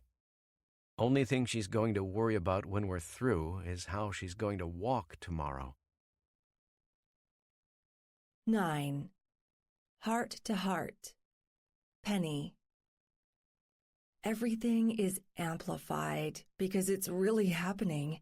His touch, his kiss, the way lightning courses through me every time he gives me that glance. The one that tells me in no uncertain terms, there's no going back on this tonight, and I'm going to have the best night of my life making our baby. Hayden can't keep his hands off me the instant we're back at the tower. The elevator doors slam shut. He holds me against the glass, his mouth on mine, fingers roaming my back, sweeping down to my ass. I'm wetter than I've ever been. It's sticky, honest passion, a comfort with surrender, being stripped bare because we've come clean. I've divulged my dark secrets, learned a few of his, and now I'm ready to reveal my body, too. My hands meander across his chest. I pull on his red tie when his teeth catch my bottom lip. He spreads my mouth open, pushes his tongue against mine, sucking and licking. He makes me feel everything he's dying to do to the rest of me. One hand I flatten over his buttons, eager to shred them. I want to let the cat out to play, release his lion to rule over me. Growling, he puts his hand over mine, curling my fingers with his against his shirt. Go ahead. Make these buttons fly, love. I don't know what's a bigger shock, that he doesn't care about this expensive clothing whatsoever, or that he's able to read my mind. My eyes flutter open, waiting for one more signal, my fingernails trembling as they search out the buttons on the line that's hiding his incredible chest. The elevator dings. We're at our destination, but he spins around, reaches behind him, and taps the hold button. He slams me against the wall a second time, kissing me harder than before, stealing the breath from my lungs. His hand circles to my front, caresses my thigh, and keeps going to my panties, cupping my mound, groaning when he feels my wetness, cursing into our next kiss. My eyes have rolled so far back in my head I'm not sure if they'll ever find their way forward again. And when I think about how hard he is, as rock hard and ready to fuck as I am wet, holy shit. Do it, He snarls, closing his hand around mine, taking a fistful of his shirt. Last time I'm asking nicely, beautiful. You're going to take what you want right here, before we head into my place, or I'm going to eat your virgin pussy in full view of everyone. I just can't. Whimpering, my fingers plunge down. They shred down his neat button-down seam, opening his shirt. His warm skin dances beneath my fingertips as several marble-colored buttons go flying, clattering when they hit the floor. It sets him off all over again. He comes in like a storm, slamming his lips down on mine, pushing me into the glass wall, hiking up my skirt. His bulge finds its way between my legs, grinding against my clit through several layers of fabric. Yes. He's full, hard, and oh so ready to take me to bed, or maybe right here. Every time his hips slam against mine, I'm a little closer to heaven. Deeper in the zone where it's impossible to care about anything except his skin on mine. I'm so turned on I'm not even ashamed, knowing his servants could walk by any second and see us marvelously compromised. My hand works inside his shirt, pulling it open. Spreading my hand along his heavily inked chest, I savor his warmth, his power, his muscles tensing every time I swish my tongue over his. No, it's no surprise he knows what I want. We're on the same wavelength, bound together in our need, racing through our bodies a little quicker each second, like a merciless fire. Enough. He breaks away, grabbing my hands. Hayden doesn't give me time to fix my dress before he's leading me into his condo, straight down the long hall with more onyx cats standing guard. They're the only witnesses to our lust as we head to his room, thank God. He walks me through a small sitting area and a kitchen, a condo within a condo, opening to another breathtaking view of the windy city below. His bedroom is about what I'd expect, but I'm still not ready when we're there. I have to stop and rub my eyes, blinded by the opulence. There's gold and ivory lining every corner, a bathroom attached that looks like it's competing with his bedroom in glass and gold splendor, plus a mirror. Yes, a spotless, gleaming, perfect fucking mirror attached to the ceiling, right over his bed. I didn't think it was possible to get wetter, but it happens the instant the realization hits. I'm going to be watching him above and below, every angle, every kiss, every lick, every maddening, rampaging thrust. I'll see his gorgeous back ripple when he tenses, cries out, and empties himself inside me. Mercy me. Bad girl. I see you've found a new interest. I'm caught. He's smiling, following my eyes up to the mirror overhead, working off his tie. So, do you want to stand there and eyeball it all night? Or do you want me to show you a reflection that's much more interesting? I don't move, bright red fire licking my cheeks. Hayden pulls me into his embrace again, this time stopping to squeeze my ass when both his hands land there. You're soaked, aren't you? He whispers, making me feel his stubble when he rakes his face across my cheek, nipping at my ear. Let me help you out of this dress. It's cruel to be suffocating when your skin wants to breathe. Cruel? He has no idea. Cruel is being forced to think about how he's conquering every nerve while his hand finds my zipper and starts to unwrap me. Cruel is being kissed for hours, swung on a pendulum somewhere between love and hate, confessing my inner secrets to a man who's gotten closer than he ever should. Cruel is every second he's not inside me, pinning me to the mattress, one pump closer to our baby each time his pubic bone grinds against my clit. It's his turn to suck air, holding his breath when my dress drops, and he gets a good long look at what he's been chasing. Beautiful, love. Beautiful and about to be ravished. Hayden takes a step back to admire me. There's no disappointment in his eyes, but it's a small relief when it's like he can see straight through me. This is way beyond vulnerable. My nipples harden in my bra, turning to stones when he gives me a smirk. My legs pinch tight, but there's no hiding the seething, hot wetness leaking out of me, the damp spot drowning my fuchsia panties. Forget Kayla trying to screw me over. You know what's a crime? He asks, sliding off his jacket and letting it fall to the floor. No, I shake my head, but the look on his face tells me he's only talking about one kind of wrong. His shirt comes off next, his thick fingers popping the last few buttons I missed when I tore his shirt open, revealing the wild tapestry on his skin.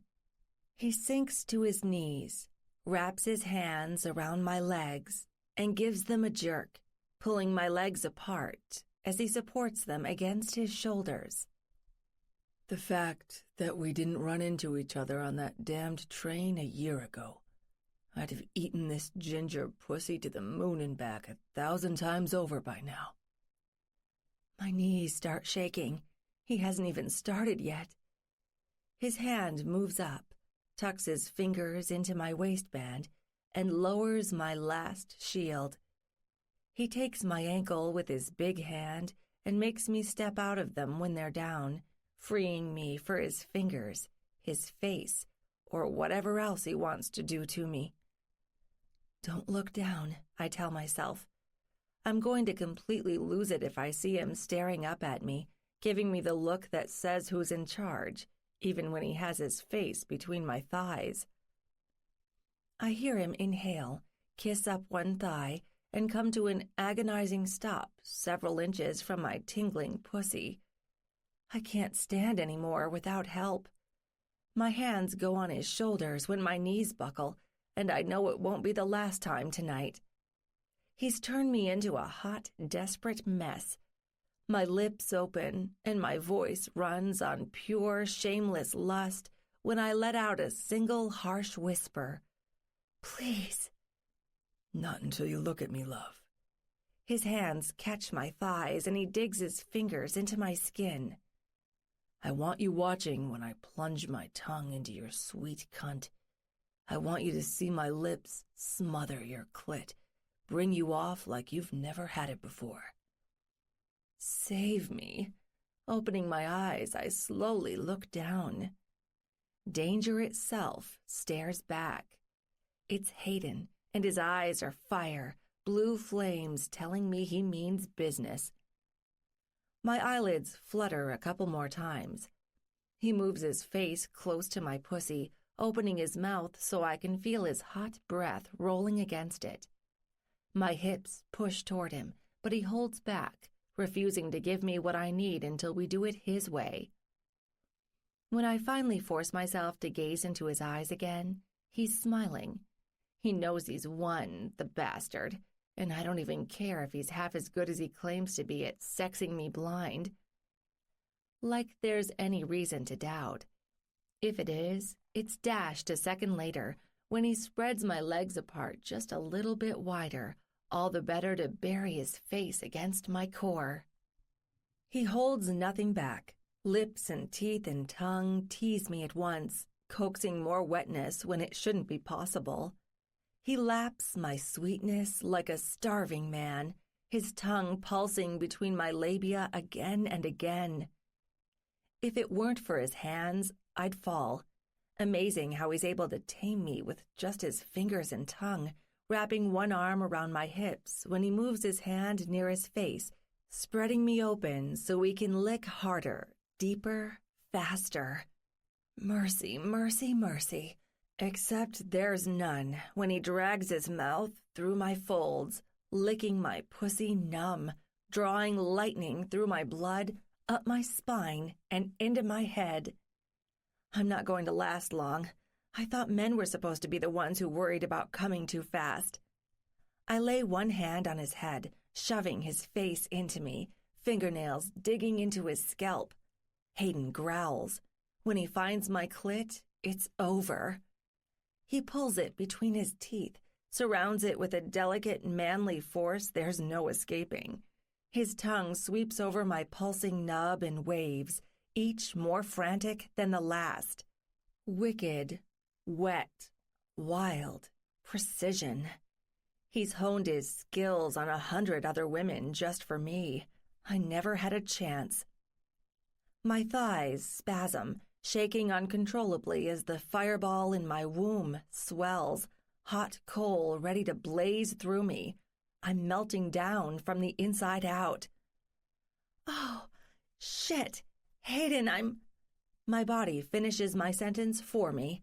2 seconds later, I'm coming so fucking hard I can't even speak. Hayden pushes his face deeper, merciless, licking faster and harder as I'm coming undone. It's like I taste better to him because I've officially lost it. I don't know anything else except how incredible he's making me feel each time his mouth sends raw pleasure ripping through my body. It swells to a crescendo, blurring my vision. All 4 limbs are shaking, holding on for dear life, trying to defy gravity. Ecstasy reaches up from his mouth and lays me low. It's a sweet release, yes, one I badly needed, but the hunger isn't fading when I can see and speak again after what seems like an eternity. Hayden, I want you inside me, now. You're kidding. He stands, pulling me into his arms, folding my face against his chest while he sucks my juices from his fingers. Love, I couldn't tell. You were enjoying my tongue so much, I thought I'd magically knock you up with just a few more licks. I pull back, giving him an icy glare.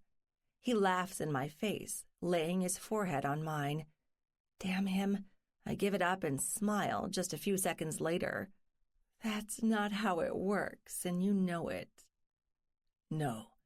Technically, you're supposed to return the favor, but I don't have the patience to train your mouth on my cock just now. I need your cherry, babe. Need your little cunt fucking every inch of me. You'll come harder than you lost it on my mouth once I blow inside you. No going back now, Penny. No, there isn't. Every nerve I can still feel through the delicious fog crackling through my body calls for him.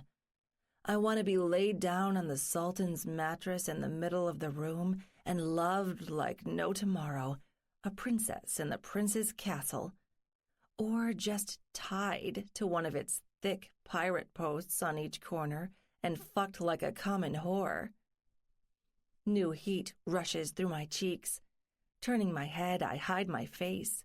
I won't give him the satisfaction, knowing how badly I want to be dirty just for this billionaire freak I've decided to make my baby daddy. He takes me in his arms, one hand on my back as he ushers me to the bed. We hit the covers in a tangle of kisses, gropes, and desire. He reaches behind me, popping my bra, freeing my breasts, which have been begging to be sucked. But before he does, I watch him unclasp his belt.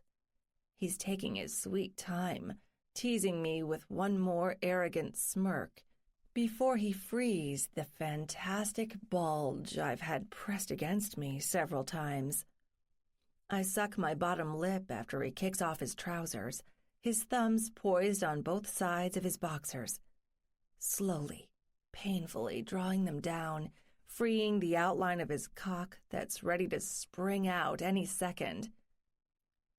Soon he's naked, gloriously bare, hard and throbbing. When his fist goes around his cock, I realize just how huge he actually is. There's nothing average about this man, but I didn't know it would extend to biology. He gives his cock another stroke, laying it against my bare pussy when he moves closer between my legs. My fists reach for the sheets, clench them tight, and pull. My only hope, relieving this tension until he's through toying with me. Look, Penny. Open your eyes and look at me, love. He has to remind me. I obey, lifting my eyelids when his hand cups my cheek, gently raising me to his lips. But before he moves in for the kiss, I have an amazing view in the mirror overhead. He's about to take me over. My face looks so small in his hand, my body covered in his, legs coiling around him without knowing it until I see the reflection. Fuck. You want this, and so do I, he growls. I've wanted to rock these curves since the day we first met. Wanted you in my bed since I scared off that mafia asshole, since we made our deal, since you forced me to think about filling you up the night we locked lips for the cameras. Hayden, I gasp as his cock brushes me. He doesn't let me say another word, crushing my lips under his, holding his length just out of reach while my hips squirm beneath him. I'm fighting to pull myself closer, anything to be won, to thaw my virginity for good, to make this baby I'm craving at such a base, fierce level, I start shaking when I think about it. He's going to feel incredible inside me. I've never been more sure of anything in my life. His tongue owns mine, rubbing my tip with his, the same electric strokes he used on my clit. I'm moaning when he pulls away, kisses down my neck, and goes down my cleavage. He palms one breast, tightening his fingers perfectly, while my other nipple disappears in his mouth. He sucks, he licks, he bites. He takes one more piece of me with every steaming second, and I know it's never coming back without being forever branded by his mark. Please, Hayden, please. Desperation seeps through me. I'm rolling my hips against his cock, tormenting him with the wet, begging lips between my thighs. Of course, I'm the one suffering the ultimate torture, denial I didn't know was possible until I went through these sultry minutes without him. Just when I think I'm about to break from denial, he raises himself up, grabs my wrists, and pins them above my head. I see myself in the ceiling mirror, scared and panting. So fucking ready. I think you're ready to be fucked, he whispers, lowering his forehead to mine. Even the heat of his innocent skin stokes my inferno. If my blood gets any hotter, there's going to be a fire in this bed. I don't say anything. We lock eyes, and mine narrow, letting him know in no uncertain terms that yes, I need to be pounded. He straightens, edging the head of his cock against my opening, careful to brush my clit as he does.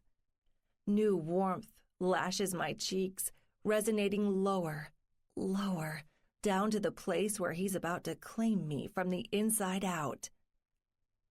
You're so pretty when you're desperate, Penny, he says. Never thought there was anything more beautiful than the sight of a woman who's begging for every inch of me. Never. Why? What's prettier? If he's trying to confuse me, he succeeded. You, love. Penny Shaw, my virgin wife, pretending to be madly in love with me because she wants a very real baby.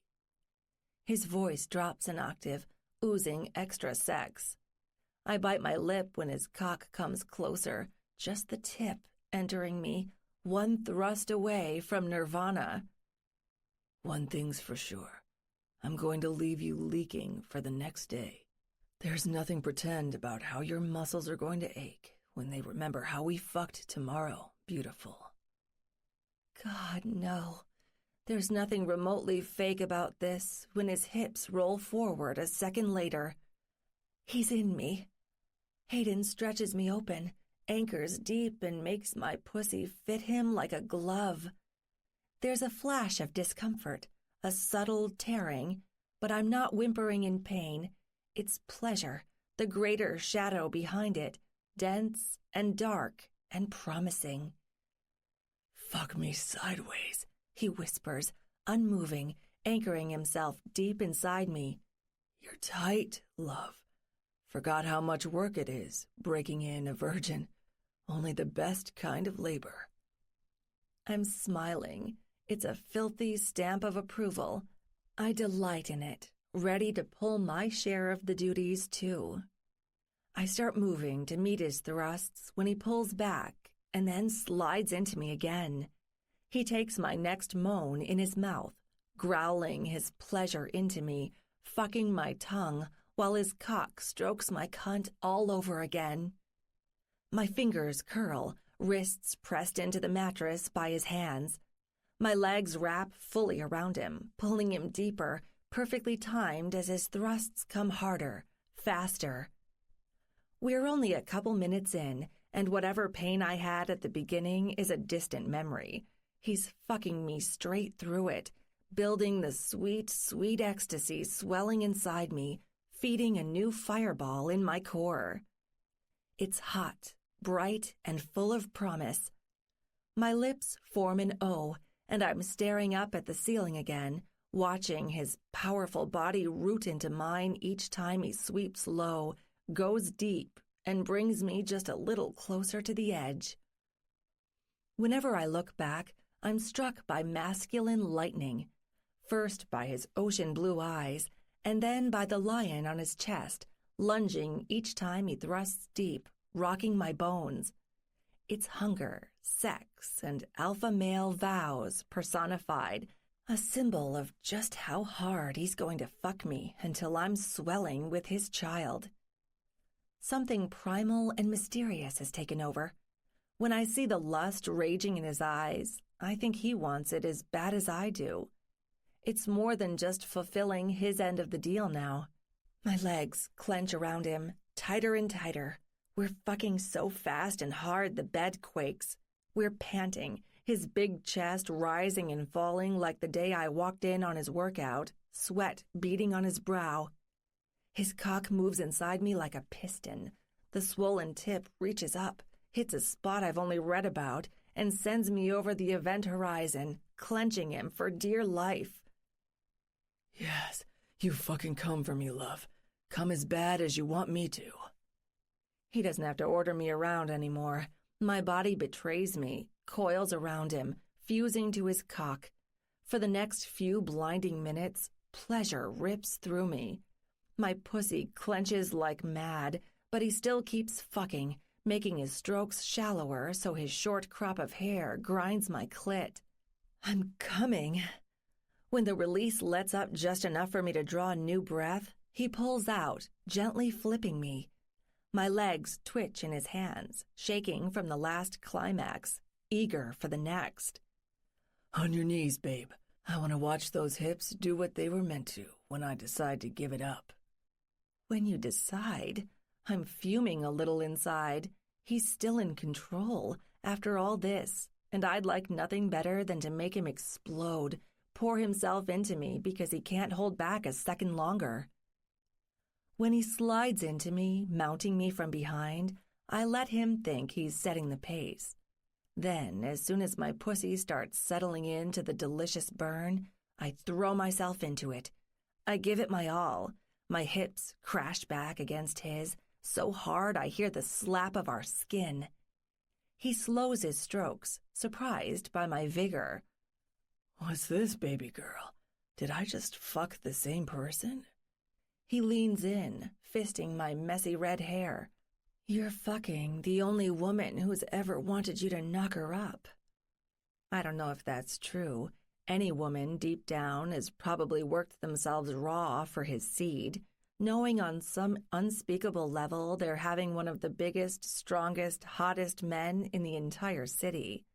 They're having a man who checks every box for baby-making material. Good thing the truth doesn't matter. My words touch a nerve. He proves it a second later, recovering from the shock by slamming into me harder, grabbing my hips with both hands. We're locked in the rough, sheet-clenching animal fuck I've always wanted. He shakes every bone in my body each time he plows into me, growling louder, snarling his pleasure. Every one of my curves ripples with each impact, a new delight I decide I'm in love with. He isn't playing anymore.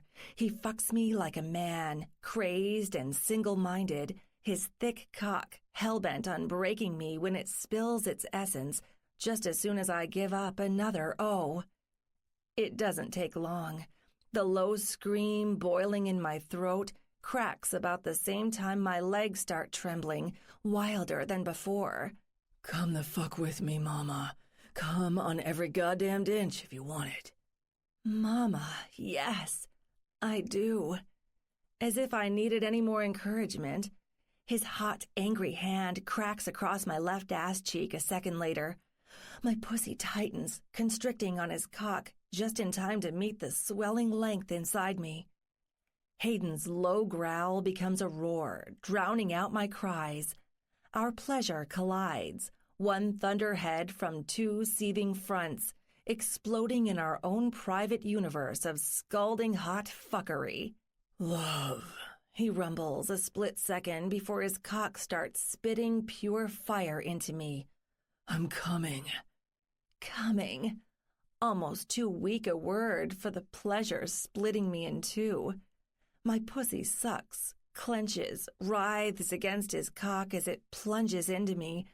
Thick, fiery ropes arc deep, a deluge of seed. Burning, coating, filling, overflowing. He floods me and then some, his wet heat molding our release, scorching my senses down until there's nothing left except the fire, the release, and the satisfaction I thought would never come. This is full orgasmic fury, unchained, one with a beginning and an end. His seed keeps coming. It seems like he's never running dry, throbbing again and again as I come my way through his mad injection. There are stars on the ceiling, rippling in the mirror when I can finally see straight again. By the time he pulls out a minute later, panting, I realize it's just a hallucination. Burn marks left in my eyes by the lightning he's poured into me. The night wouldn't be complete without one more surprise. Just when I thought it couldn't get more real, Hayden jerks me into his arms, folds them tight, and won't let me go. If he's trying to act like we're not pretending for one strange, beautiful night, he succeeded. "What are you doing?" I ask, afraid to look him in the eyes until he turns my face with his hand. "Doing this the right way. We decided we're not doing this cold and clinical. If we're doing this all fun and natural, I'm not half-assing. We're feeling everything, Mama." Mama.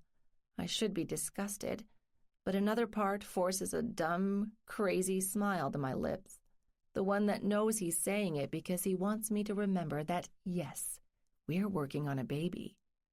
I don't tell him that, of course. His cock nudges my thigh, hard already, angling toward my pussy as he reaches between my legs and pulls them apart. The next week is a kinky, bed-slapping blur. Hayden can't keep his hands off me. He's back at the condo midday, taking me out on the high balcony overlooking the city, where he throws up my skirt and pushes into me. I look down from the yawning heights while he puts my hands on the rails, bends me over, and fucks another orgasm into me.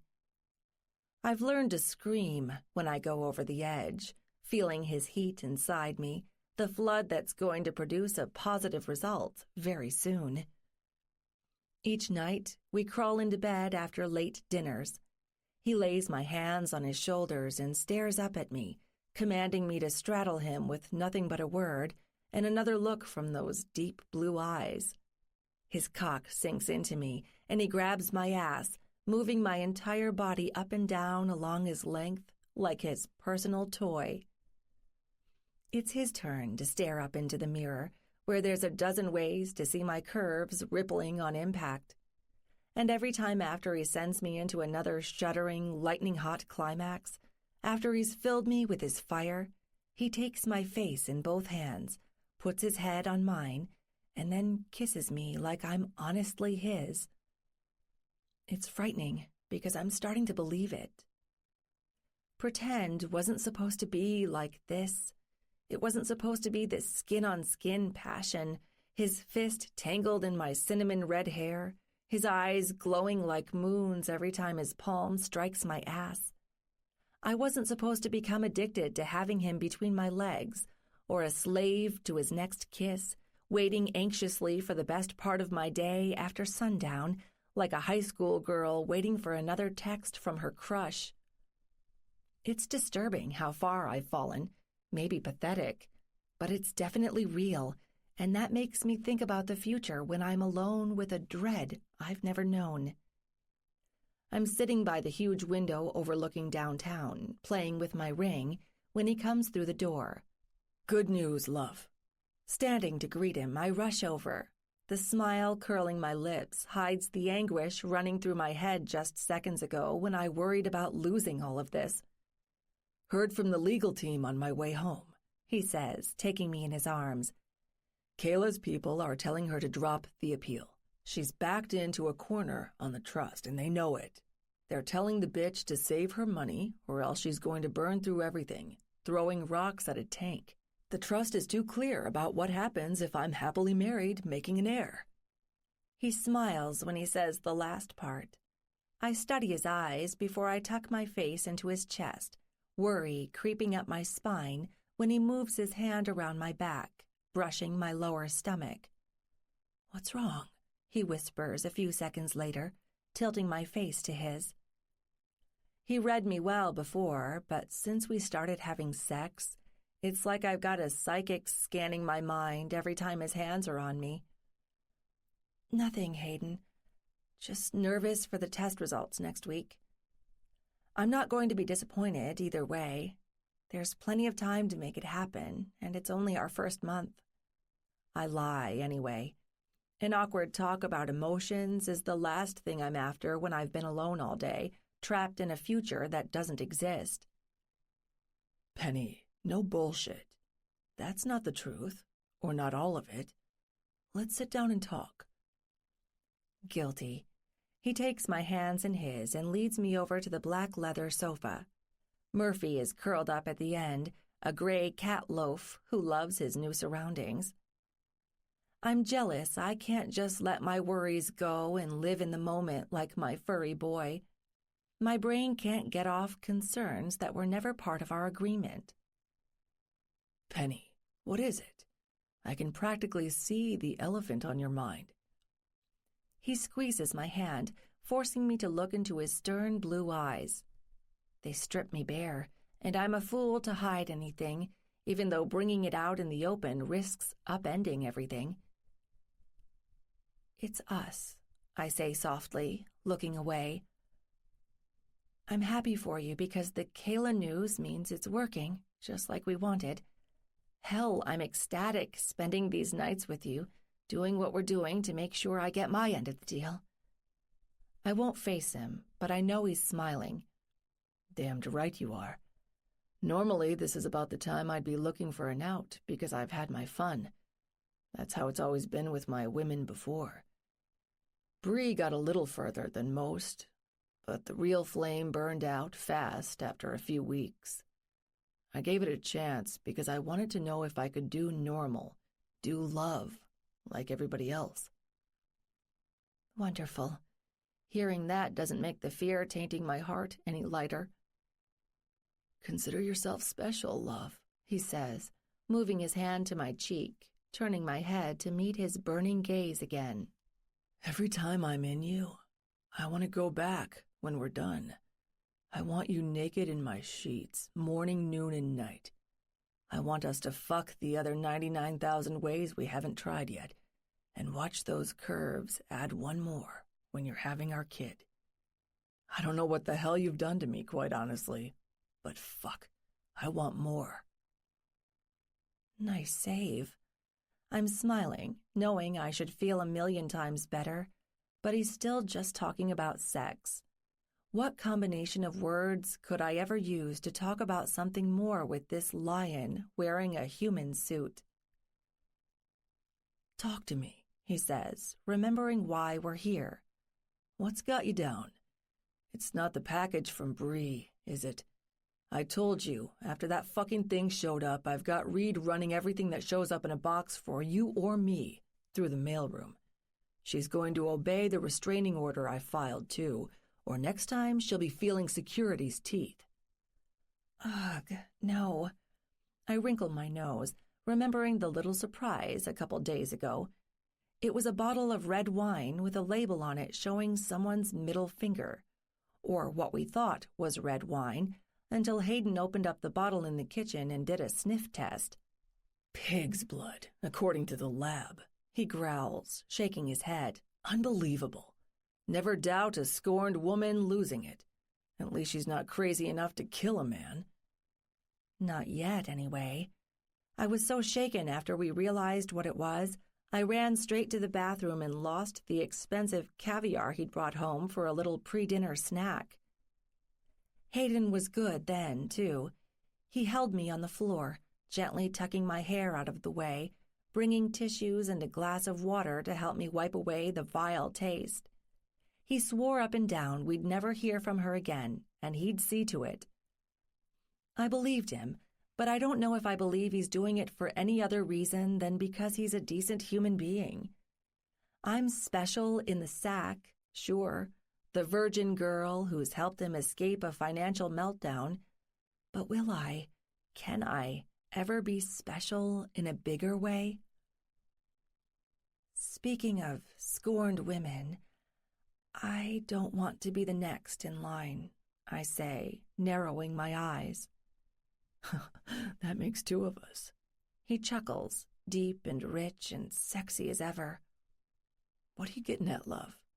You're dancing around a mountain taller than this tower. It's the future, Hayden. I've given it a lot of thought, and I'm worried. 2 short sentences, and my mouth is already stinging like a scorpion crawled inside it. What happens when Kayla drops the case and you're cleared to ride off into the sunset?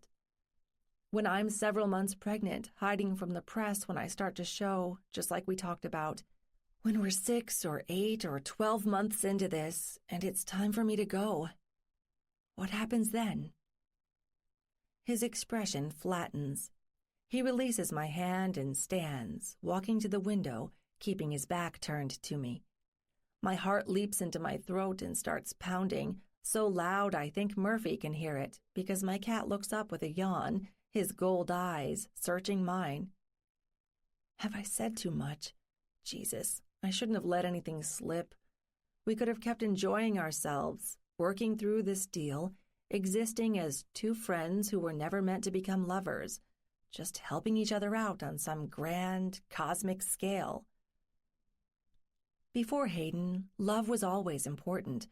I told myself it wouldn't be this time, but now I know I lied to myself. It looks like the emotional train wreck I feared from day 1 of our attraction has arrived. Hayden. I get up and walk over, whispering his name. He doesn't turn.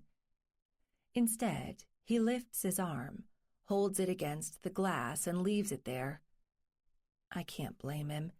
He's looking out over his city, a sight that's about 100 times better than the jumpy, hopeful woman behind him right about now.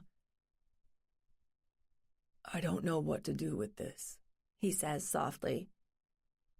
You were supposed to be a glorified actress, nothing more. I clear my throat, producing noise just to break the suffocating silence between us. And now? He turns slowly, looking me up and down before he answers. There's that vulnerability again, the fragile state he banishes me to before he makes me feel safer than anything in his arms. I look at you and I see my wife. Not the one I married for this ridiculous diversion meant to stop my stepmom from robbing me blind. It's the woman I always wanted. He opens his arms. It's a miracle I don't slide across the tile, racing forward, crashing into him, and smiling as he scoops me up, holds me, and shelters me from my own nagging doubts. Jesus, Hayden, you mean... I can't bring myself to say it. Yeah, this might actually work. That's all he says before he takes my lips, kissing me harder than before, a different sort of hunger moving his lips. I can't make any big promises just yet. We should get to know each other outside the bedroom. I nod like my life depends on it. Organically. That's how it's supposed to be. Yes, but there's a certain protocol to these things, too. You said you have a sister and a mom? You really want to meet them? I ask. My body tightens all over again. One more thing I never thought about, setting off new chain reactions in my heart and mind. I'd better. If this is going to work long term, then it's time your family became mine. And vice versa, I say, smiling. When do I get to meet your brothers? Luke? His brow furrows. Whenever the idiot cares enough to fly his plane east. Probably when he wants to sit down with me and the family financial advisor. Whenever he needs a new distribution to support his Hollywood lifestyle. As for Grant, he never comes. We'll have to go out to New York to see him on Wall Street. Wow, an actor and a tycoon. Jesus. I'm not joking. The fact that this billionaire family has both reminds me just how much it's going to take to bridge the gap between my perfectly normal suburban upbringing and his. Hayden rolls his beautiful blue eyes. Luke's more like a wannabe. He hasn't landed any big roles yet, so you can hold off on asking for his autograph. I don't care, I say, hooking my hands below his collar and tugging gently on his suit. If he's your brother, I want to meet him, whenever that happens. Grant, too. In the meantime, I'll see what Mom and Katie are doing next week." Sounds like a plan. His trademark smirk returns, but only for a couple seconds. Next thing I know, we are kissing like mad, standing next to the window while a few more reds and greens appear, adding their colors to Chicago's white lights. We're getting closer to Christmas. If this works out like I think it will, it's going to be the best one ever. Mom looks completely unimpressed when we enter. She narrows her eyes, standing next to Katie and Will under the massive tree with the silver tinsel in the Shaw Glass Tower's lobby. Leaning into Hayden, I squeeze his arm and whisper, "Remember what I said? She's a little cagey, but she's a good woman at heart. She put Will through the same test." "I think I can handle one old lady, love." He smiles, patting my arm. I'm thinking back to what poor Will went through the first time my sister brought him to a family dinner. Mom burned his steak to a crisp and didn't serve him a fresh one until he'd finished choking half of it down, listening while he paid her a million false compliments. Mom laughed like it was the funniest thing in the world. Thankfully, we're going to the restaurant on the first floor, which means Hayden's people will be controlling the cooking tonight. Not much consolation when she sees us approaching, turns, and whispers something in Katie's ear that makes her eyes pop. "So, you're Mr. Billionaire," Mom says, leaning on her black cane. "Not very impressive for a man who's probably fucked half the city."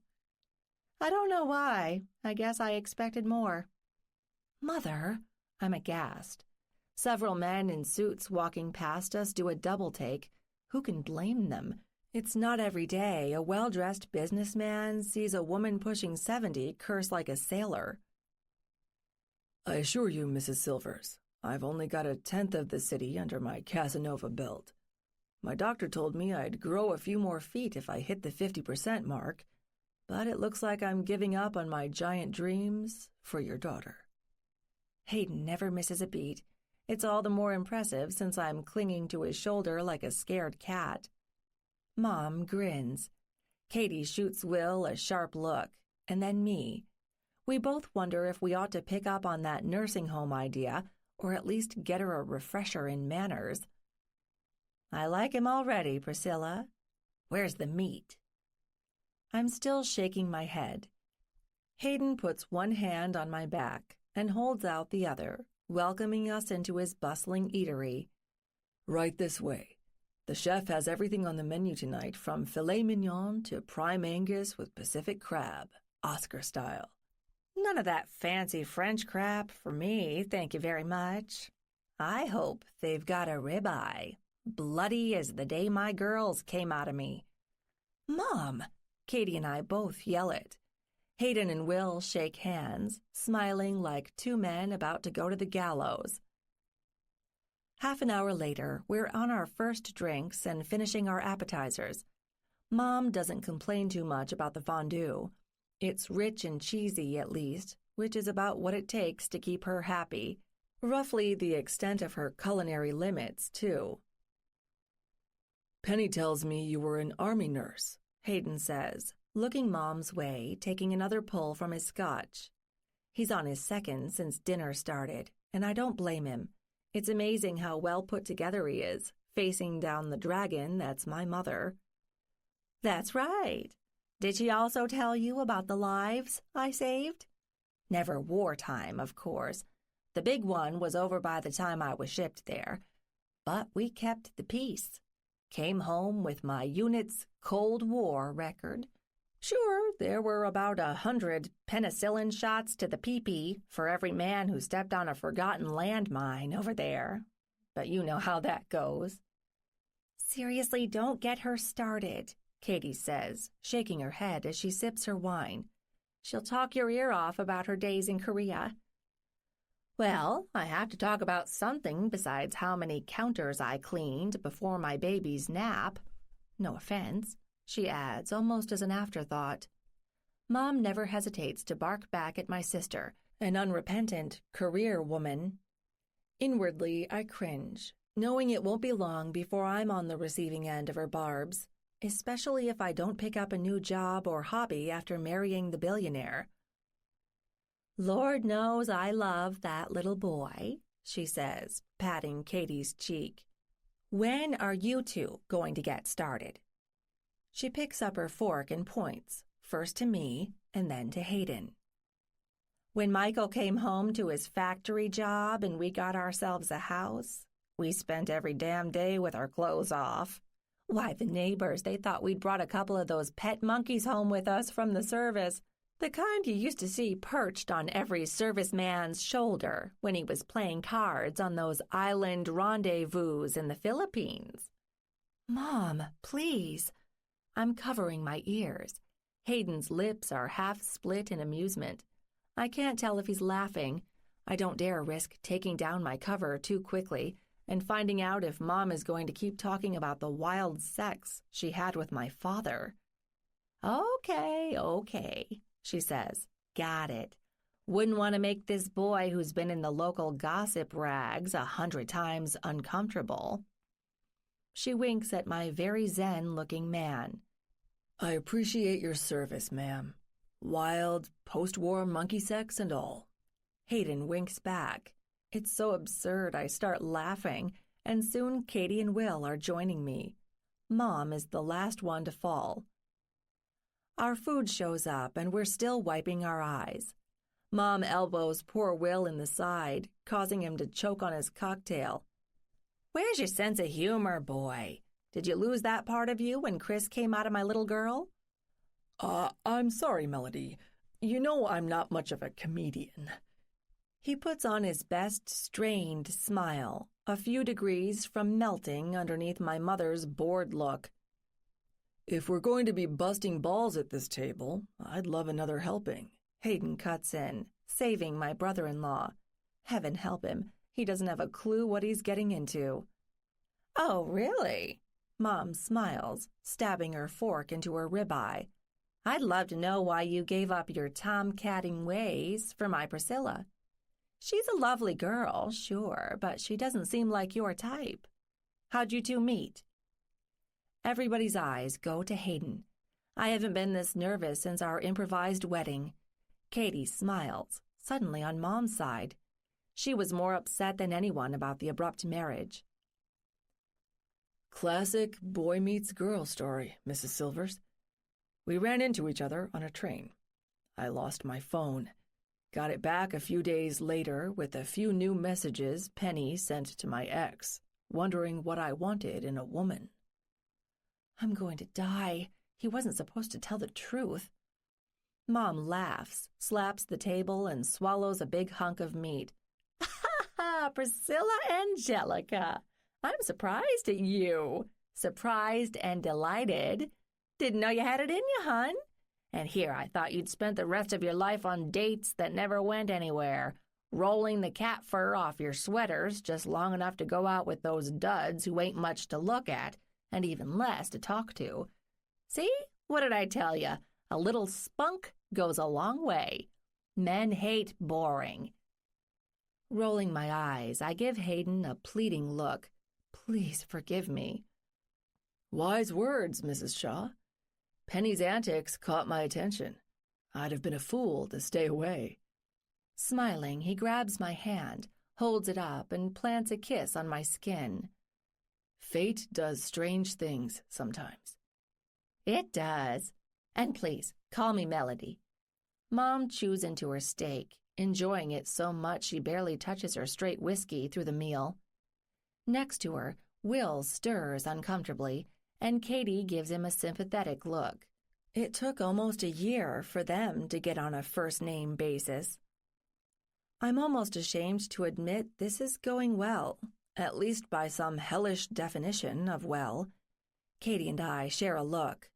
I can tell she's a bit wounded Mom seems to be getting along better with Hayden than her own dopey husband.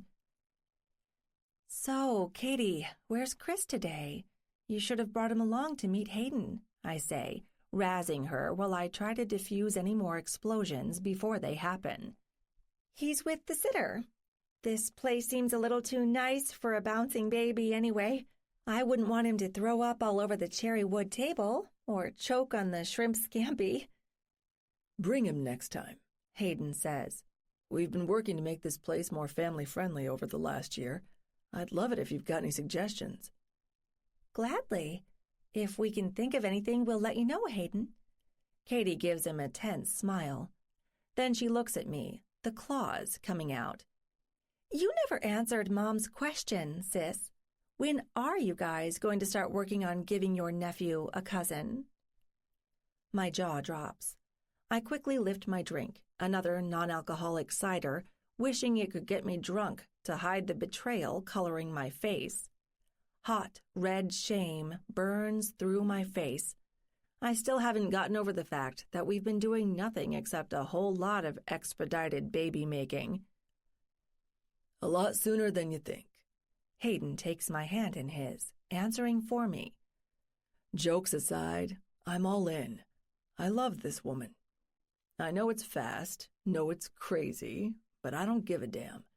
Soon as I decided to put my ring on her finger, we were going all the way. Hope you're ready for another grandkid in the next year, Melody.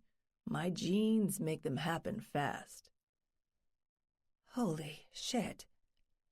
It's not just the 100th laugh tonight rolling off my mom's tongue that makes me tremble. He said the L word, said it to me, here in front of everyone. Whatever game he's playing to get them off my back aside, I know he was serious. He isn't just putting them on.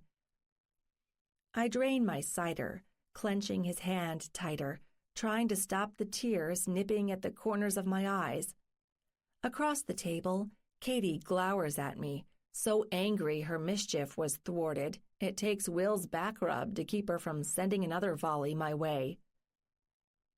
You know what, Hades? You're a good man. Don't care what anybody says. Mom nods matter-of-factly.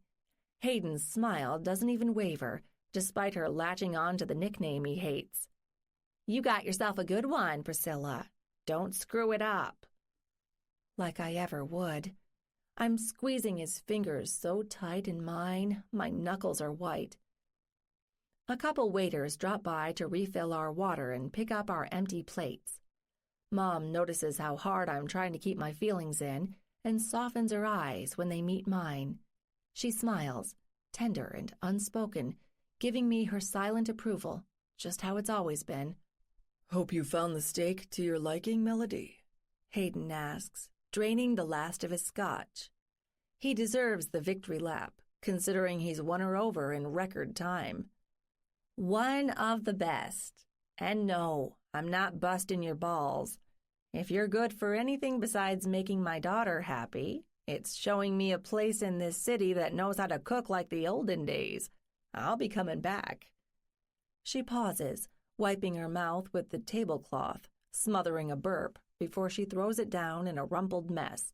Now, let's see the dessert menu.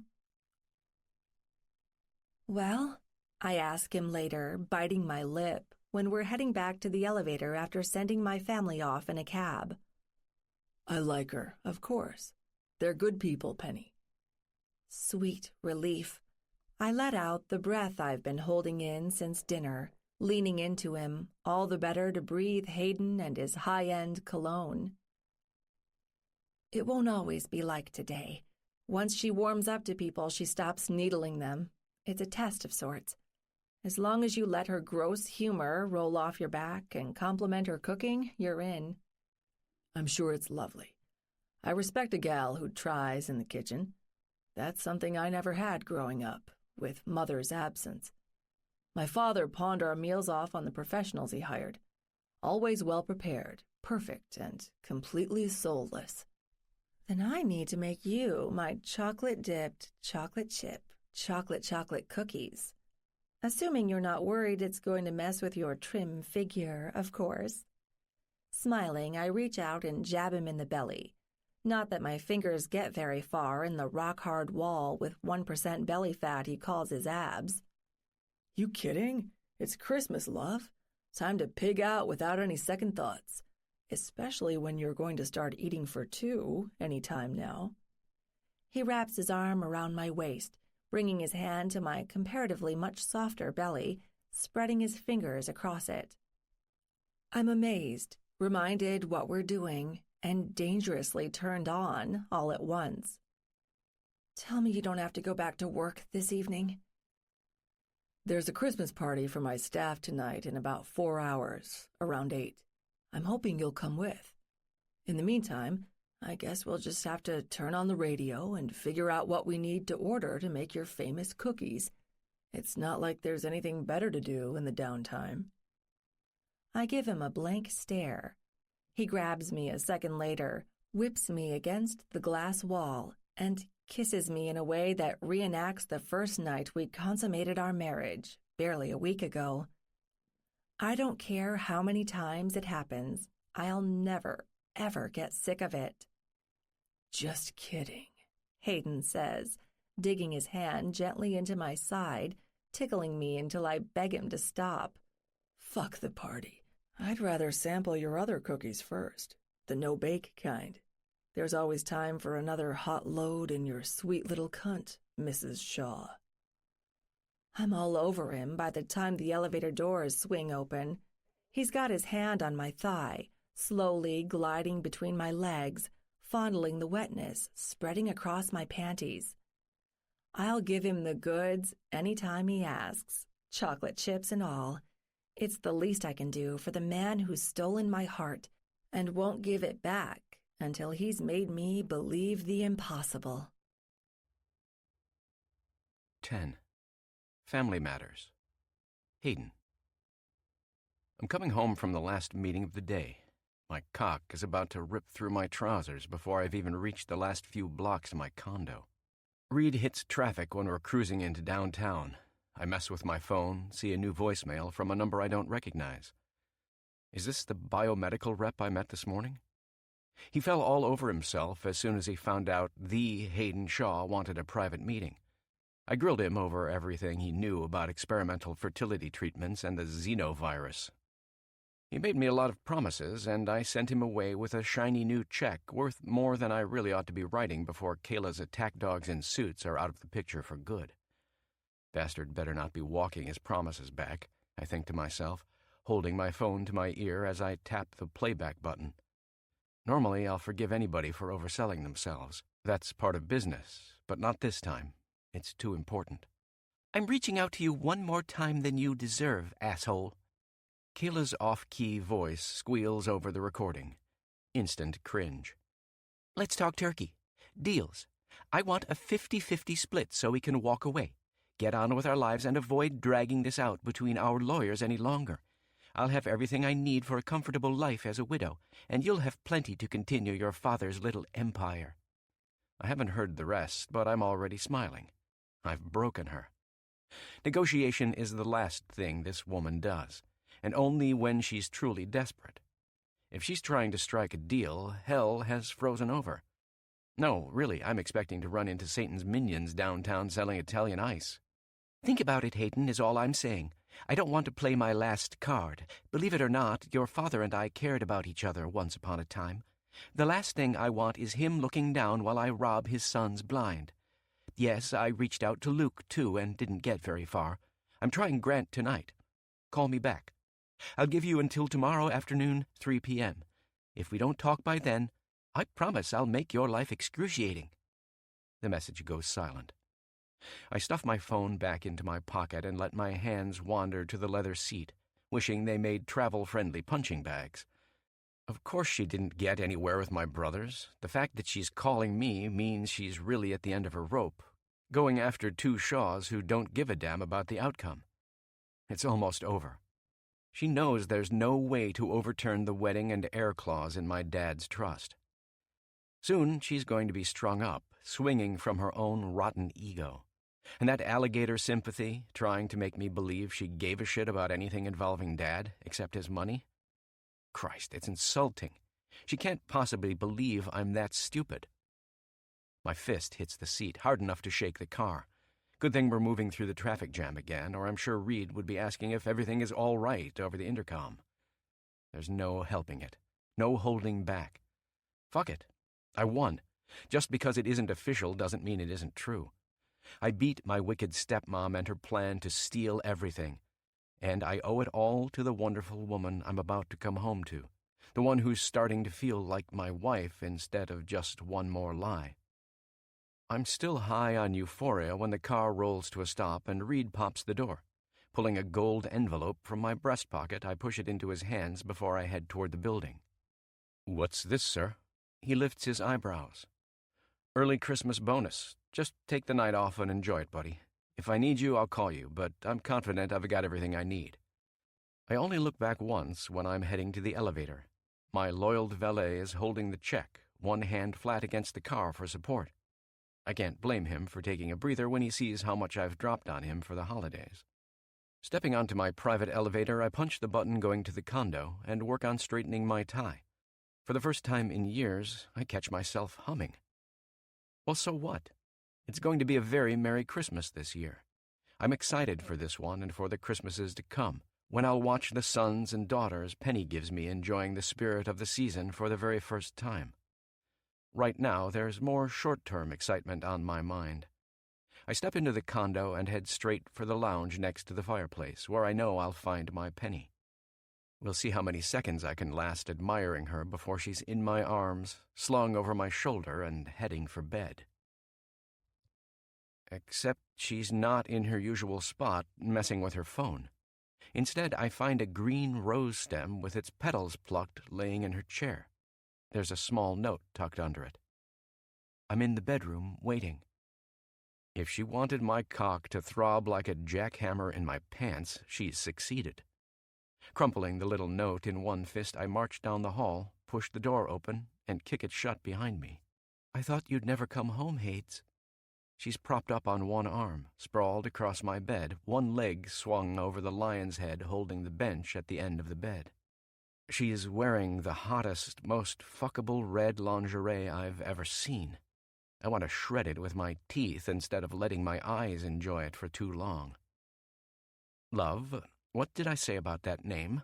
I suppress a smile, walk toward her, undoing my jacket and taking off my tie. My asshole brother gets to say it, and I'll give your ma a pass, but I'm Hayden to you, Mama. Always Hayden. She sits up and purses her lips. "I'm nobody's mama until I take the test next week." "Good. More time to make sure you see a plus sign." I throw my jacket down on the floor and climb into bed, grabbing her hands, pushing her into the mattress. We kiss like we haven't fucked all week. It's incredible. I've never had a girl who tastes new every damn time my mouth takes hers. When I'm in her mouth, her pussy, or getting stroked in her soft little hands, it's like I've never had her velvet on my skin before. Yes, it sounds insane. It's something special. It's what I'm hell-bent on having for the rest of my life, thanks to whatever strange black magic spell she's cast over me. Hell, I don't even care if she's a witch. My lips stamp down her neck, heading for her cleavage. My fingers find her nipple and I squeeze, making her purr. If she's got voodoo going on, then call me a believer. "So hot tonight," I growl, amused, moving one hand between her legs. So fucking hot. She's already sopping wet for me, shifting her thighs apart with just my touch, begging to be mounted and shaken to her very core. I'll worship at this altar, own her body the way I did from the very first kiss, especially now that Kayla's entering surrender mode, freeing us to have an honest future together. "Oh, Hayden," she whimpers. I cup her pussy through her soaked panties and squeeze, my thumb edging her clit through the fabric. "Oh." I smile, one O down. Now just a half-dozen O's to deliver before the night is through. "You left a mess in my lounge," I tell her, brushing my stubble against her cheek. "You're desperate for attention tonight, aren't you?" Biting her lip, she nods. My hips roll forward, finding her thigh.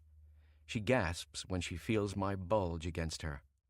So close, but so far from carrying her to bliss. "Couldn't help it. Had to do something to get your attention. Penny tucks her bright red hair into my fist when I lace my fingers through it. If there's one thing I've taught her over the weeks we've fucked, it's that she likes it rough. Mission accomplished. You've got it. Now you have to keep it. I've placed my tie on the bed next to her. I pick it up, lift her gently by the hair with one hand, and move my lips to her ear. Hold still, love. I've got your heart and your body. It's your trust I need tonight. My hand brushes her cheek as I'm trying a makeshift blindfold over her eyes. Yeah, it's a scene straight out of those cheesy flicks with a little bit of bondage. Ask me if I care if anybody does. When my skin touches hers, there's fire burning underneath. Penny's breaths are coming heavier, too. She wants it as bad as I do. Every molecule of her begging for control, guidance, and release. Damn, I love it when she begs. The better to taste. The better to fuck. The better to fill over and over until we're completely sure my boys have done their job deep inside her. I want to make her pussy wetter still with every liquid drop of passion I've got churning between my legs. Hurl everything to the ends of her womb. I want this baby, just as bad as she's craving it. When I caress her neck again, feeling her hot little gasp dancing on my palm, I know I'm obsessed. I won't let up until she's mine, not until we're one in blood, fused in base biology, watching her hips get wider and sexier every day she comes closer to delivering my firstborn. Fuck, I can't hold back. Pulling her onto my lap, I start fondling her breast, kissing down her neck, and giving her some teeth.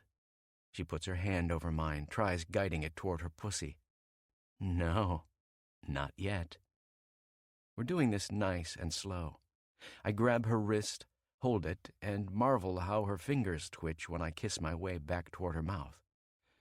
Her ass feels every throbbing inch of me through my trousers.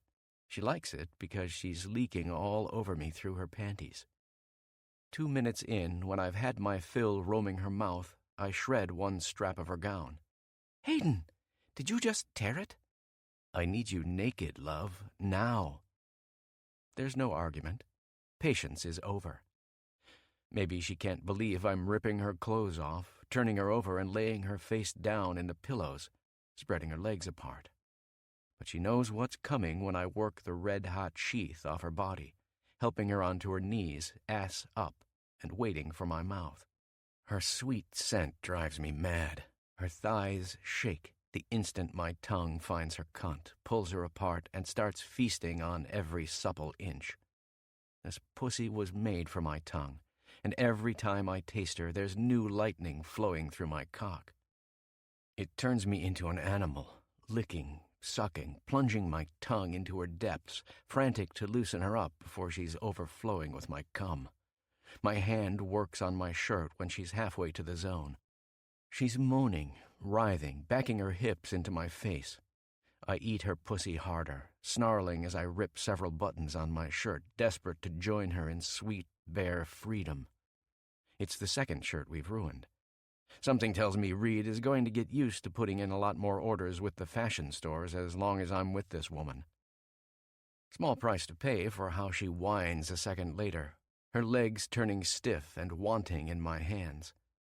Come for me, love. Squirt all over my face before you do it on my cock. I can't speak, so I tongue it into her instead, bringing her over the edge. Her thighs try to snap shut around my face. I hold them open, taming her again, tonguing her swollen clit through the molten buildup to her sweet release. Nothing stopping me. I don't let up until she screams. Her body tenses, overwhelmed by the animal desire pouring out of me into her. It's honey on my lips and fire in my soul, feeding the devilish energy building in my balls. She collapses on the bed about 30 seconds later, spent and shaking. Just enough time for me to undo my trousers without destroying them and kick them off behind me with my boxers.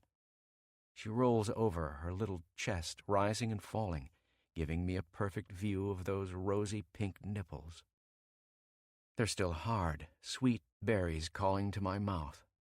luscious, ripe fruits aching to be sucked, drawing my tongue like magnets. I take my woman by the hands and pull her up. Guiding her hand to my cock, I wrap her fingers around it, loving how she licks her lips. Suck, love. Feel everything with your tongue you can't see with your eyes. Helping guide her sweet mouth to my cock, I pause to let the thunder roll through me when her warm lips wrap around my length. Her lips are so innocent. I've barely started training her how to please me when she sucks my cock. Doesn't matter when she feels this good, this right, drawing me deep, pressing her soft little tongue into the crease under my crown. Yeah, fuck yeah. I give away the place that makes me squirm, like I could do anything else when the girl with the magic ability to light me on fire with the slightest touch sucks me harder. My hand forms a new fist in her hair. Pulling her beautiful red locks, I watch her struggle to take every inch. She makes it about halfway up, a small improvement over the 3 or 4 inches she managed last time, barely a third of me. There, baby, there, I growl, urging her on. Oh, good, fuck, yeah. Good? Make that really fucking good. I thrust gently into her mouth, clasping her head. Penny's soft tongue lashes me faster, warm and wet, sending me to climax. I enjoy her oral practice as long as I can, until the heat in my balls approaches dangerous levels. She's moaning on my cock when I separate her face from me. I inhale sharply, smelling new excitement budding in her pussy, breathing about 1,000,000 pheromones in every breath, completing my transformation from man to beast. No more. Her mouth may be divine, but it's nothing compared to being in that hot, writhing cunt I'm ready to subdue. Turn around, love. Face the pillow. I need your ass in my hands when I'm slamming into you, I say, giving my well-sucked cock another stroke, loving how her warmth lingers on my skin. Whatever you say, Hades. That fucking nickname again. Did she really just say it? I stop and blink once before I slowly smile, lifting her butt with my hands, spreading her open. So she's begging for punishment tonight, asking me for a raw pleasure she doesn't even understand. It's her lucky night. She's about to find out how good it feels to come with a red, tender rear grinding below my abs. I'm going to tan her ass raw, ignite everything below the waist before I put my own fire in her. A full minute goes by where she's just breathing, shuddering, burying her face in the pillows. I wait until her head comes up for extra oxygen, and I hear the magic words. Please, Hayden, please, fuck me. So, do you know how to address me? My eyes are locked on her round cheeks while my hand goes up, shifting into my favorite flat position. Nice try, beautiful. You don't deflect that easy. We both know you need a reminder what to call me in this bed. I reach for her hair with my opposite hand, holding her red silk like reins. She needs it to keep her posture. Don't move. Keep breathing. This will hurt the first few times, and then it's going to be the hottest fuck you've ever had in your life. What? How? She doesn't understand. There's nothing else I can say better than I can demonstrate. Question time is done. Several seconds later, I bring my hand down hard on her left ass cheek. Penny whimpers, digs her hands into the sheets, and tries to pull away from me. My fist jerks her back, hair first, into another resounding whack on her other virgin cheek. This time she screams. I let the sting resonate through her, a warm echo numbing her for my next few slaps. They come down softer because I hear her counting breaths, just like we talked about when I teased her before. She's taking it from me. She wants to please me so bad it practically brings a tear to my damned eye, but she still doesn't get it. This isn't just about us or indulging in some kinky game because it makes my cock harder. My innocent, blindfolded wife has no idea what's about to hit her. It's the 6th or 7th stroke when I hear her breathing change. My cock pulses between her legs, leaking pre-cum onto the mattress. I want to fuck her about as bad as I need to see her come just from my hand alone. Some girls have come from being spanked alone in the past, but I never cared about making it happen like I do with her. I bring my hand down again, tilting my wrist, laying into her with just the right force rippling through her ass into her tingling pussy. We're not done yet, not until she finds her O. 8, 9, 10 more slaps. Oh, my God! Harsh, staccato breath pours out her lips between each slap. I think she's surprised by the pleasure reaching up between her legs, grabbing her by the throat and pulling her under. I stop spanking when we've reached a dozen, perfect to break her in. Also, the last few slaps she needs before the fuse I've lit in her bloodstream reaches the charge. It happens, quick and easy, when I grab my cock by the base and push my way into her. I'm growling while I thrust. 3 deep strokes and she's coming, arching her back, hair all a mess, tangled in my hand while she buries her face in the pillows and suppresses the loudest scream I've ever heard. Every man has his limits, and I've reached mine. The leash I've put around myself all damn night breaks, and I start fucking her, shaking her entire body. Ecstasy crashes through her. I know she's seeing nothing except bright red lust behind her blindfold, stars and comets hotter than the impact my balls make, swinging up to slap her clit. Other women have told me what it's like when I send them off this way. Life-changing, they say, as if I've just tapped into heaven itself and delivered a blessing they can only receive when they're doubled over, shaking, coming, trying to call my name through clenched teeth. It's never given me more than a hazy sense of pride. Until Penny, I've never felt more than vague satisfaction. Until her, I've never been in love. Every conquest over her body hasn't been euphoria. No more. Everything is different now, and I'm embracing the insanity with a kiss on the lips. Tonight, I'm crazed, desperate to join her in the storming, relentless release, ready to be one.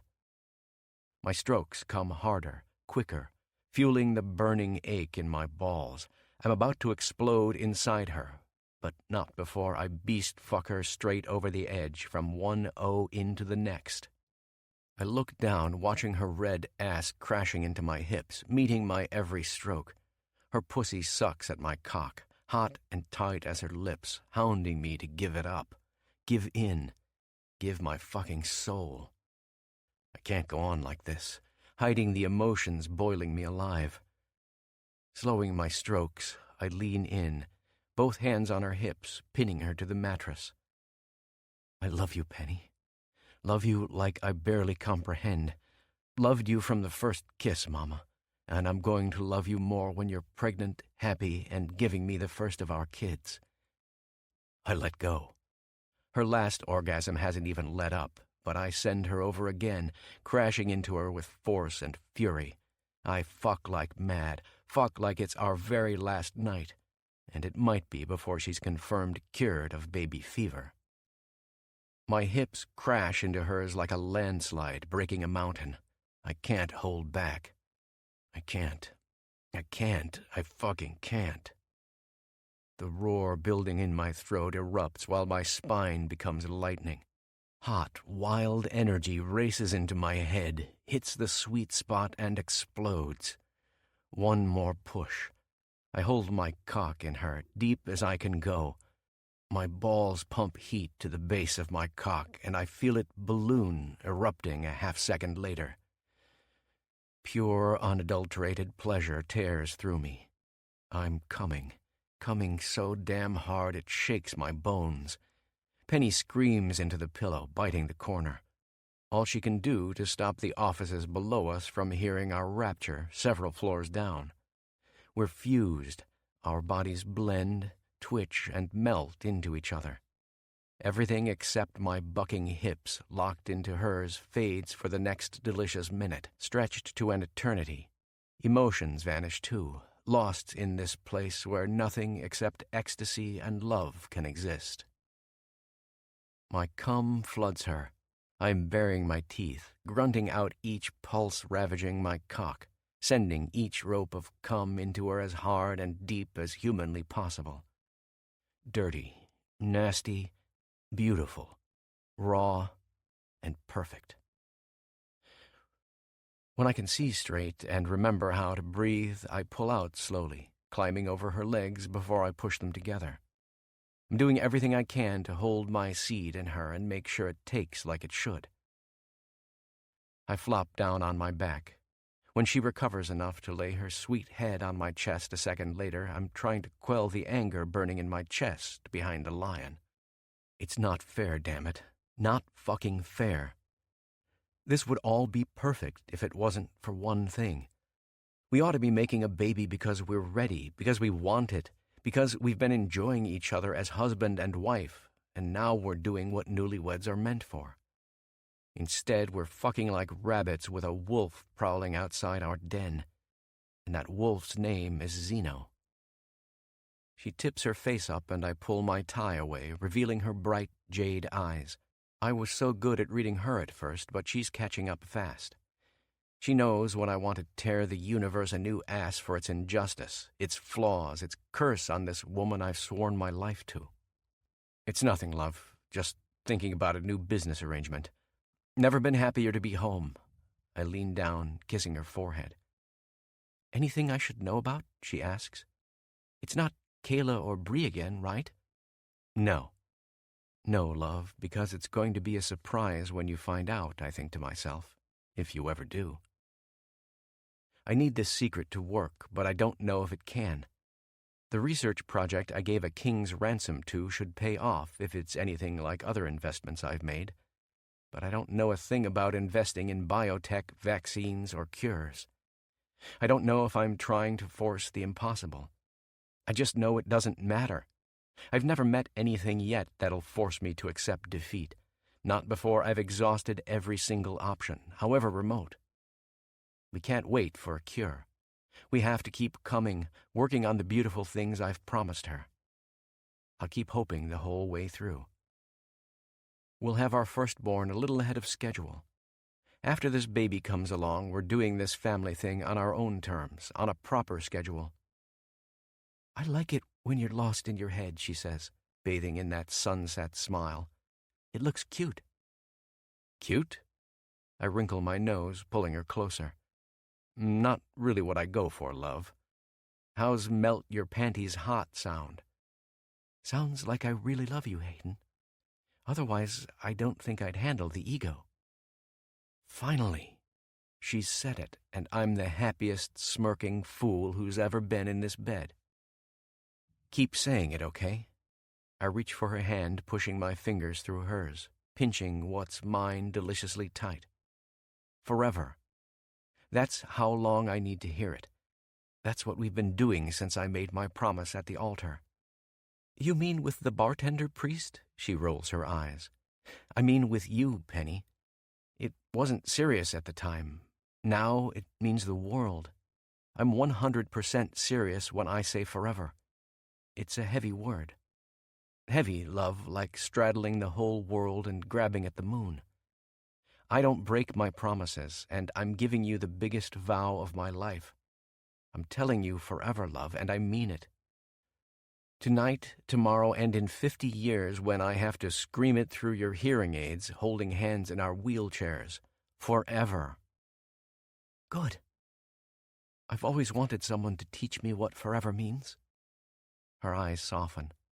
She kisses my chest, her eyes glowing softly when I slip my hand underneath her chin, cupping her beautiful face.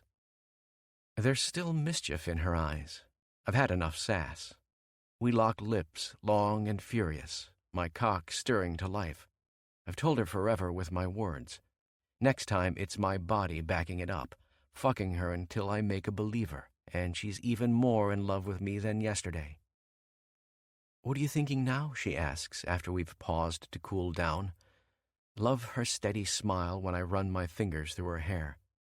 Didn't think she could get more seductive, but there she is. There's something about sex hair, especially on a redhead as beautiful as her. Thinking about how good your ass looked after I warmed it up with my hand. Had a feeling you'd enjoy your first session under my palm once you saw the rewards. I smile, moving in for a kiss, tasting her lips. They're the best because they never let my cock sleep long. I'm starting to get hard again before she looks at me, softness and excitement dancing in her eyes. That part was fine. I wish you'd have given the lingerie at least a week in one piece.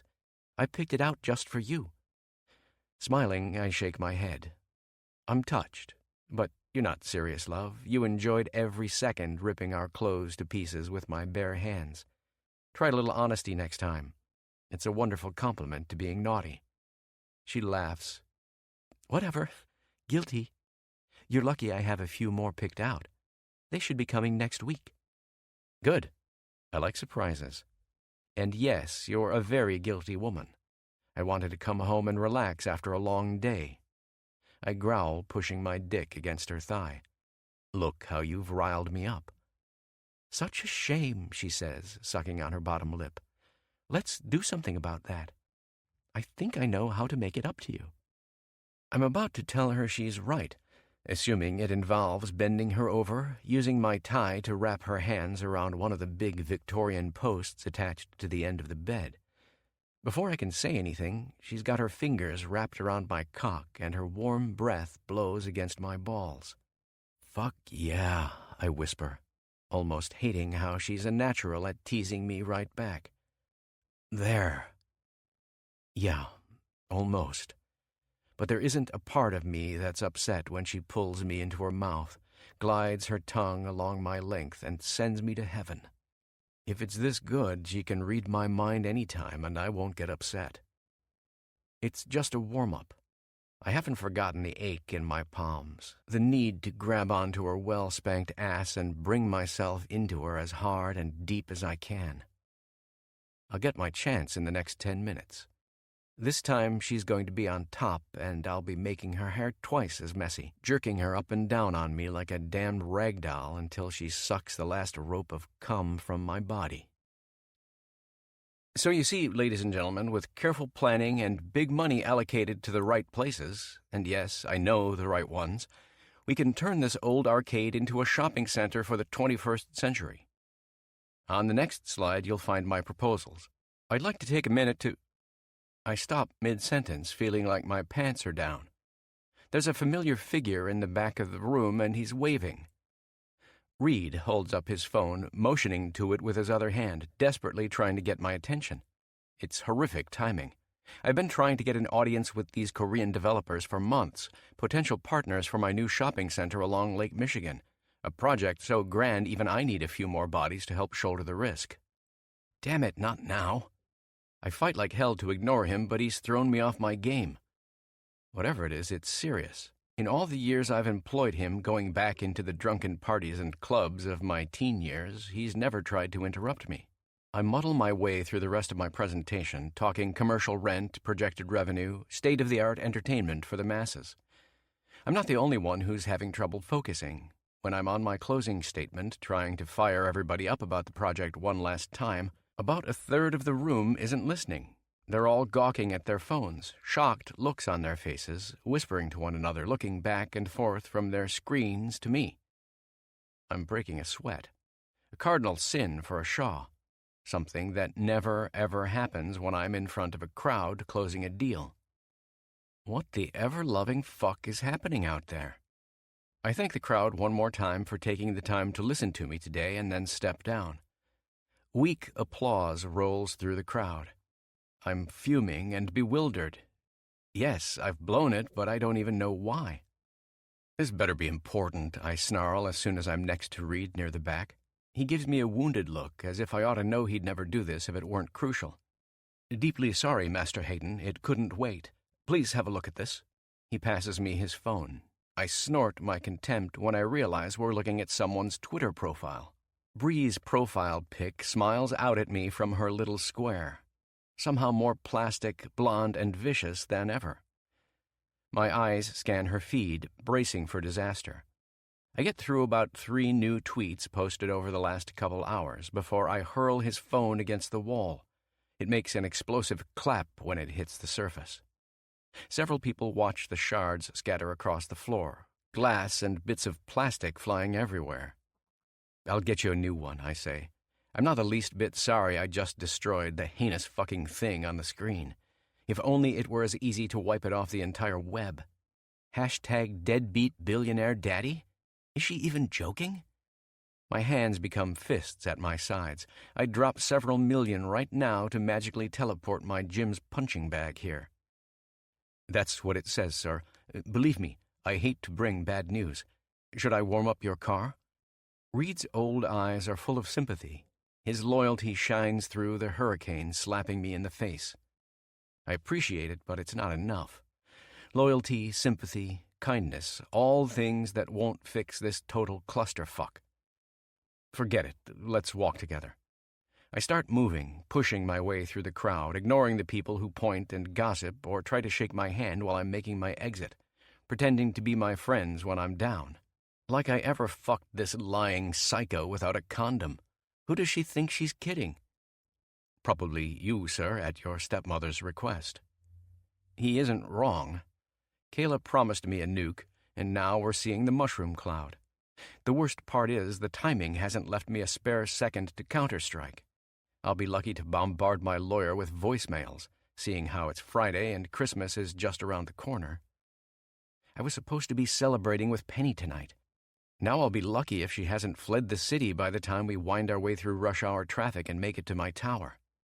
I'm shaking when we get to the car, thinking about her freaking out, leaving, running before I get a chance to explain the subversion.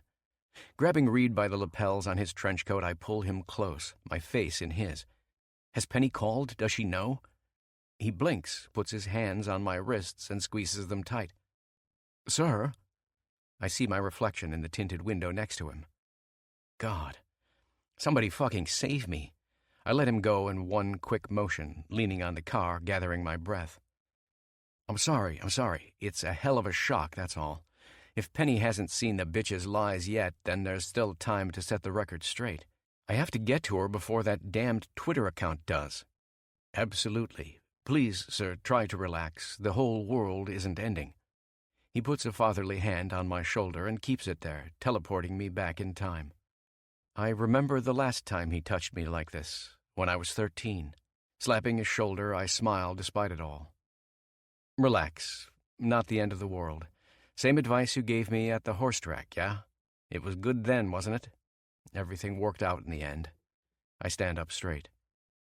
When I was young and stupid, I thought I could make my fortune bigger gambling. Thought I had it all figured out with my betting research, paying the resident numbers whiz in my math class to crunch probabilities. Then Home Star, the prize stallion, let me down to the tune of $500,000. My entire young allowance from the family trust, built up by our financial advisor, gone in a single afternoon. But Reed was there, unlike my own father, comforting me like the scared little boy I was. Relax, everything's going to be fine. The whole world isn't ending. Turns out he was right. That gives me some hope he'll come through for me again, but having Penny on the line is a whole hell of a lot more important than my kid fortune. One more thing worth filing under unthinkable. Just slide in, sir. I'll have you home in record time. I've already asked the men downstairs to notify me immediately if Mrs. Shaw tries to leave without a reason. Whatever. I leave it at that. He can't hold her prisoner if she finds out and bolts, and neither can I. I have to hope, like I never have before, that she's blind to the shitstorm on social media. Maybe she's asleep or reading a book, or the battery on her phone burned out. Yeah, and maybe I'll lose consciousness and my common sense tomorrow. Hiring a couple boys in the mafia to relocate Bree and Kayla both to distant homes in the Amazon jungle would make my life a lot easier. But then I'd be condemning a pregnant woman, if she's really pregnant at all, and a spoiled peacock to a life without Netflix and 5-figure heels. Thus, I'd become America's most wanted overnight, instead of just the asshole who knocked up his girlfriend and hasn't been around to support her because he married someone else. Fuck. I'm not thinking straight. I put my forehead against my fist, closing my eyes while Reed weaves between the downtown traffic, desperate to clear my head. I'm going to lose everything if this goes down the way I'm expecting. Bree will try to tie me up as long as she can, refusing a paternity test. I'll need a court order to have the cops drag her to the nearest clinic.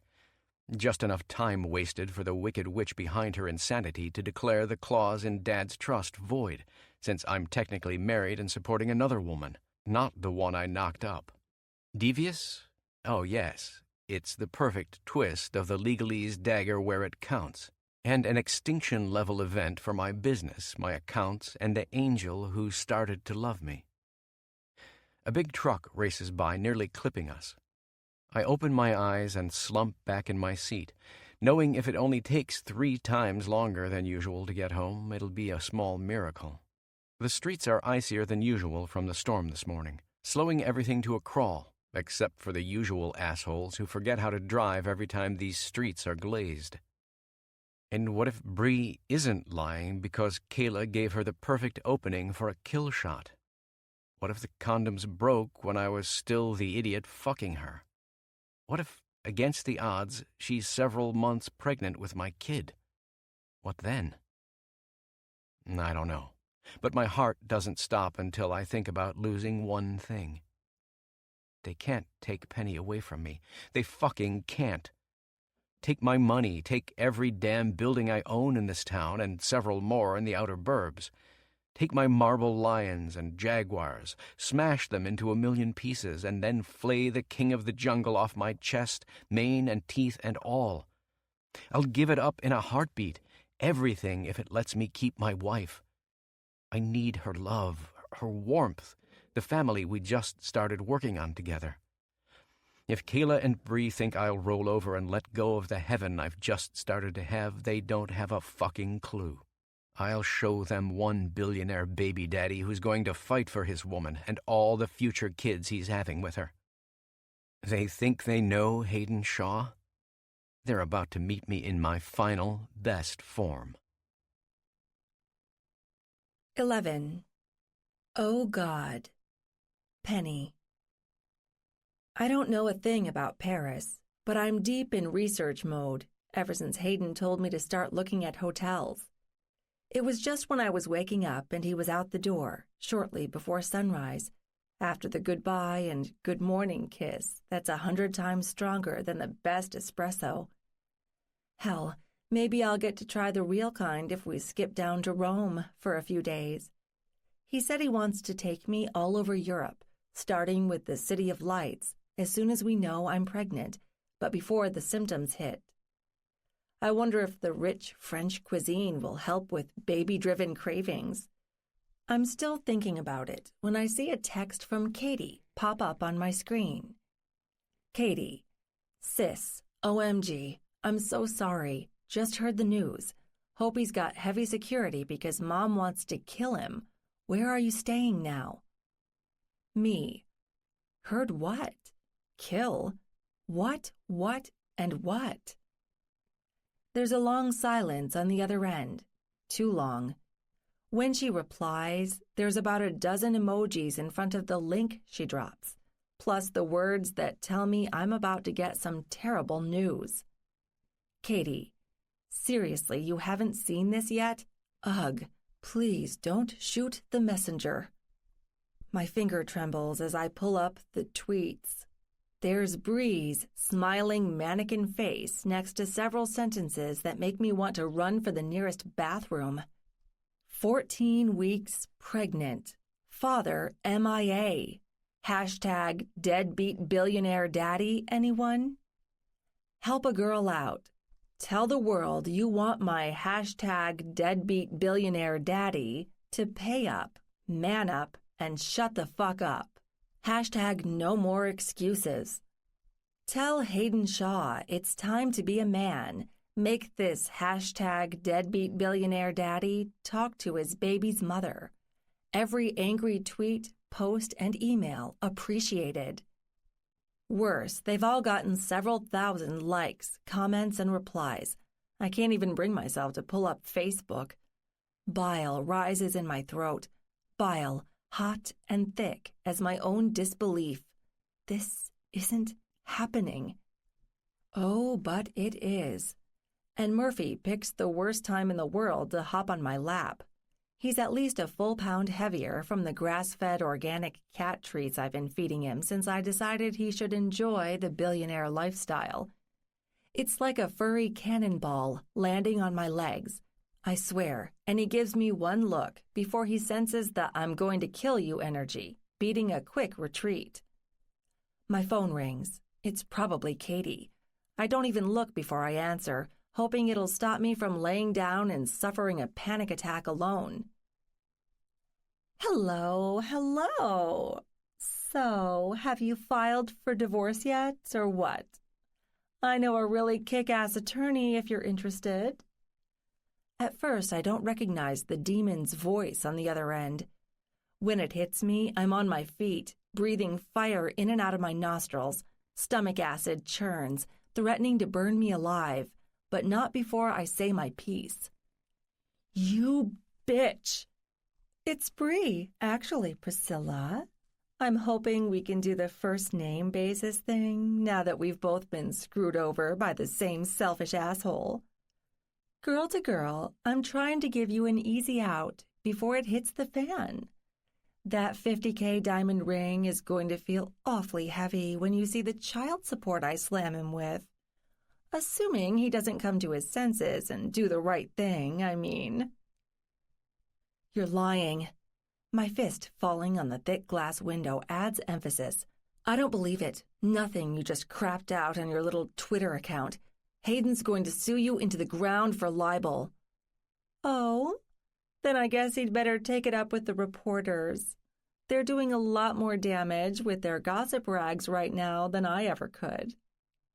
It's like I can hear her shark-toothed grin appearing over the phone. My fingernails claw at the glass. It's all true. The timing checks out, and you know it. I'm sure he'll demand a paternity test soon, and then you'll find out the awful truth, if you're dumb enough to stand by your man. I'm trying to save you from more hurt, Penny.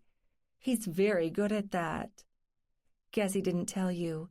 We were at it constantly before the breakup. Hate sex didn't fix us then, but it sure had unintended consequences. No, the jealousy is almost blinding. No, you fucking... Hey, look, this isn't easy for me either. She cuts me off. You think I like stuffing pickle rolls down my throat just to shut our baby up for a couple minutes? Never would have dreamed I'd like the damned things. But a woman's body does funny things when she's been knocked up by a deadbeat. There's no uncertainty in her voice. I hate her sick, taunting confidence. It's making me worry that this isn't just a horrible setup or something Hayden's stepmom put her up to in a last-ditch effort to derail his fortune, taking us down with it. I need to be professional, even if every single impulse inside me screams curses and death threats. For all I know, this call could be recorded. What if she's trying to make it ugly, drawing me into a trap? I want you to listen to me very carefully, Bree. I begin. No, you listen. I'll tell you exactly what happens next. He's going to walk through that door any second and send you up Denial River in the SS bullshit. We both know what he's like. Confident, charming, and so fucking gorgeous. It's easy to give him the benefit of the doubt. It's easy to believe. He used to throw the L word around like nobody's business. Told me we'd be married in a year. He liked to say forever all the time and pretended it was serious. Heavy, he called it. Ha! And he always followed it up with this magnificent bullshit about how he'd still be saying it when we were old, deaf, and in our wheelchairs. Always said he'd never thought about a family before I came along, too. Well, looks like we're having one after all. Just a little differently than we ever thought after the smoke he blew up my... The phone drops. I can still hear her on the line for another minute, wondering if I'm there. Forever. That was our word, our love, our promise. Or so I thought. The nauseous adrenaline throttling my heart since my sister's texts is starting to hurt. Everything she's said is familiar, too honest, too much like what he said to me since we decided we weren't pretending anymore and we're really falling in love. I've never hated another woman so much in my entire life. I try to tell myself it's because she's a filthy, stinking liar who will stoop to anything to ruin this, just like Hayden's stepmom. But it might be there's another reason I want to find her, strangle her, and bury her in city concrete. Or I would if she weren't carrying an innocent fucking baby. She could be telling me the truth, and if she is, she's going to drop down to the second most hated person in my heart. I'm scared. How could she repeat what he said to me last night practically verbatim if he hasn't used the same lines on her? There's one cruel explanation, the only one that makes any sense. I think my heart is about to break through my ribs. I need to talk this through with Katie. Not that there'll be any easy answers there. She'll encourage me to run and never look back, but at least she'll pretend to listen before she does.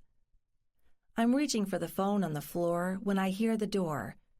Mr. Mouth of Lies himself comes marching in, sees me, and doesn't stop until he's standing less than 2 feet away. Penny, you know. My eyes don't lie. I'm looking at him with shock, horror, maybe even hate. Love, no. Tell me you know it isn't true. I don't know what to tell you, Hayden. I stand up, so tall and straight my spine hurts, clenching my phone as hard as I can to blunt the tears building in my eyes. I saw the tweets. I talked to Bree. She told me, fuck her. The explosive edge in his voice makes me jump. He stops just short of destroying the end table next to the sofa with a roundhouse punch, something I'm certain his ex-cage fighter body could do with ease. Listen, I don't care what she said. It isn't true. You still love me, don't you, Penny? I'm asking for a little patience. We'll fight this. We'll bring every high-paid law firm Kayla hasn't paid off to hit the bitch right between the eyes and send her packing as soon as possible. I'll get the paternity test proving she's a filthy liar. We're suing the assholes in the media, too. All the jackals circling us, slamming me with lies. They'll retract every damned word about us. Look at me, love. Look, we're going to get through this. Give me a chance. Please. Fuck, please. I don't know what's worse. The fury in his voice that's so much like how I imagine a cornered, bleeding lion, it scares me. Or how he drops to his knees a second later. Hayden crouches on the floor, grabbing my hand, a sick, strange mockery of the proposal we never had, pleading with his eyes, hot, desperate, and a little bloodshot. If it isn't true, then how did she know about forever? I stare down at him, the words weak and faint when they come. Hayden, how did she know to call it heavy? Why the fuck did she tell me you said you'd be with her when you grew old, shouting through her hearing aids, and everything else you said last night before I slept like a baby? What? He's shaking his head. Anger curdles his gorgeous face. You're kidding. I never said anything to her. She asked me about my ideal wedding once, and I told her. I never promised her a fucking thing, love. You've got to believe me. I don't know. I don't know what to believe. Not even my own eyes when they're taking in his angry, mournful, majestic body. Especially when he hasn't given me an answer, just denied it. Exactly what the bitch herself said he'd do. It's a bug. It's got to be. He growls, ripping his hand away from me and jumping to his feet. Where is it? If I find the fucks who planted it, I'm going to skin them alive. Guaranteed. Stop! This is insane. So much for anything I say mattering. He's already got a huge European vase on its side, ripping out the decorative birch branch in his fist and flinging it across the room. It's too much. He's either lost his mind or he's trying to throw me off with the most ridiculous explanation I've ever heard. One thing's for sure, there's no stopping him. He races through the condo, scaring poor Murphy half to death, hurling priceless paintings and statues to the floor while he's looking for his white whale. Meanwhile, I'm wiping my tears, sneaking into my old bedroom, throwing everything that fits in the expensive, oversized leather purse. I have to get out of here. I need time to think. Murphy sits on my bed, curled up and blissfully tired after the crashing lessons. I bring my face down to his, nuzzling the tabby, and tearing up all over again when I see the unused pregnancy test sitting on my nightstand. Be good while you're here, boy. I'll make sure we're together soon, wherever I end up. I change out of my heels, back into my cheap boots. It's the first time I've worn them since I moved in. If he screwed me, lied to my face, then I don't want any reminders of our time here. Hell, I don't even want the money, the other half of what I'm owed for getting married in the first place. He's on the phone, barking orders to what sounds like Reed, when I start walking out. Yeah, you heard me. The best bug sniffers in the whole city. No, I don't care how much it costs. Fly them in from the fucking NSA if you have to. I stop, long enough to shake my head, before we lock eyes. I'm not sure if he's serious or putting on the greatest show on earth. It makes me think of our wedding kiss, how he smiled for the cameras, lied through his teeth, and then kissed me like I'd just made him the happiest man in the world. He didn't love me then. Is it so unfair to wonder if that's changed?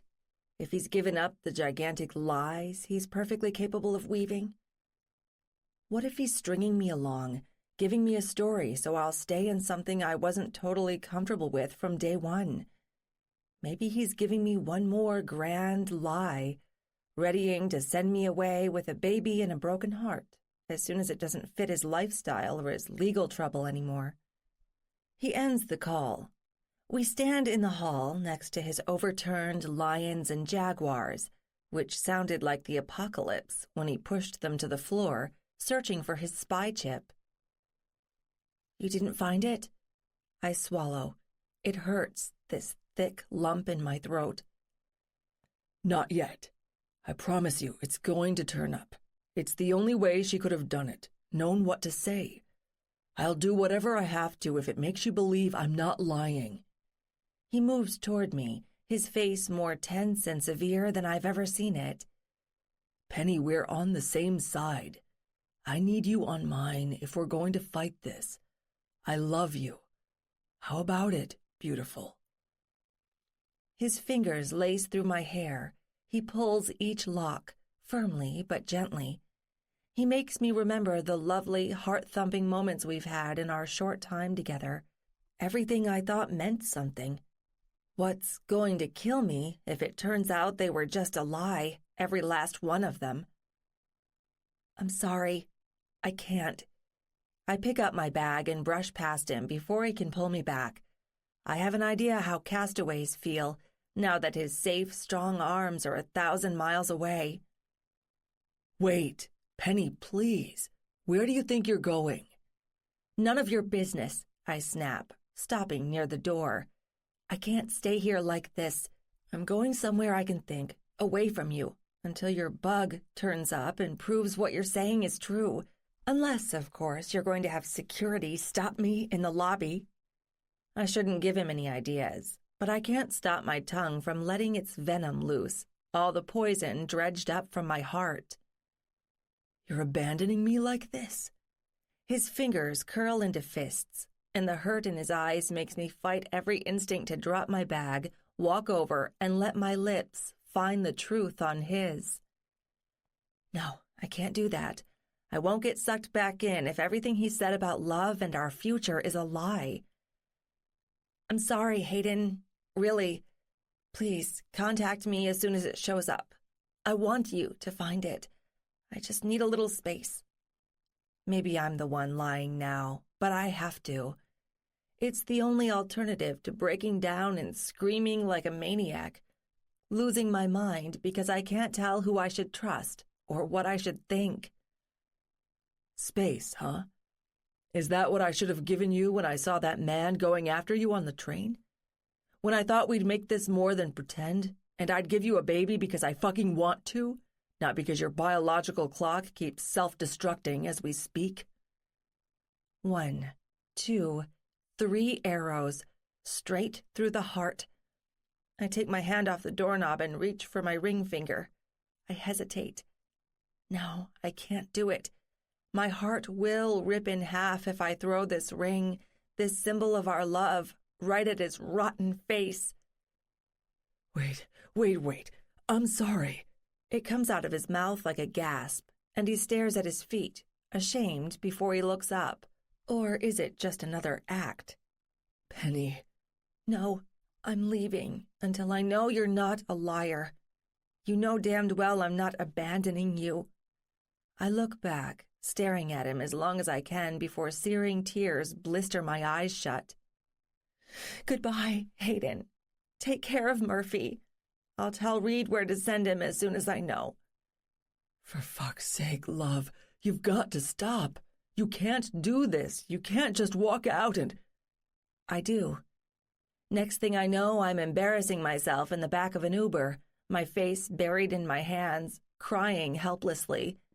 I'm about 1/100th through my sobbing fit by the time the car goes into the suburbs, toward Katie's place, where I can look forward to her "I told you so" crap, while Will awkwardly avoids the scene. It didn't have to be this way. It shouldn't be. But it is. I don't know who I'm married to, what I believe, or if I'm wasting my love. God damn you, Hayden Shaw. I believed in us. 12. Over the Cliff. Hayden. It's about 48 sleepless hours before Reed manages to drug my coffee. I've spent time combing my condo with specialists, tearing everything apart, looking for the bug I believe they've hidden in my place, the one that's fucked me over and stopped Penny from taking my calls. Nothing. That's what we find. Everything goes from bad to worse on the media end, too. Before I can raise hell about a court-ordered paternity test for Bree, the bitch counters. She's already had one, or that's what she's telling the whole world, and the results are clear. The baby growing inside her is unquestionably mine, a perfect DNA match, drawn straight from my own blood. I don't know what to think. Lies? Exaggerations? Or a bitter truth I don't want to accept?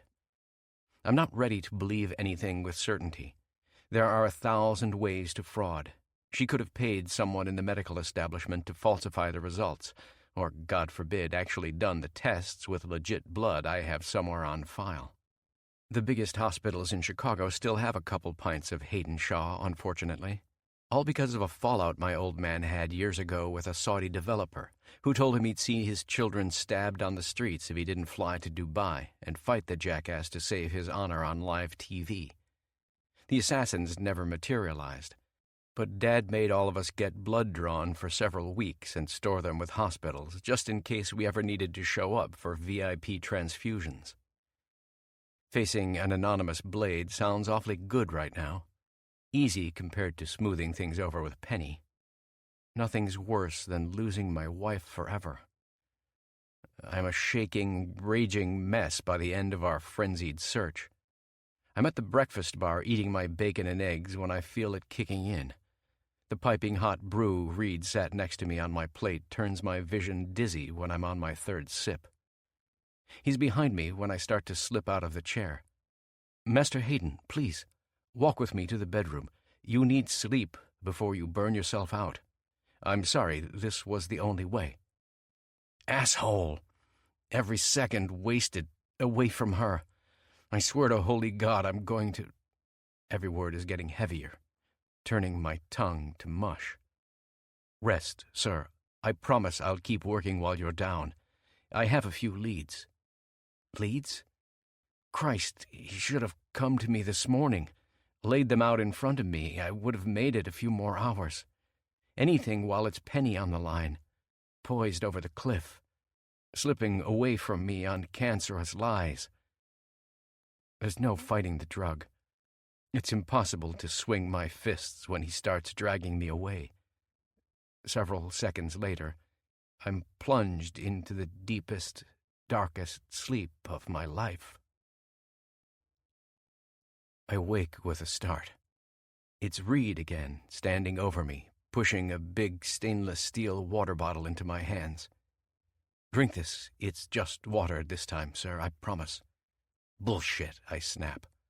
I only manage to pour the stuff down my throat because my tongue feels like it's been wrapped in cotton for several hours. My days of trusting you are over, buddy. He smiles, his wiry mustache turning up like a cat's lips. I think you'll change your mind when I escort you down the hall. Security's holding her now, sir, but just in case my word isn't enough, there's someone else you ought to hear. Her? I look at him while I suck down water. Whatever he gave me to sleep must have dehydrated every cell. It feels like I'm waking up from a desert fever. He doesn't answer me. Reed walks to the door, opens it, and I see a silhouette about as big as me come through. Damn, brother. Reed told me you had it bad, but I didn't think he meant you'd gone back to drunken benders. Grant stands over me in his navy blue suit, his beard as wiry and lumberjack-like as ever. Will bringing her back fix this? Oh, so now you approve of the wedding? Let's not go that far, He snorts, folding his arms across his broad chest. He looks at me and smiles, his perfect white teeth outlined by his beard. I'm here to help family. Plus, I wanted to find out if Reed was just putting me on when he said she had you shook up bad. Christ, it's real, isn't it? About as real as your Maynard lumberjack act, I growl, throwing my legs over the bed onto the floor. The throbbing in my temples weakens. Grant shrugs, smiling. Gotta do something to stand out on the exchange floor. Besides, it's not my money or my reputation on the line with all this crap. Nobody fleeces my brother dry and fucks him over with a kid that isn't his. While I appreciate his anger, I didn't need to remember the threat from Bree just now. His presence here means I'm going to feel like an even bigger jackass on the off chance it's more than hot air and bad money from Kayla supporting her tricks. We're going to fix this, Grant says, throwing a brotherly hand onto my shoulder. Then I'm going to meet your woman and see if she gets the Shaw stamp of approval. Thanks. More to look forward to. I roll my eyes and stand up, shaking off the sickly feeling needling my skin. As soon as you're ready, sir. Reed opens my door and stands by it while I find my shoes, slide them on, and walk out with Grant, combing down my hair with my hand. I've only seen the little dark-haired maid a couple times, a new hire. I can barely remember her name. Reed stands next to the door, blocking it off, giving us full rein for the interrogation. Rachel? I try. Rhonda, she whispers, trying so hard to look away from me, it's like it physically hurts to be in the same room. Reed? What's the story? Yeah, Grant chimes in. Why are we holding this little honey prisoner? Because she's your bug, sir. This is the reason Bree knew how to tangle you up in your own words. My fists clench.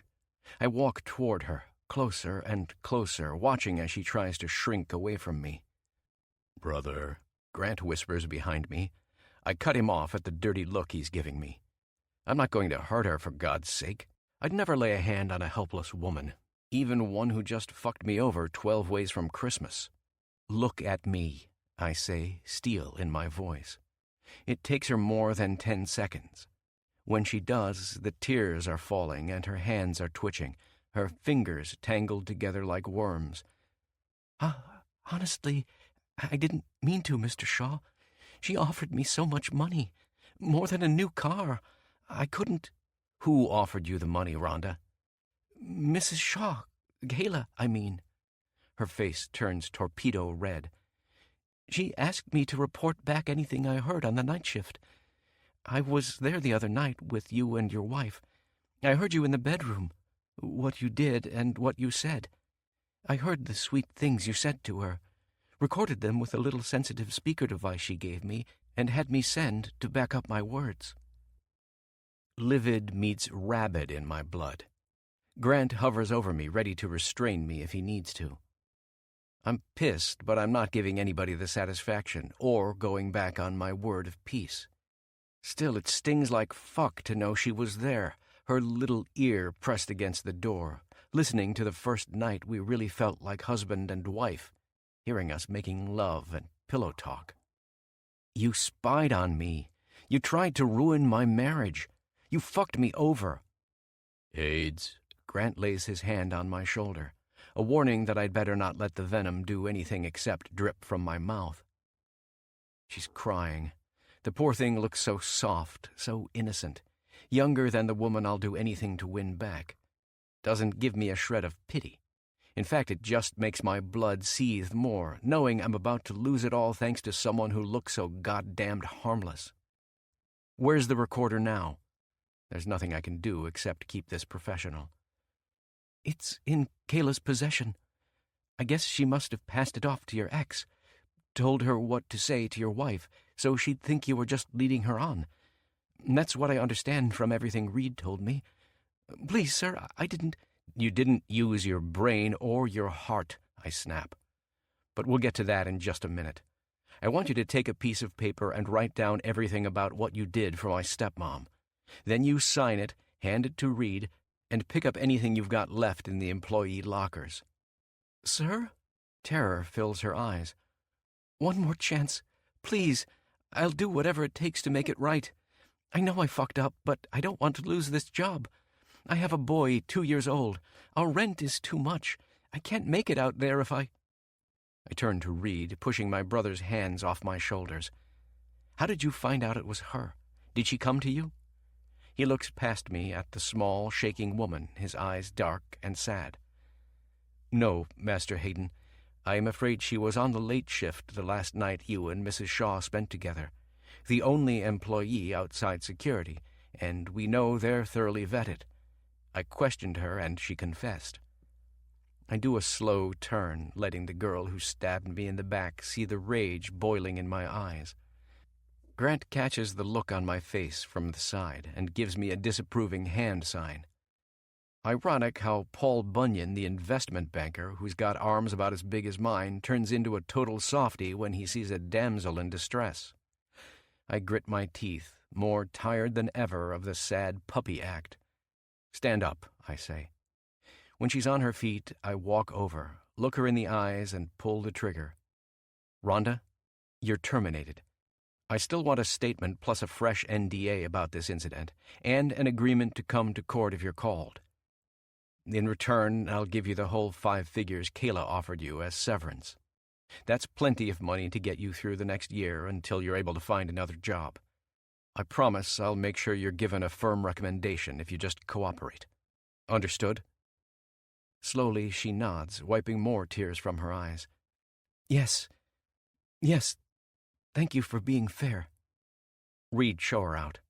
Get her some coffee or water, whatever she wants. Then get this statement. My valet walks her out, and I'm left alone with Grant, who stands next to me shaking his head. That was fucking harsh, brother. Harsh, but I respect it. You'd better. We don't have time to settle the score with anybody except Kayla and Bree. I've got to get them off my back, but first I need to find Penny. She hasn't been taking my calls or responding to my texts. You'll bring her home, Hades, he says, slapping me on the back. If there's anything I've seen, it's how you don't let anything get you down when you're wearing that look. I wasn't sure about this at first. Thought you were just screwing with me and Luke, chasing her down so you'd hold on to Dad's real estate. Now I see it's more than that. She's changed you. Yeah, she has. You're not wrong about the way it started. Our whole wedding was a sham. I watch him cock his head when he hears my confession. That's how it started, but it's turned into something more. I really love her, Grant. Love her like I never thought I'd love any woman. I need to bring her back, put all this behind us and move on. I'm going to have her as my wife again, and next time it's real. Okay, enough with the sappy stuff. He sighs, and I wonder if he's about to chew me out for lying. I feel you, brother. Looking forward to meeting her. He smiles his huge, jovial grin. For once, through all the heartache, I let myself smile back. I'm glad I'm not alone, going into the most important battle of my life. My brothers aren't always my friends, but they've never let me down when it counts. It'll take all the help I can get to send Kayla packing, deflect Bree's ridiculous claims, and carry Penny home. Another night slips by. Grant and I catch up over drinks. He tells me about his New York deals, tearing through the legacy firms with his wunderkind trades, but it's hard to listen. I'm already thinking about tomorrow when we're heading to Katie's house. I'll break down her door if I have to and pay for the damages later, if it gets me face to face with my girl again. By then, I'll have the signed statement from Rhonda, the one that proves my bug theory wasn't just noise. It's a hot, fitful sleep. I stay up too late reading the crap on social media. The blogs aren't helping my case. They're slinging the usual mud, calling me public disgrace number 1, the deadbeat billionaire daddy who won't come forward and do the right thing. I never thought it was possible to hate a fucking hashtag so much. I do, and I hate what they're saying about Penny 100 times more. They're calling her a mistress, a whore, a human ornament I picked up while I trashed my real family. Rumors take flight before they crash and burn in a matter of hours. She's everything from an Irish mail-order bride to a long-time escort I had while Bree and I were together, one I dumped her for after I found out about the baby, hoping to flee the country. Eventually, I grit my teeth and turn it off. I'm no angel. My past with parties and living fast with women means there's ample fodder for them to dredge up, and a lot of it is true. That much I deserve. Penny, on the other hand, my poor, sweet, suffering wife, doesn't deserve any bites from these jackals. If I save the family fortune, I make a solemn promise to sue every last one of these sorry fucks into the ground for going after her this way, tracking down her friends and bosses, trying to make them talk. Paparazzi trash hurts, especially when she hasn't had a lifetime getting used to it like me, always in the public eye, everybody's favorite billionaire bad boy who wouldn't settle down. They loved me for the press I'd generate because I broke the rules. Now they're raking me over the coals because I tried to play them, tried to fool them with my make-believe marriage. Playing with media fire is a guaranteed burn. It guts me knowing she's reading this crap. Can't even go out in public without risking them swarming, getting in her face with their cameras, their questions, and their jeers. I promised her better. No, I won't go back on my word, not if the gossip rags burn me alive. When my phone's alarm blares the next day, I spring up and race through the shower. There's a quick call with my lawyer, and then breakfast with my brother before we get in our car, heading downtown. I want Reed keeping an eye on sellout Rhonda so I can go alone with Grant, driving the shiny new Maserati I've barely touched all year. It takes us half an hour to beat the traffic. I pull up outside Katie and Will's house. Grant nods to me before we pop the door, heading up the short sidewalk, our shoes crunching fresh snow. I ring the doorbell and wait. It takes 3 rings before a shadow fills the glass pane next to the door. I recognize Penny's sister from the dinner. Only the warmth and tepid jealousy are gone, replaced by outright hostility. "Hello, Katie. This must be Chris." I look down at the little boy in her arms, probably the one thing keeping her from slamming the door in our faces. Seeing Penny's baby nephew hits me between the eyes with more pain I'm trying to suppress. Is this what our kid might have looked like? And this must be the asshole who broke my sister's heart, she glares at me. I raise my hands. Yeah, about that. Can I please come inside? I'm ready to explain. I need to talk to Penny. It's not what they're saying on the news. I've got proof. Katie, please. I hold up the envelope with Rhonda's statement tucked inside, signed by her and a notary we brought in late last night. You're too late. Dark relief bristles in her voice. Penny left town yesterday. Left town? I'm floored. What the hell are you talking about? I take a step forward halfway through the door. Grant reaches for me, puts his paw on my shoulder and squeezes a warning. Careful, brother, there's a kid. No shit. I'm not stupid. I just need answers. Hold on. You two can come inside, but you're staying on the rug. She moves aside and points to the big floor mat near the door.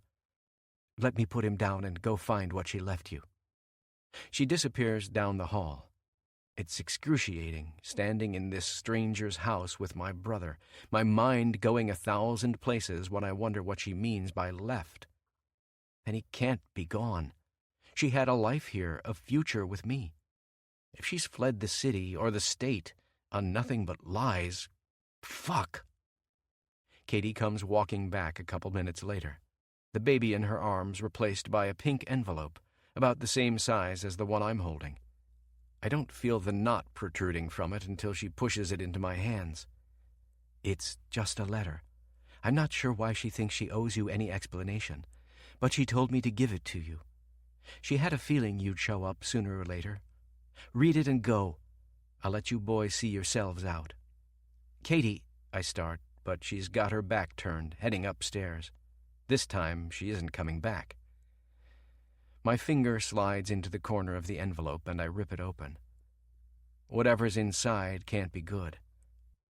I've already lost, failed to get what I came for, because I'm holding this goddamn thing instead of my woman. There's a note on blue-lined paper inside. I recognize her handwriting. I haven't begun to decipher the words before Grant throws his hand on my shoulder again. Stop touching me, asshole, I growl, stumbling off the floor mat several steps into the house to get away from his hand. I'm a grown man. I don't need a damned chaperone. Brother, not here. Let's go to the car. I don't think you can handle reading that in here. I'll handle it just fine. Sure. As soon as I have the note unfolded, I'm trembling, ice and lava running together in my blood. It's short, sweet, and brutally to the point. My eyes scan over her writing, taking it in, desperate to deny every last word.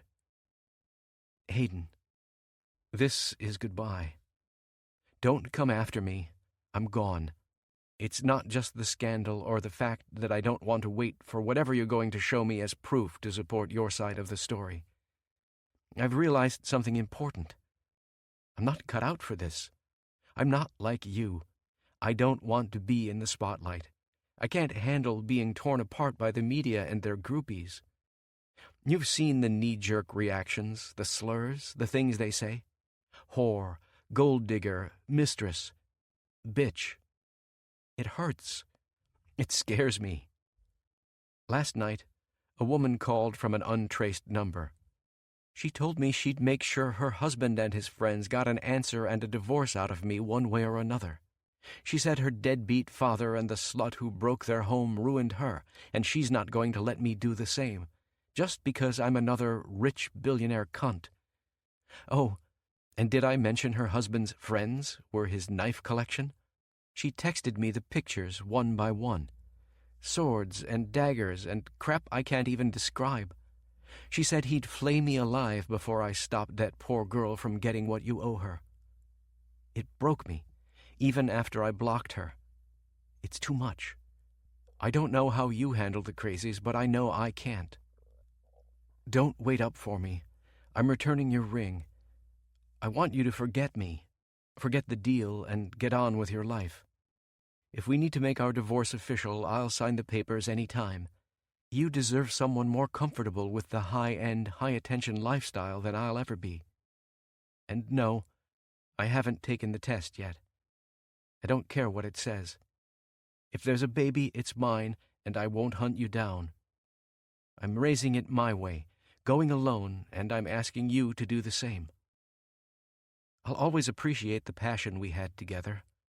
I won't forget, even if you turn out to be the cheating, arrogant asshole everybody says.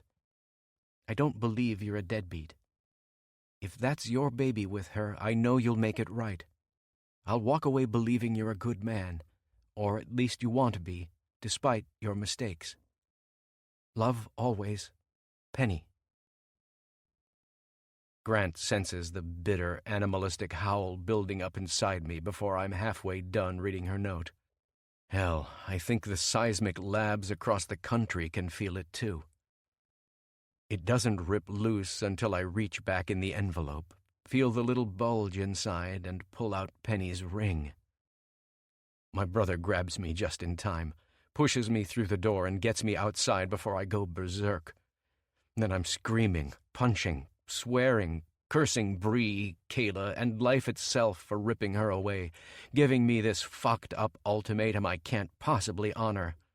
It's okay, Hayden. Stop before you hurt yourself, brother. Breathe. Grant holds me up, keeps me from going face first into the snow. I'm already on my knees, thrashing the white stuff with open fists. Pain blisters on my knuckles, and I see they're raw, leaving rusty blood stamps in the snow.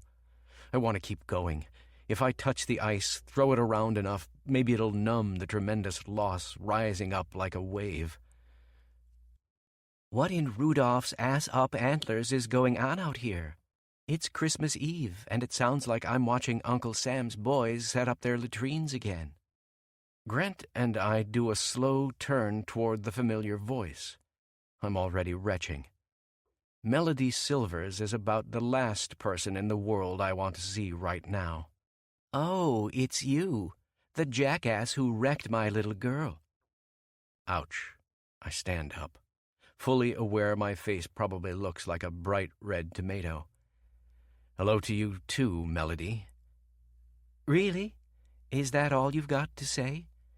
After the way you let that little trollop cursor up and down on that Tweety bird web thing, Priscilla really loved you, boy. Ouch again, like I don't know. Grant steps forward, smiles, and sticks out his hand. Don't think we've had the pleasure. I'm Hayden's brother, Grant Shaw. I wonder if she's going to whack him in the face with her cane first, before she comes for me. Charmed, because you've got some balls, and I'm not just talking about the scratch on your chin. Learn to use 'em when you should, and you'll be doing a whole lot better than your damned big brother here. They shake hands. The feisty woman looks past him into my soul. Much as I want to walk away, I can't. Not while she thinks I'm Lucifer himself standing on her doorstep. Now that the introductions are out of the way, I didn't just come here to make a snow angel in your daughter's yard, Melody. I came to talk to Penny and win her back. I'm reaching into my pants pocket, brushing off another dusting of snow on the way. I pull out the envelope I meant to show my woman, the one I thought would fix everything, or at least start putting the pieces together again. What's this? She snatches it out of my hand, rips it open with her teeth, and pulls out the single-page statement inside. She murmurs to herself, quickly scanning over it, and then clucks her... Feeling tired? Let's take 60 seconds to unwind with a song. This free audiobook is here for your relaxation. Thank you for being here with us.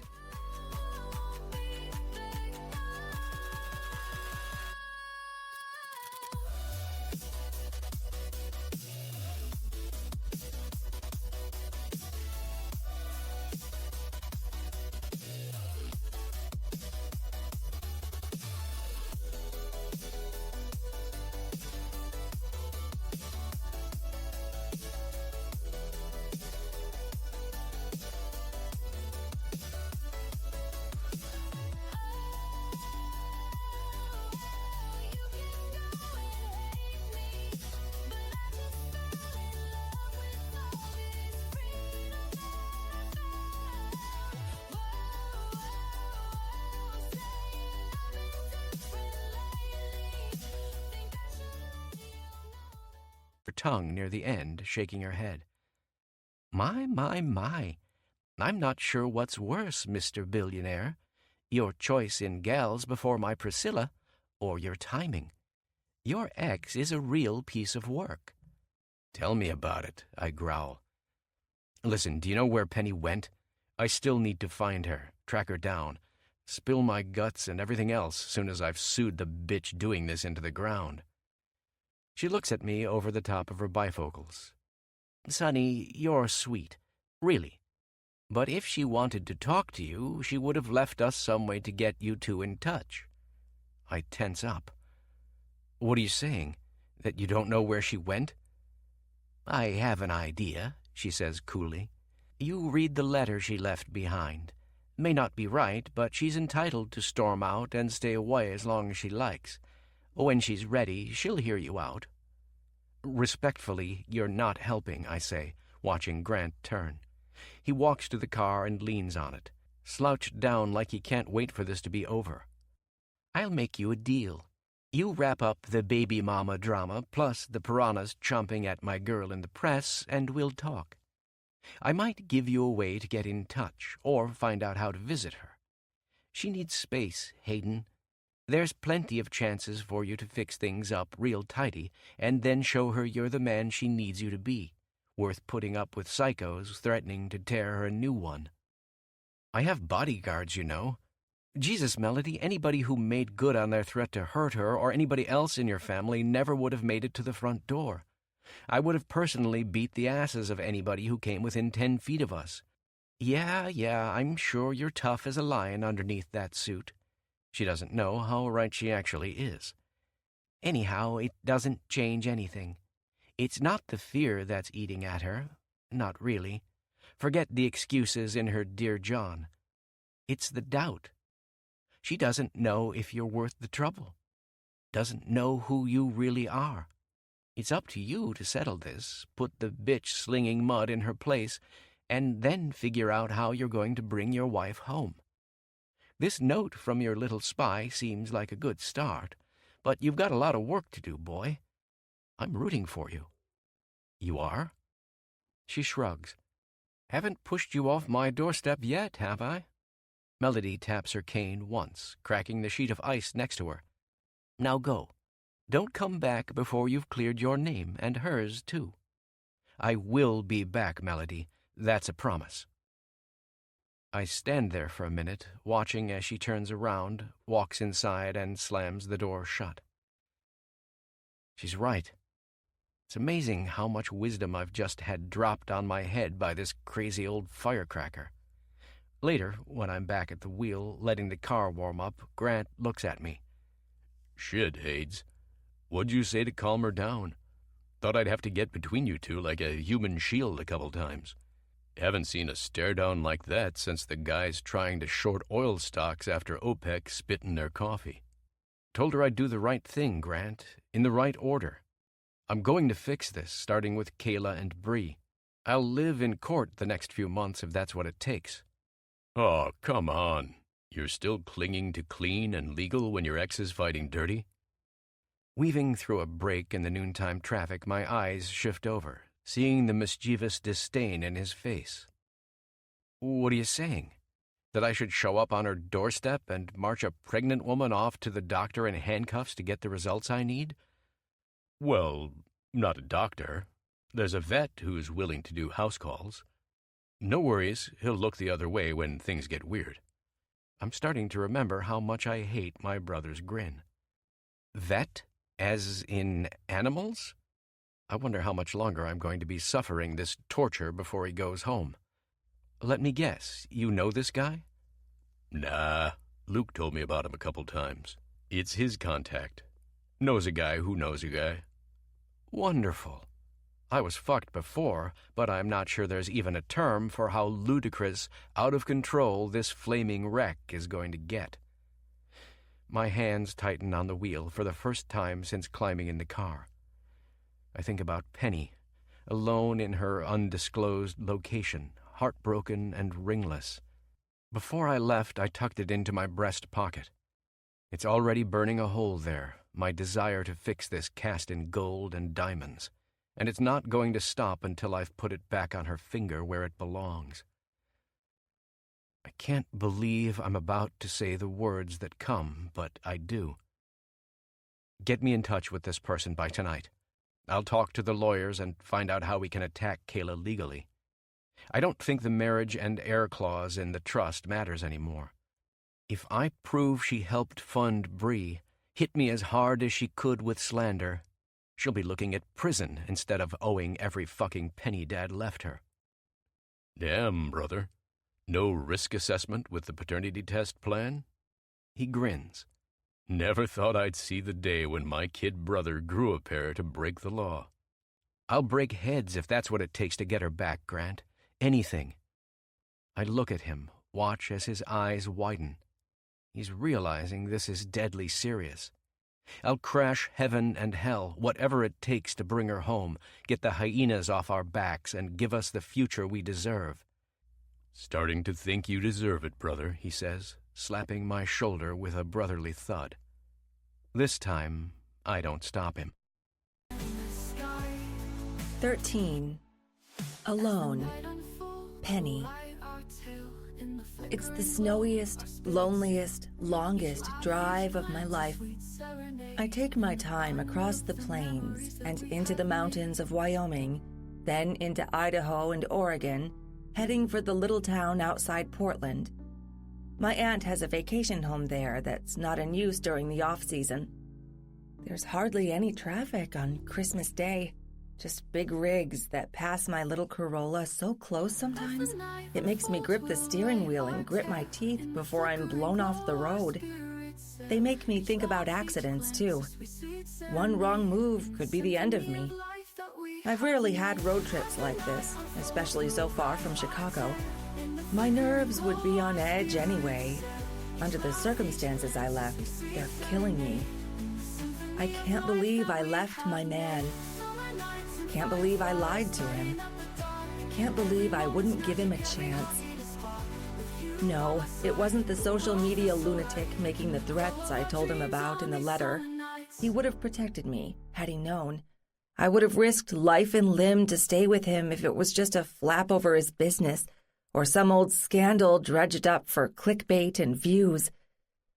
It's the uncertainty that got to me, the shame, the doubt, the fact that I didn't know who to trust or what to believe over this deadbeat daddy accusation. Of course, he would have come running after me, doing everything he could to prove it wasn't true. But if it was, God, I'd never survive it. How could I ever look him in the eyes again, knowing he'd be attached to her?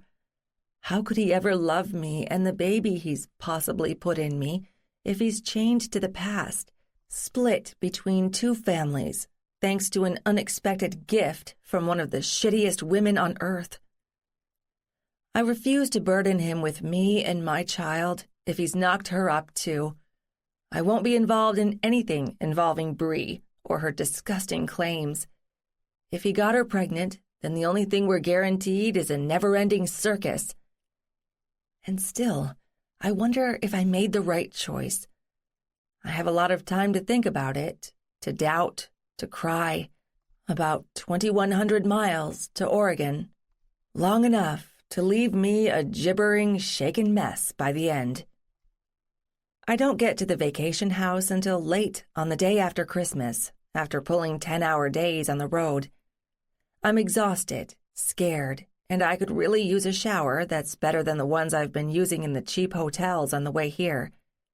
Instead of calming me down, the steam flows around my skin, heightening every sensation, every emotion, too. I miss the life I only started back east. I miss Murphy, who I'll have to get by talking to Reed about shipping procedures. Inevitably, I miss Hayden. I miss thinking there was going to be an us instead of two lost souls torn apart. It's a cozy, cabin-like atmosphere in the vacation house. I text my sister to let her know I made it okay.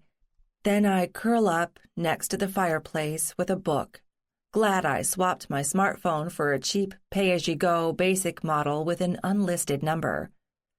That'll keep him from tracking me down by GPS if he talks to the right people, at least. I don't realize I've missed Christmas until I'm in bed. The timing absolutely sucks. It would have been our first together, one I'd never forget. If only the bitch had waited a few more weeks to drop her atomic bomb, I'd have walked away with one more beautiful memory, possibly the only thing I'll have from my time with Hayden. Except for the baby that might be growing inside me right now, of course. Somehow I resist pulling the pregnancy test from my purse and taking it right now. I'm too exhausted, too hurt. I need time to stop the bleeding. There's no agony in my dreams, just dreamless sleep. A dense, dark place where there's no Hayden, no xenovirus, no pretend marriage that sent me running from my life. No love either. Maybe that's why I wake up the next day feeling more empty and defeated than ever before. Mom, no. I'm done thinking about this. I wouldn't have put 2,000 miles between him and me if I didn't want to get away. I wish I hadn't picked up the phone. Several boring days since I got here, and I guess I'm willing to accept a call from the devil's favorite advocate. Nobody's saying you can't lick your wounds, honey doll. I'm telling you not to write him off just yet. Wait. Easy for her to say. I don't like where this is going.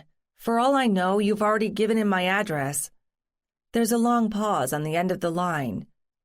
Mom, seriously? After I told you not to? After I showed you the note? I haven't told him a thing, Priscilla. It's not my place to get between you and the man who's turned you starry-eyed sour.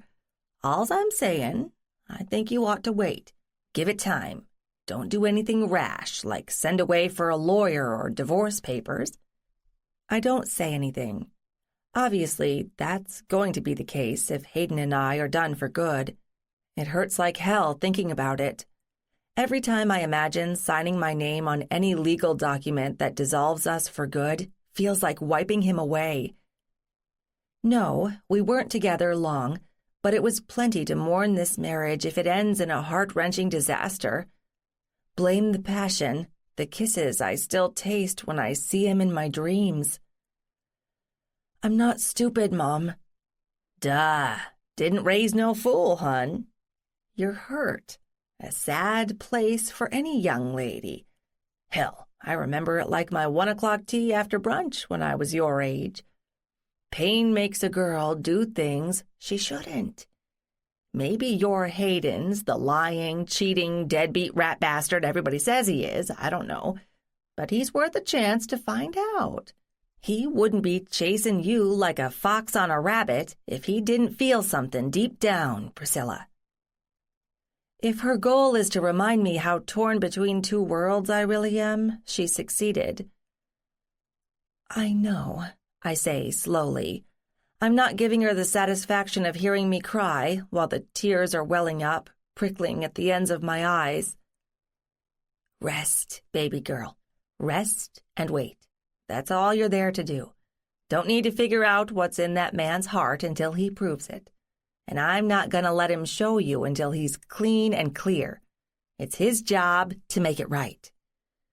At least we agree on one thing. We make small talk a little longer about her latest eye appointment, and then she's gone, returning me to my wintry solitude. It's cold here, but there's no snow here in Oregon. I'm staring out the window at the dead brown grass and shades of dark green in the forest. I've brought my old laptop. Haven't bothered to get the internet until now. I tell myself I'm ready to read the news without crying. I don't dare log into any of my social media accounts. I'm not ready for another 500 psycho messages blowing up my inbox or calling me out for enabling a rich pretty boy who thinks he's above the law, running from his destiny with Bree and her kid. There's a baby being hoisted up on my home news page. Not Bree's, thank God. It's the royal baby from Sealsland, the happy little cherub King Silas and his queen have given the world. The glowing couple are standing in a palace courtyard, telling everyone they owed this kid to their love. I remember their whirlwind romance, the fake love turned royally real that held several million love-struck ladies vicariously enthralled for months. I know because I was one of them, back when I thought fairy tales with larger-than-life men were impossible. They're real. It's the happily ever afters that might be fantasy. My laptop cord catches my purse, sitting on the tiny chair next to the counter when I shift the computer over. My bag tips over, unzipped, of course, spilling its contents across Aunt Ophelia's spacious floor. Shit. I'm down on my hands and knees a second later, collecting everything, grateful my polish hasn't exploded all over the floor. Something in a small pink box catches my eye. It's the test, taunting me like a neon middle finger. I grab it, cradling the tiny thing in my palm. There are no answers coming from the media or Hayden himself yet, but there's one question this little stick can wipe away in screaming clarity. Do I want to know? If it's negative, then there's a small relief.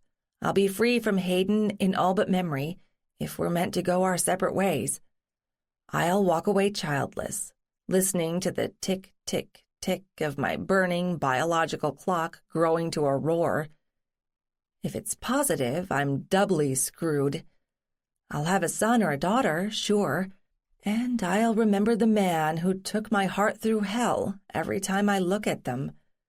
Worse, I won't be able to hide it if and when he shows up, and he'll have even less incentive to walk away, whether Bree and her spawn are in the picture or not.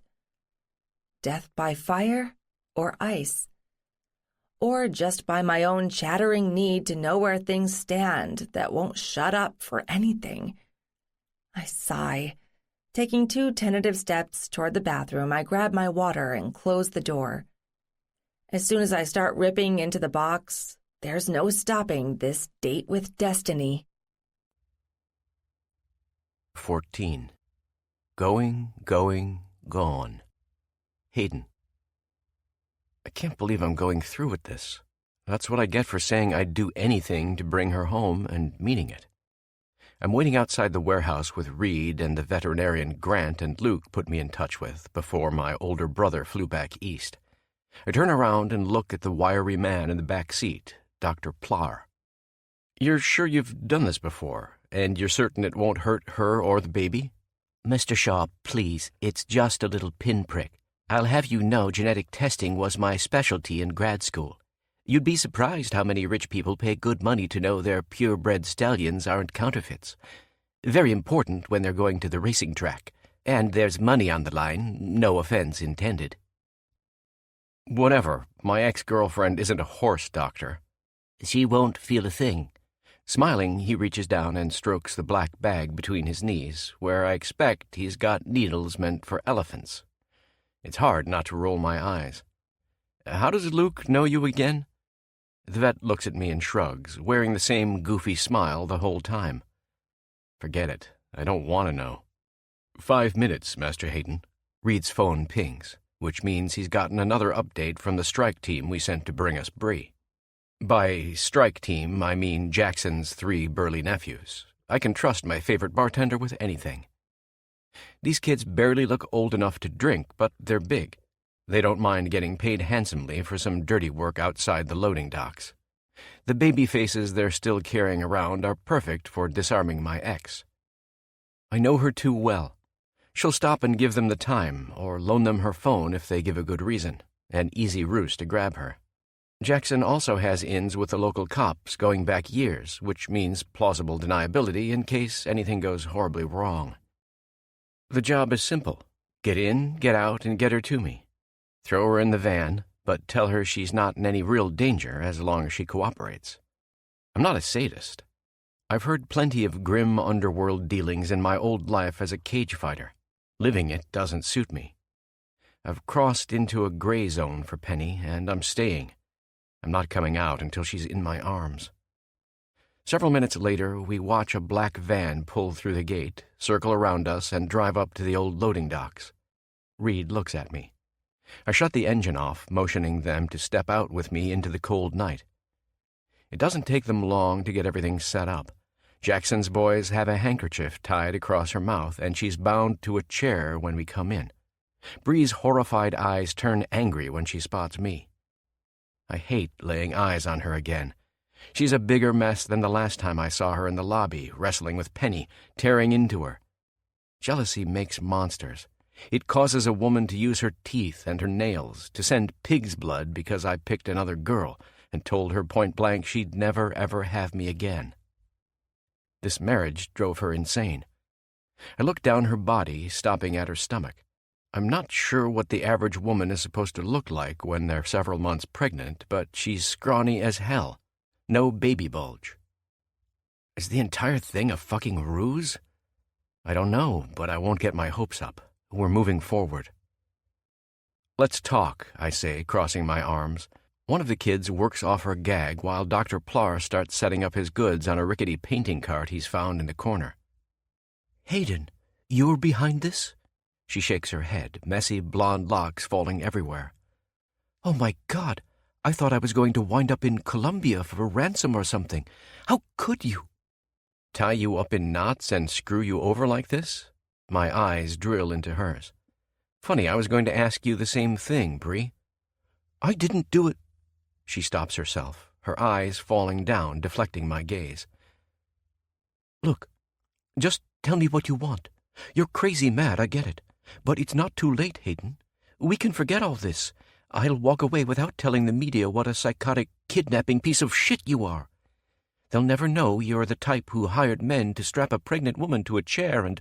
No, you're not in a position to bargain. You've done plenty of that with Kayla. I take another step toward her, closer. A wicked satisfaction burning in my brain when I see how she shuts down. In all our time together, she's never seen me this pissed. That's because I never loved her. I didn't have a woman worth fighting for then. She thinks I'm going to brush off her latest crap with a bribe and a bunch of empty threats. She hasn't met the new, improved, madly in love Hayden Shaw until now. We're not here to reason, negotiate, or kiss and make up.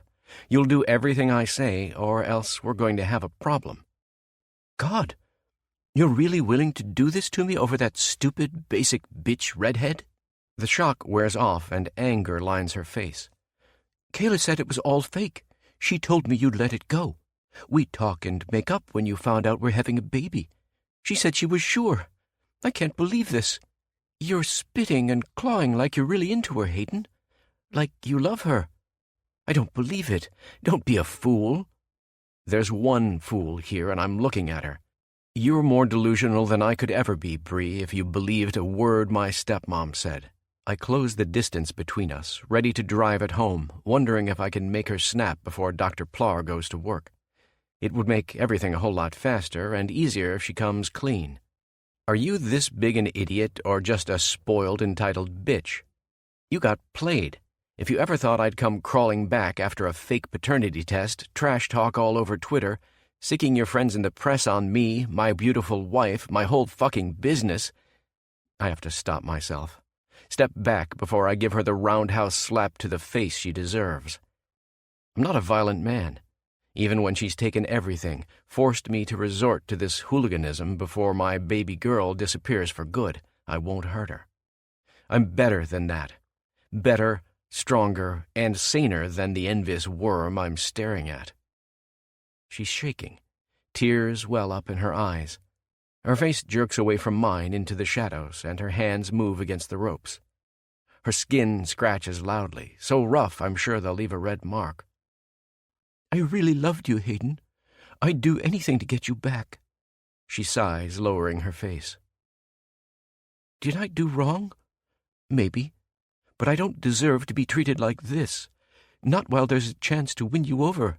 Fix this. Have the family we both deserve. It's over, I growl, backing away, inspecting the instruments laid out by the good doctor. I look back at her, trying to steel my nerves. We can do this the easy way, Bree, or make it hard as fuck.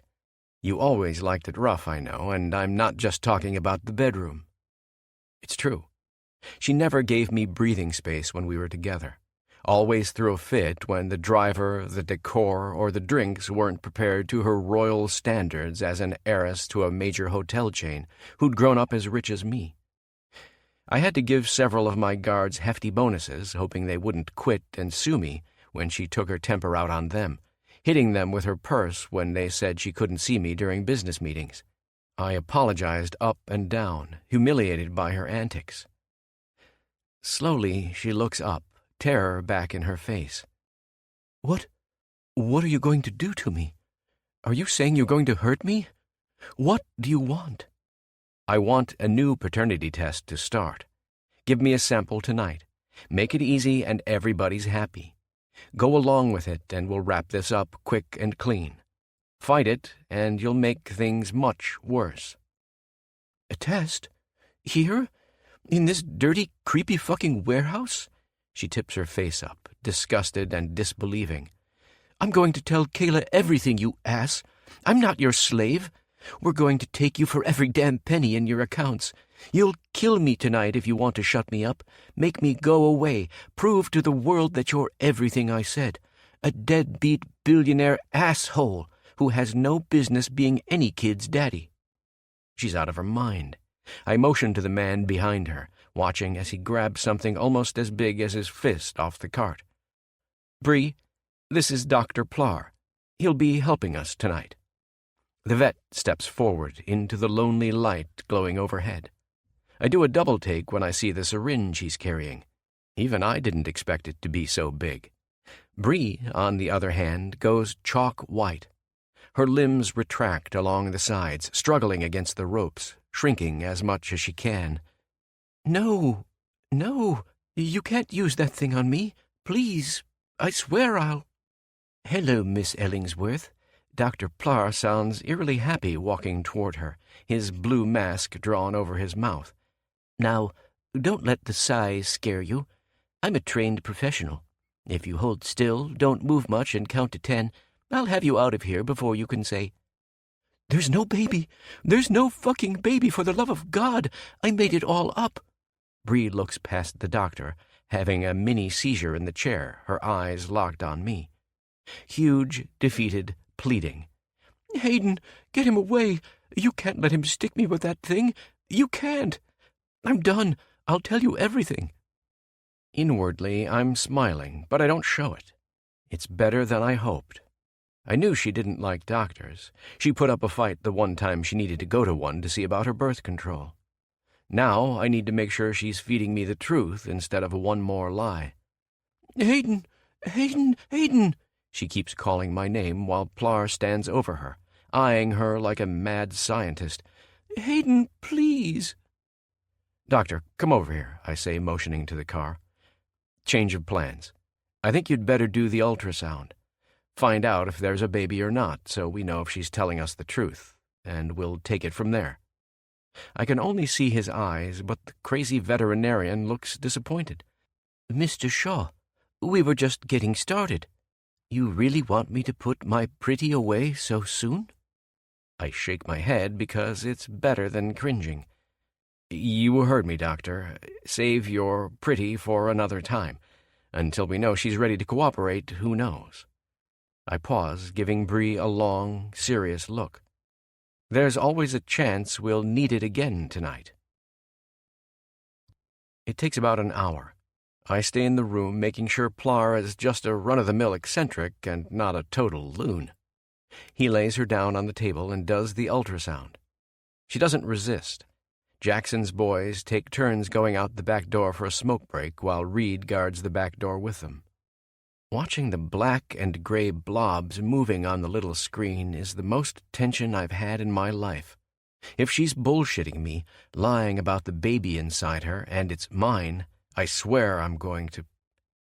Fuck, I don't really know what I'll do.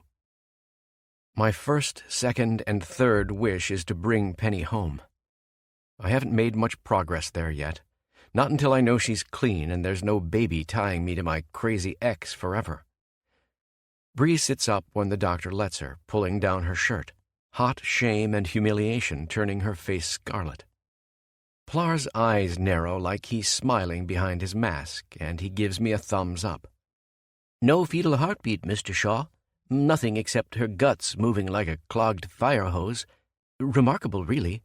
I haven't seen anything like it since this man called me about a mule who'd swallowed a whole bushel of bananas, peels and all, and I— "Thank you, doctor," I say, standing up in my chair. Bree gives me a dirty look for a split second before she twists her face away. "There, asshole, are you happy?" "No, not yet. We're getting there." "Are you done?" she snaps as soon as I'm at her side again. "No, I'll need to see your phone." I wait till one of Jackson's boys jumps up, digs through the purse they ripped away from her, pulls out her phone, and hands it to me. It's a tacky cell in a pink leather case studded with diamonds. "You're going to get online and bring up your Twitter. I'll be right here in case you try anything stupid." Grumbling, she punches in her password and then navigates to the app. I watch the screen change, bright and white and blank. "Happy?" "Nope. But you'll give me a real big grin when you type exactly what I say. Tell them you made everything up. You're sorry about the press, and you'll be deactivating your account in the next 2 hours." "Are you fucking crazy?" She looks even whiter than she did facing Plar's needle.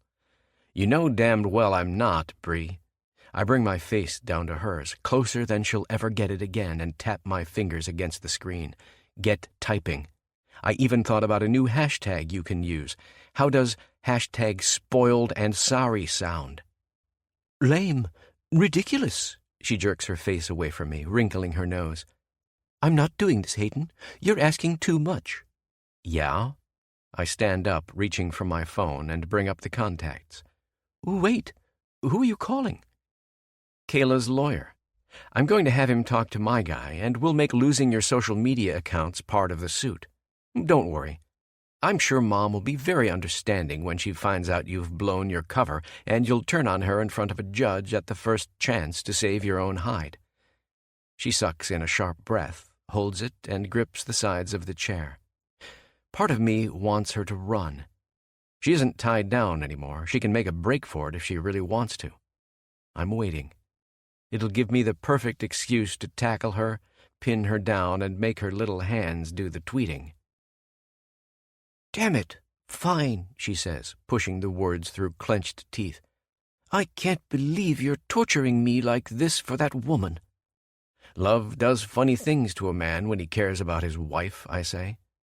Standing over her, I watch her tap out the words and then press the button to post it with a heavy sigh. When she's finished, I snatch the phone out of her hands and stuff it in my pocket. "Hey, what the fuck do you think you're doing? I did what you wanted." "And I'm making sure it sticks. You'll get this back in about 2 hours when it's time for you to deactivate your account, and your little confession is all over social media. We're not having any second thoughts or deleted words. In the meantime, Reed has a paper and a pen for you, plus a clipboard for you to write on." Rage flashes in her eyes. She looks like she's about to snap. "What the hell do you want me to write?" "Your statement with a signature. Tell the truth.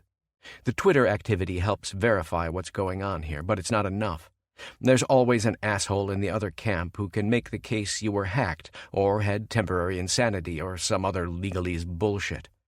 We're just making the truth official." "Jesus Christ, it doesn't end." Bree shakes her head furiously, angry sweat beading on her brow. She looks more miserable and sour than ever under the dim lighting. I can't believe I ever went for her before I found Penny, a woman who's beautiful inside and out. "You'll find out fast this is the easiest part, Bree. I'm doing you a favor." She looks at me like I've lost my mind. I smile. "This is the only way you stop Kayla from retaliating when she screws you over. If we're able to sink this bitch and send her packing, chances are she'll flee the country before she winds up penniless." I wait for her to sigh before I look at Reed. Bring her the pen and paper. She's ready. I don't get more than a cat nap over the next 24 hours. After we're done with Bree and drop her off at her condo, we have an afternoon press conference to prep for. I keep my statements short and sweet while the journalists scream. They want the dirt on Bree. Questions come fast and furious, like what put her up to it, and if I'm going to demolish her in court for slandering my name. I tell them no. She's agreed to cooperate with me while we're fixing this mess. As far as we're concerned, it's over. Just one jackass near the end stands up and asks me the question that makes my blood molten. Where's your wife, Penny Shaw? Will she be giving a statement as well? No more questions. I tell them they'll hear from her if and when we decide to press charges against the blogs who dragged her good name through the mud. Seeing how half the freelance muckrakers are in the audience, that shuts them up fast. Upstairs in my office, I take several calls with legal. They've reviewed the documents from Rhonda and Bree. They'll be presented to the judge in hours. The tepid non-response from Kayla's attorney says they're just biding time until their defeat. I hold my breath until it's almost 3 o'clock, waiting for news out of the court. In the meantime, I try to call Melody Silvers, but nobody picks up. I never wanted to talk to my new mother-in-law so damn bad. The phone rings about 5 minutes after 3. Shaw, I say, waiting on the edge of my chair. Good news, Hayden. Kayla didn't show in court, and her attorney left with a simple statement. She's on her way to Italy. Forfeit everything. Congratulations, my man. The Wicked Witch won't be sucking anyone dry. Everything your father left is staying in the family. I let out the world's longest sigh of relief while my attorney laughs. Thanks, Chase. Fantastic work. I'll be in touch next week. I end the call fast because there's another coming in, this time from a number I don't recognize. Shaw. Don't you say hello, boy. I got your message. Melody, I say, a smile creeping across my face. Did you see the news, or are you still shaking off your afternoon nap? Huh, I was at the Legion, nosy. These old bones don't sleep before midnight. Anyhow, you're in luck because they've got a radio there. I heard everything on Jim Jameson's Vodka Hour. Said you're either the luckiest man in the world or the dumbest for letting the little tart off without a spanking. I press my face into my palm, rubbing it lightly. I don't have time to care about what the city's favorite new shock jock said about me just now. So you know it's over? Cleaned up real neat to sparkle, isn't it, Hades? Whatever you did, it worked. She pauses. I picture the old woman smiling over the line. Well, you held up your end of the bargain. Guess I'd better do the same with mine. Where's Penny? She rattles off an address, somewhere in Oregon. And that's where you'll find her. Great place to kiss and make up, too, if you know what I mean. It's no gold-lined castle, Mr. Billionaire, but at least it's got a fireplace to keep you kids warm when the clothes come off. Thanks, Melody, I say, doing my damnedest not to let her know how much I don't need love advice. Your help means a lot. If all goes well, I'll have her home in the next week. Okay. Just hurry your ass up. It's New Year's Eve tomorrow. Last thing I want is my little girl spending another holiday all by her lonesome. She won't. Next time we talk, it'll be in person, and she'll be with us. Thank you again. I hang up and take a deep breath, pausing just long enough to pop a fresh pod in my coffee machine before I start dialing charter airlines. Unfortunately, the holiday bookings in the Chicagoland area screw me over. I find a jet that can get me as far as Seattle, but there's a big storm coming through the Cascades shortly after it lands, before I can find another way to go the last few hours to Portland. Involving Luke in my reunion is the last thing I want, but it looks like I don't have a choice. 5 minutes on the line and he agrees to pick me up in Seattle, in between shooting one last scene for the romantic comedy he's involved in, plus the flight lessons he's giving the local kids in community college. He reminds me I'm a lucky SOB with his schedule. If it means having Penny back in my arms before midnight tomorrow, I just might be. 15 hours later. I appreciate your coming out here with me, especially after the flight, I tell him. We're in a rental car, and I'm driving through the Portland burbs into the forested country where the hills and trees start to rise wild. Yeah, just tell me I won't have to watch you and your woman suck face all night. We'll keep it behind closed doors, I growl. Gross. Not what I signed up for. He looks at me sourly before his lips twist in a smirk.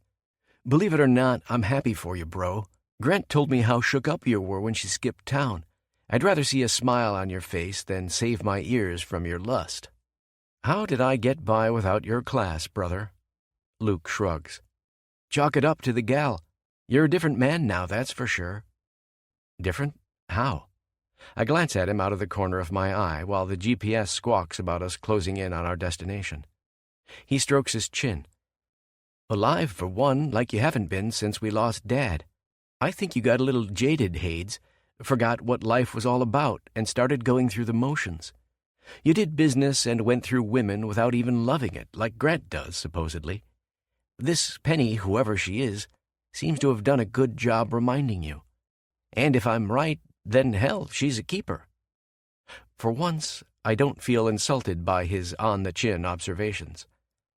I think you're right. I'm also glad you're coming around to my wife. We'll see once I meet her. We don't have long to wait. A few minutes later, I'm taking the car up the long driveway to the house on the hill, its big bay windows staring out into the wilderness. I kill the engine and step out. Luke drags his feet in the car, messing with his phone. I'm not waiting up, and thankfully, neither is my girl. I see the curtains moving next to the window upstairs. The door flies open about 3 seconds later. We're running for each other, breakneck speed, no brakes. She slams into my chest hard enough to leave a dent, and I don't even care. I've got her slung over my shoulder a second later, listening to her laughter, adding my own to the chaotic reunion. It's amazing because I started to doubt it'd ever happen in our darkest hour. I've never been this happy to be wrong or to see the sun rising, and its new name is Penny Shaw. God, Hayden, I missed you. Missed you so fucking... too much.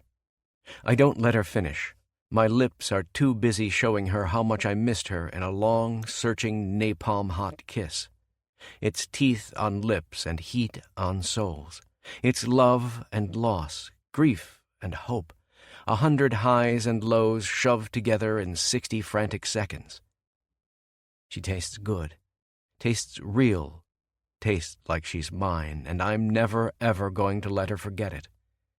I've brought everything to back me up, if there's anything you need to know, I say, as soon as we break for oxygen. Her eyes narrow, happier than her smile. Are you serious? I saw everything yesterday. Mom told me you'd be coming. Damn, and here I wanted to surprise. I wink, pulling her into my arms, marveling at how soft and sweet she is, right where she belongs. Has the hell we've suffered made us love more? Let's go inside before you catch cold.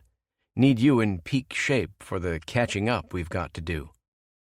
My eyes roll down her lips, down her throat, doing a quick glance at the cleavage showing through her robe. She grins, touches her forehead to mine, and I slide my fingers through her hair. Soft as silk, just like I expect. Just as good as it was before at making my cock twitch. I'll make us some coffee, she whispers, tempting me 12 times with her bright green eyes. Sweet fuck, how I've missed them. There's so much more to say, but not out here. I can't wait to lay her down, get her under me, and tell her everything that's been building up for weeks with long, deep strokes. Then with kisses, fists in hair, my tongue exploring every damned inch of her. There's a language every man ought to know when he claims his girl for good, and it's all in the flesh. Can a guy get a normal introduction before he has to take a piss in a stranger's house? Luke. I've already forgotten him. I stiffen, doing a slow turn, my hand on Penny's spine. Love, I'd like you to meet my little brother, Luke. He's the reason I'm standing here in front of you instead of getting stranded by the storm. Of course. The actor-pilot, she says, racing forward. It's so good to finally meet you. I owe you for bringing him back. I'd have started driving to Chicago myself if you hadn't come after I heard the news. Wind, snow, rain, or shine. Pleasure.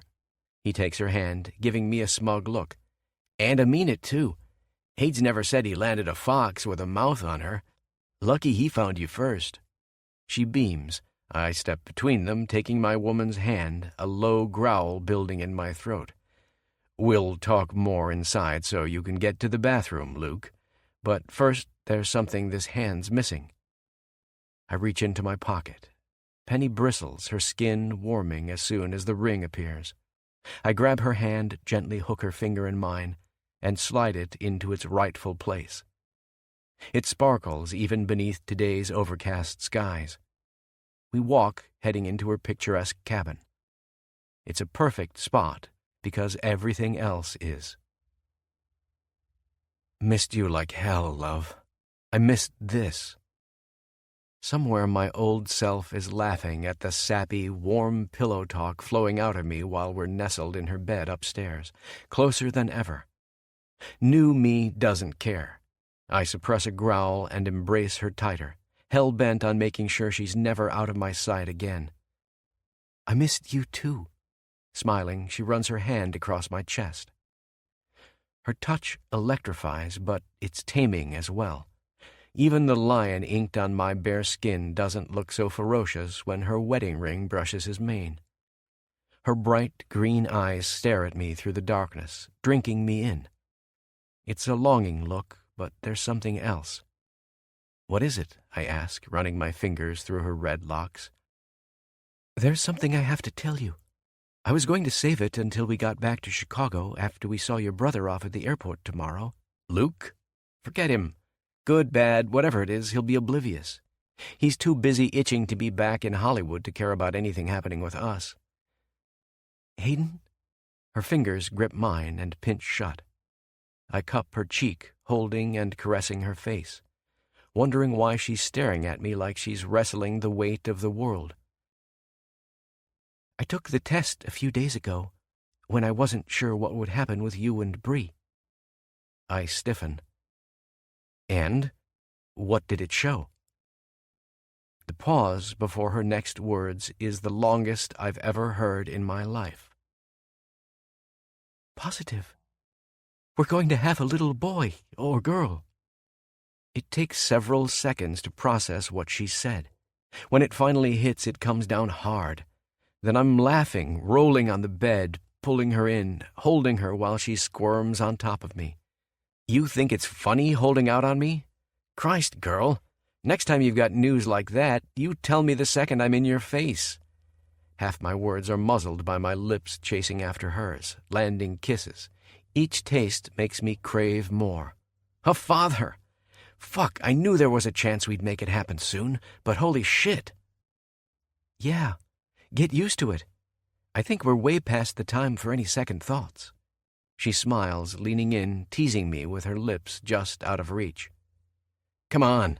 If you don't think I'm the happiest bastard in the world right about now, and the luckiest, then maybe I need to show you, Penny love. Maybe, she whispers. Just like that, her skin gets several degrees hotter to the touch. I've had my cock on a short leash all night, and now it's off the chain. I can't hold back. Laughing, kissing, rolling, I flip her over. Her robe opens underneath my searching hands. I'm happy to see there's nothing underneath ever since we came upstairs. My mouth finds her nipple, pulls it in, and rolls it against my tongue. Sweet bliss. I hear it in her breath, feel it in her fingernails raking down my shoulders. Every damn inch of me tingles. I want to kiss, lick, bite, and own the woman I've knocked up. I need to be in her, tonight and forever, renewing our wedding vows in sticky, devoted heat. She purrs when I pump her other breast with my hand. My cock rubs her slick pussy through my boxers, grazing the wetness, hungrier than it's ever been. I can't fucking wait to taste her. The next kisses trace a line down her belly, into her thighs. I stop next to her pussy lips, spreading them with my fingers, and breathe. She whimpers like she's about to come, just having my hot breath on her alone. Has she forgotten my tongue? I'll remind her. My mouth claims her cunt like a famished wolf, sucking, licking, savoring her sweetness, fucking my tongue into her with a rabid will to bring her back to me for good, one O at a time. Doesn't take long to bring her over the edge. I'm smiling when it happens, grinning through her shaking legs in my hands, my mouth completely buried in her soft convulsions. Fuck, Hayden, yes! I know I've done my job because she's lost her speech, everything except the grunting, panting, beautifully basic words. I look up, gazing into her eyes before they pinch shut, giving her a warning as she chews the corner of the pillow to stifle her cries. Bite it hard, love, if you don't want Luke to hear us down the hall. That's for you. I don't give a damn if he does. Penny belongs to me. Every inch of her tender flesh, every curse, every time she cries out to me. Every single O I fuck into her lush body with my fingers, my tongue, my length, driving her flesh to come on mine like it's the only thing I care about. We're one. Memories, heartaches, every time we rolled the dice and beat the odds and kicked them while they were down, the billionaire and his make-believe bride, building something bright and real out of our twisted fairy tale. And now she's having my kid. I think about how this body I'm worshipping is going to change over the next 9 months. Thinking about her tits growing bigger, darker, and swelling thanks to me causes my cock to throb like a lightning bolt crawled inside me. I need to be in my wife, my woman, the mother of my kid, and many more to come. Soon as she's stopped thrashing on my tongue, I rear up and spread her legs, anchoring the aching tip of my cock next to her opening. She's still gasping for air, but the look she gives me says don't stop. Please, fuck me. 3 simple words. I love you. 6 words, top contenders for the most beautiful in the English language in the Hayden Shaw dictionary. I push through her folds and root myself deep in her soft, sucking cunt. She's wet, tight, and all mine. My brain feels like it's going to explode if I don't start moving. My hips roll forward, all instinct, and my hands squeeze her ankles, pinning her legs to my shoulders.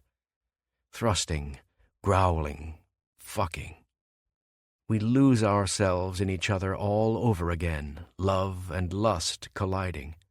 Everything wells up inside us, faster with every stroke. I fuck with the fear I had a week ago, thinking I'd lose her, imagining 2 underhanded bitches torching everything I ever loved and worked for. I fuck with hope. Each time I drive into her, I see 100 tomorrows, how I'll take her again and again in the years to come.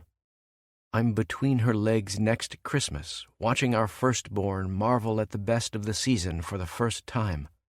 I'm bending her over on Valentine's Day, after we're dressed to the nines, thoroughly wined and dined, with only our carnal hunger left for the night.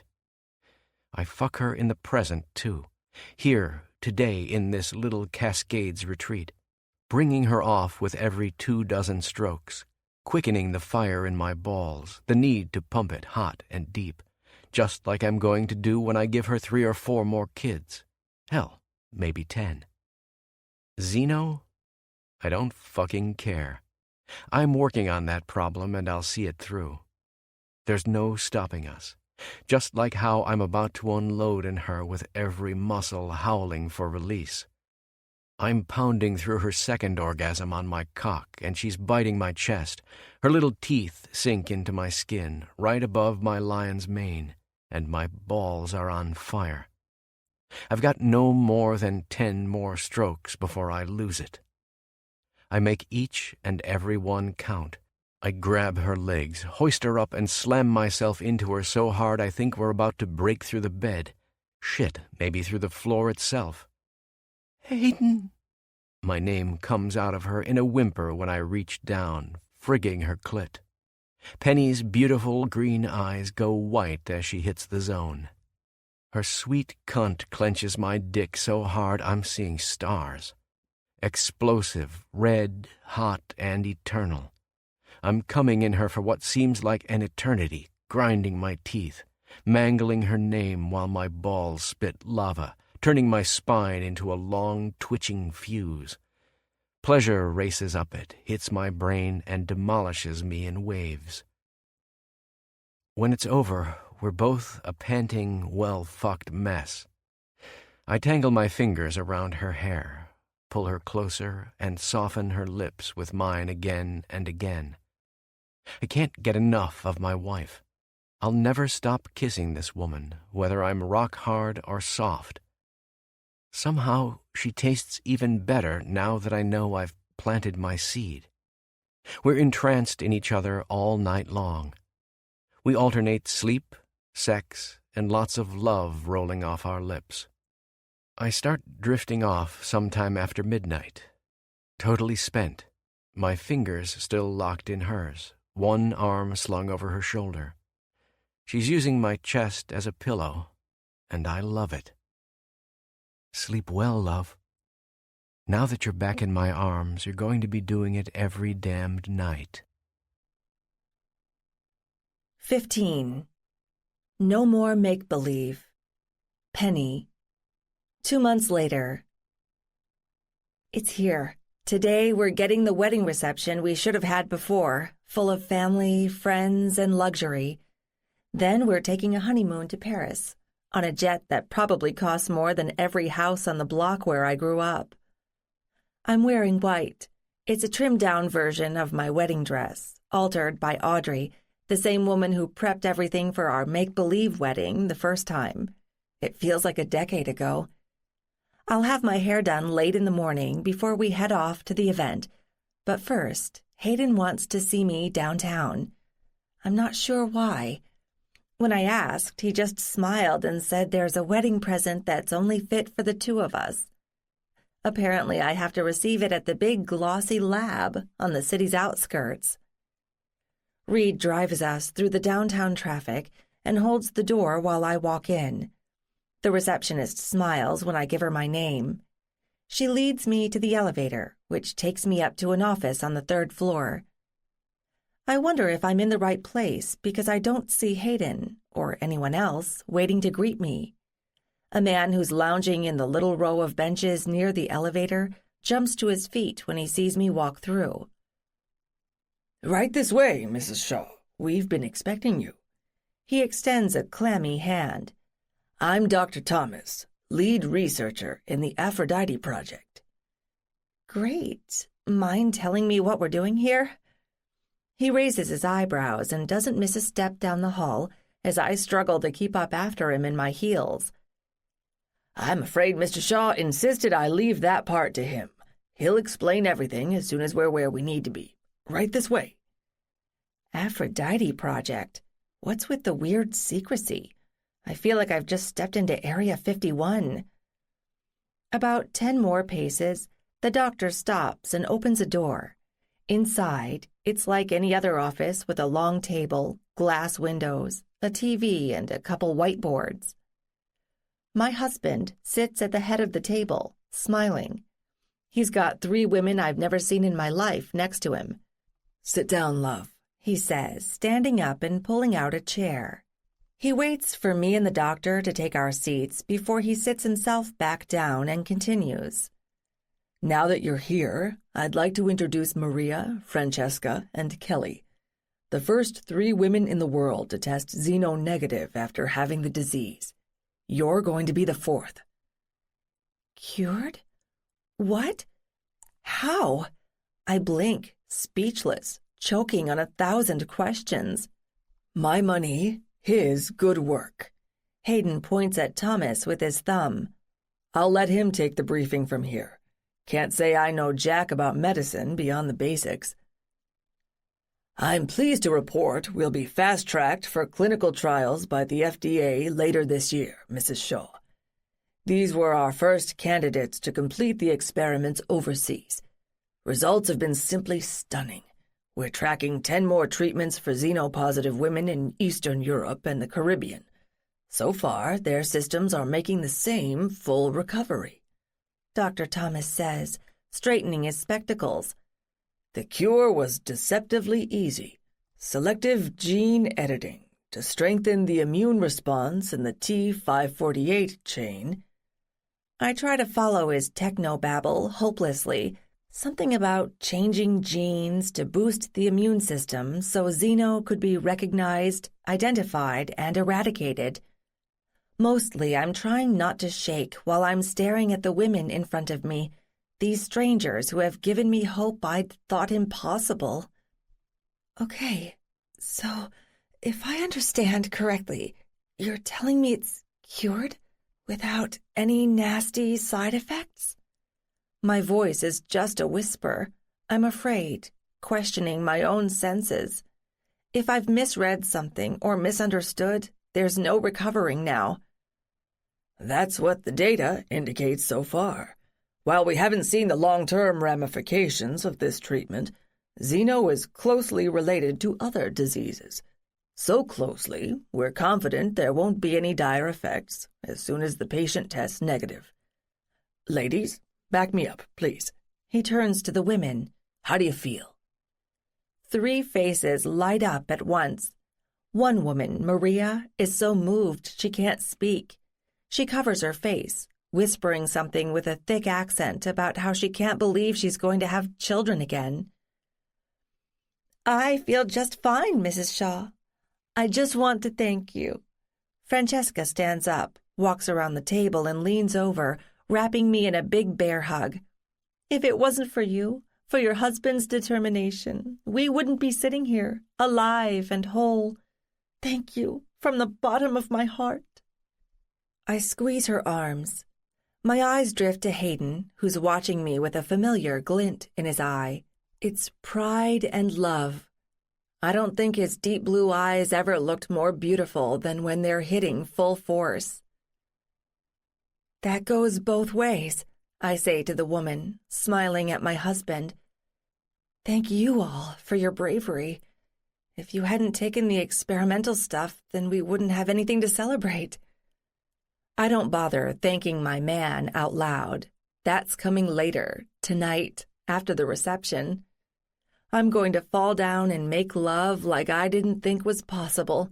We might have just cured Xeno, but there's a few more decades before I'll get this baby fever out of my system. A toast to my bro, the new addition to the family, and throwing a party badass enough to drag me all the way to Chicago. Luke's standing in his bombardier jacket, whiskey in his hand, clinging the glass with a spoon. When he's finished, he knocks it back in one gulp. The only man I've seen drinking hard whiskey here. Mom has it too, of course, and I think she's the only one besides me without champagne.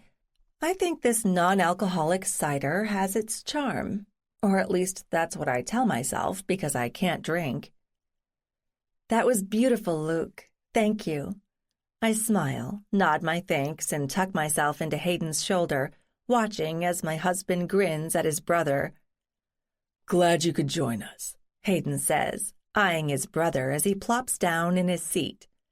I know it takes a lot to get you out here in that plane, away from the pretty young thing I hear you're doing scenes with in the new erotic thriller. Tell me, Luke, what really happens after the cameras fade to black? His little brother freezes.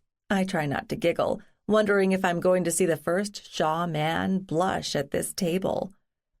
Damn, you two make a cute couple, Grant says, cutting through the tension, smiling at us across the table. I'll admit it. You're good for him, Penny, and pretty damn likable, too. I knew you were gold instead of copper or silver once Luke gave his approval.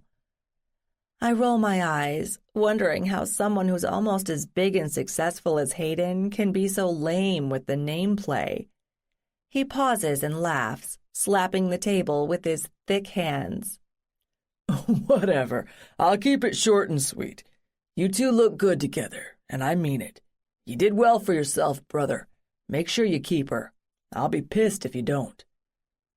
How about a serious worry next time?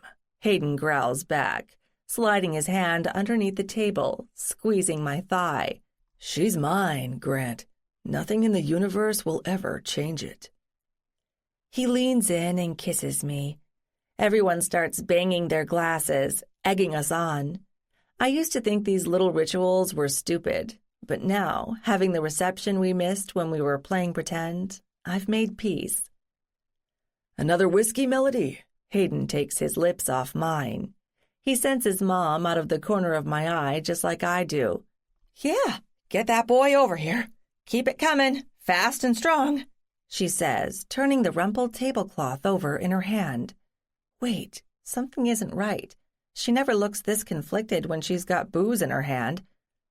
Mom, are you crying? Nonsense, she snaps, dabbing at her eyes one more time.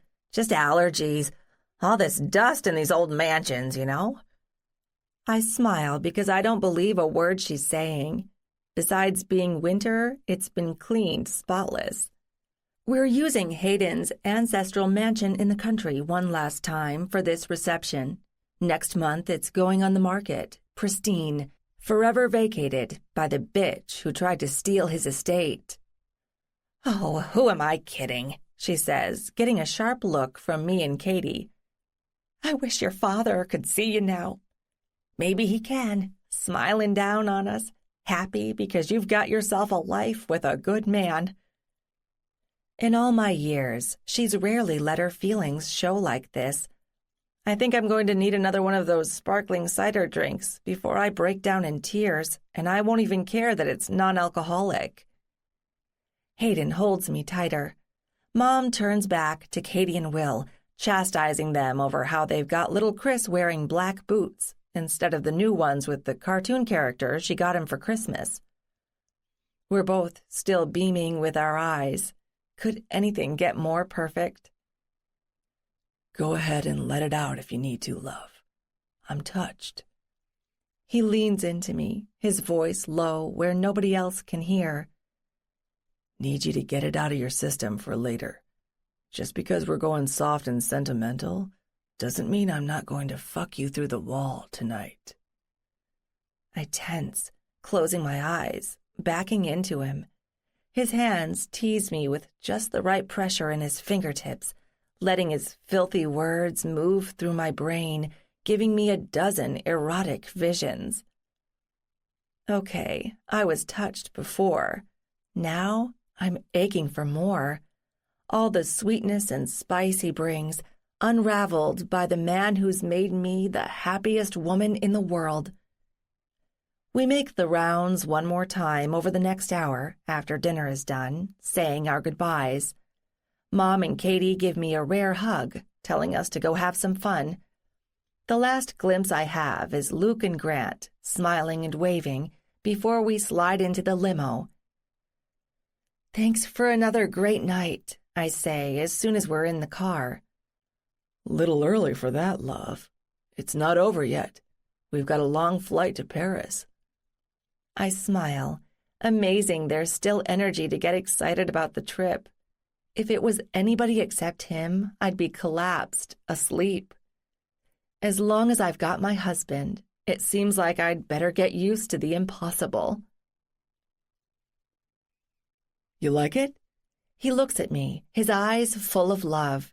We are sitting on the leather lounge in what seems like the main part of the plane. I don't know. Nothing to compare it to. Of course, I'm in disbelief. We're actually boarding a private plane bound for Paris. It's decked in so much gold and leather, my eyes strain. Hayden smiles. You'll have plenty more transcontinental flights in the years to come. They might not all be as fancy as this one, I'm afraid. It's a loaner from a Saudi royal. Guy owed me a favor for his nephew getting into it once with my old man. Wow, and here I thought you picked out the leopard skins yourself. I gesture to the seats across from us, both covered in what looks like cheetah skin. I don't want to know if it's real. We both laugh. Killing rare animals isn't my thing, love. I think you know it. Yeah, curing thousands of women is more up your alley. Always the righteous one, I purr, rubbing my head against his chest. My eyes sink down to his crotch, following the obvious outline of his bulge. You love a hero, Penny. You're just shy about telling me how happy you are, He's in your face, and he'll be there every damn day of your life. He smiles. I can't argue. Even my sass stays in check. I'm enthralled. My hands glide up his chest, around his neck, loving his warmth. It's 5 minutes into takeoff, and our lips are locked together. Small miracle the crew isn't around to watch. He must pay them well to mind their own business. It's getting hot and heavy awfully fast. I wouldn't have it any other way. His hands slide down my body, searching my curves, smoothing them, whispering a dozen things we'll be doing on our first trip to Europe. Nothing in his fingers involves the Eiffel Tower or touring the Louvre. Ready for another first? He asks, his breath falling hot, heavy, and seductive on my neck. What's that? I whimper, moaning as he slides my nipple through his fingers, pinching it through the dress. We can't cross the Atlantic without you joining the Mile High Club. Come. He takes my hand and leads me to the back of the plane, where there's a door made from gold and sapphire. I can't believe I'm on a plane anymore the second we step through it. It looks like a sultan's bedroom, the overwhelming power of the richest men on earth, crossed with modern luxury. Oh my God! I close my eyes, swooning in his arms. I think I'm going to need to lay down and rest. You'll soak your sore muscles in the hot tub when we're done. There's one of those, too. He points to the bathroom, several paces behind the massive bed. A row of round window panes surrounds us, moonlight seeping through the glass at 30,000 feet. It's so bright and soft, we barely need the lights. He taps the panel on the wall and keeps them low before bringing his hands back to my body. Sore? I don't know. I'll need my legs for Paris. What were you thinking that would leave us sore, Hades? I'm being obstinate as hell because he loves it. Hayden grips me tighter, moving his hands down my waist, stopping at my ass. He cups both cheeks through my dress and clenches them tight, touching his forehead to mine. I think you're going to be leaking me all the way to Paris, Mama. Also, I've had enough of that beautiful dress tonight. Let me help you out of it. It's not a request. I melt into his arms while he goes to work with the zipper, pulling my real wedding dress open, unveiling every inch of me. My cream-colored lingerie peels away in his fingers. He rubs between my legs before he shoves my panties down, guiding me out of them. So fucking wet for me. I love it. When I'm naked in his arms, I reach for his tie, but he pushes my hand away. On your knees, love. Get me naked from the ground up. I drop, never breaking eye contact, watching the spark rising in his ocean blues when I put my hand on the bulge in his trousers. My hands go to his zipper, tenderly undoing it. I reach inside, wrap my fist around his cock, and draw it out. Tasting him for the first time always sends a shiver up my back. I'm getting better at this all the time, and I smile when he inhales harshly, closing his eyes while my tongue engulfs him. He's taught me a lot about pleasing a man with my mouth. I've sucked Hayden many times, taken his cum in my mouth plenty since he's gotten me pregnant, knowing he doesn't have to save every drop of his seed for my womb anymore. Tonight, I feel like I'm working my husband's cock for the very first time. Butterflies ripple in my stomach, inflaming lust and wonder, making me pinch my lips tighter around his length. My tongue sweeps under his tip, finds the spot I love to stroke the most, and I feel his body tense. Oh, fuck. There. I'm smiling, my mouth full of him. This is bliss. There's nothing I'll ever love more than making the man I love lose control. His fist grips my hair. He guides my head along with his strokes, harder and deeper, drawing me halfway down his massive length, as much as I can take without choking. Don't fucking stop. Each word comes out like a flash of lightning. I work him faster, harder, taking his balls in my hand, squeezing until my skin feels the fire racing through him. Penny! He roars my name about a second before he swells. Then there's just a flurry of pumping, licking, and dense masculinity flooding my mouth. I swallow as much as I can, and it still keeps coming, slipping out the corners of my lips, painting my cleavage. It's raw. It's real. The first of many wedding presents I've promised myself I'll give him. I want to make him more madly in love with me than he was before this trip, before we made our families one and embarked on what's become a honeymoon I never could have imagined. Panting, he softens, pulling away. Oh, you've gotten so good, love. I'm impressed. Thanks to you, I say, wiping my mouth. He grips his cock in his hand, still half hard. Get me out of this suit. I take my time and care undressing him. It's like I've never seen the wild canvas on his skin before, or that's how it feels. My pussy overheats the second I'm looking at the lion on his chest, huge and powerful. He throws off his open shirt, the last thing obscuring his beautiful body, and then he crouches down, taking me in his arms. Hayden hoists me up, carrying me to the wall near the windows. My back goes against it. It's padded leather, cool and soft as the night surrounding our jet. It's so quiet there's nothing except the white noise of the engines in the distance to deaden our breath, our heartbeats. 1 inch for every 3,000 feet, love, he growls, rubbing his swollen head against me, teasing my opening. Still worried about being sore? No. Hell no. I grab his biceps, squeezing them as hard as I can, my eyes drilling into his. Fuck me now, Hayden. Please. His lips crush down on mine at the same time he enters me, another growl boiling in his throat. Growing up, Mom always said please was the magic word. Tonight I know it's true. There's no denying it. I'm about to be fucked harder than I've ever had it at 30,000 feet by a billionaire who's done more for me than anyone ever will.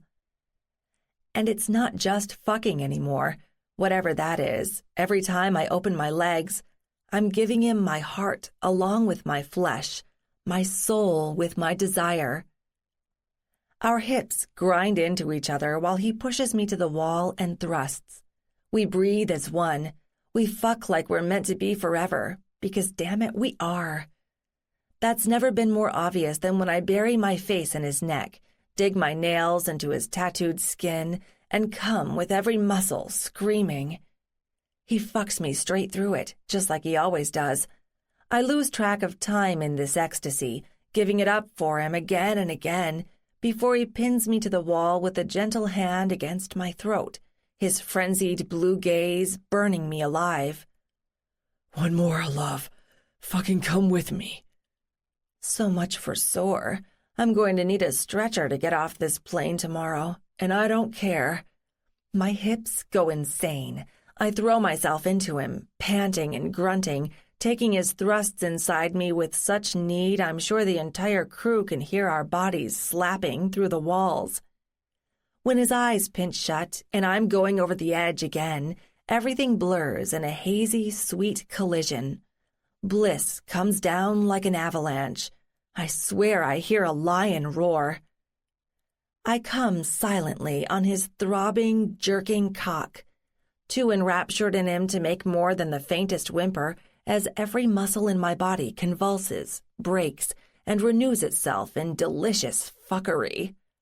I love you, I love you, I love you, Hayden. I'm chanting it while I'm coming down from the high an eternity later, him still inside me. My cheeks turn a shade of deeper red, suddenly self-conscious how crazy I become when we're in the moment. Say that 100 more times, beautiful. I'll never ever get tired of hearing it. Love you, Penny. Love you in Chicago or Paris or halfway to heaven. Love you because you're my wife, babe. tonight and forever. He cups my face, smothering me in a kiss that's even more passionate than the other 100 we had in the throes of our pleasure. One day, I'm going to lose my mind to this intoxicating man, and I'm never getting it back. That's okay. Through love, through war, through baby fever, and the decades to come as man and wife, I'm his bride. His, completely and irrevocably. Truth be told, this stopped being pretend from our very first kiss. I can't believe we ever faked anything. This here is love. Deep and pure and simple. It's real. It's exquisite. And it's part of my soul. This concludes Baby Fever Bride by Nicole Snow. Narrated by Cheryl Ray and Christopher Sly. Copyright 2017 by Nicole Snow. This unabridged audiobook is published by arrangement with Nicole Snow and was produced in the year 2017 by Tantor Media Incorporated, a division of Recorded Books, which holds the copyright thereto. Please visit tantor.com for more information on our growing library of unabridged audiobooks and to take advantage of special offers.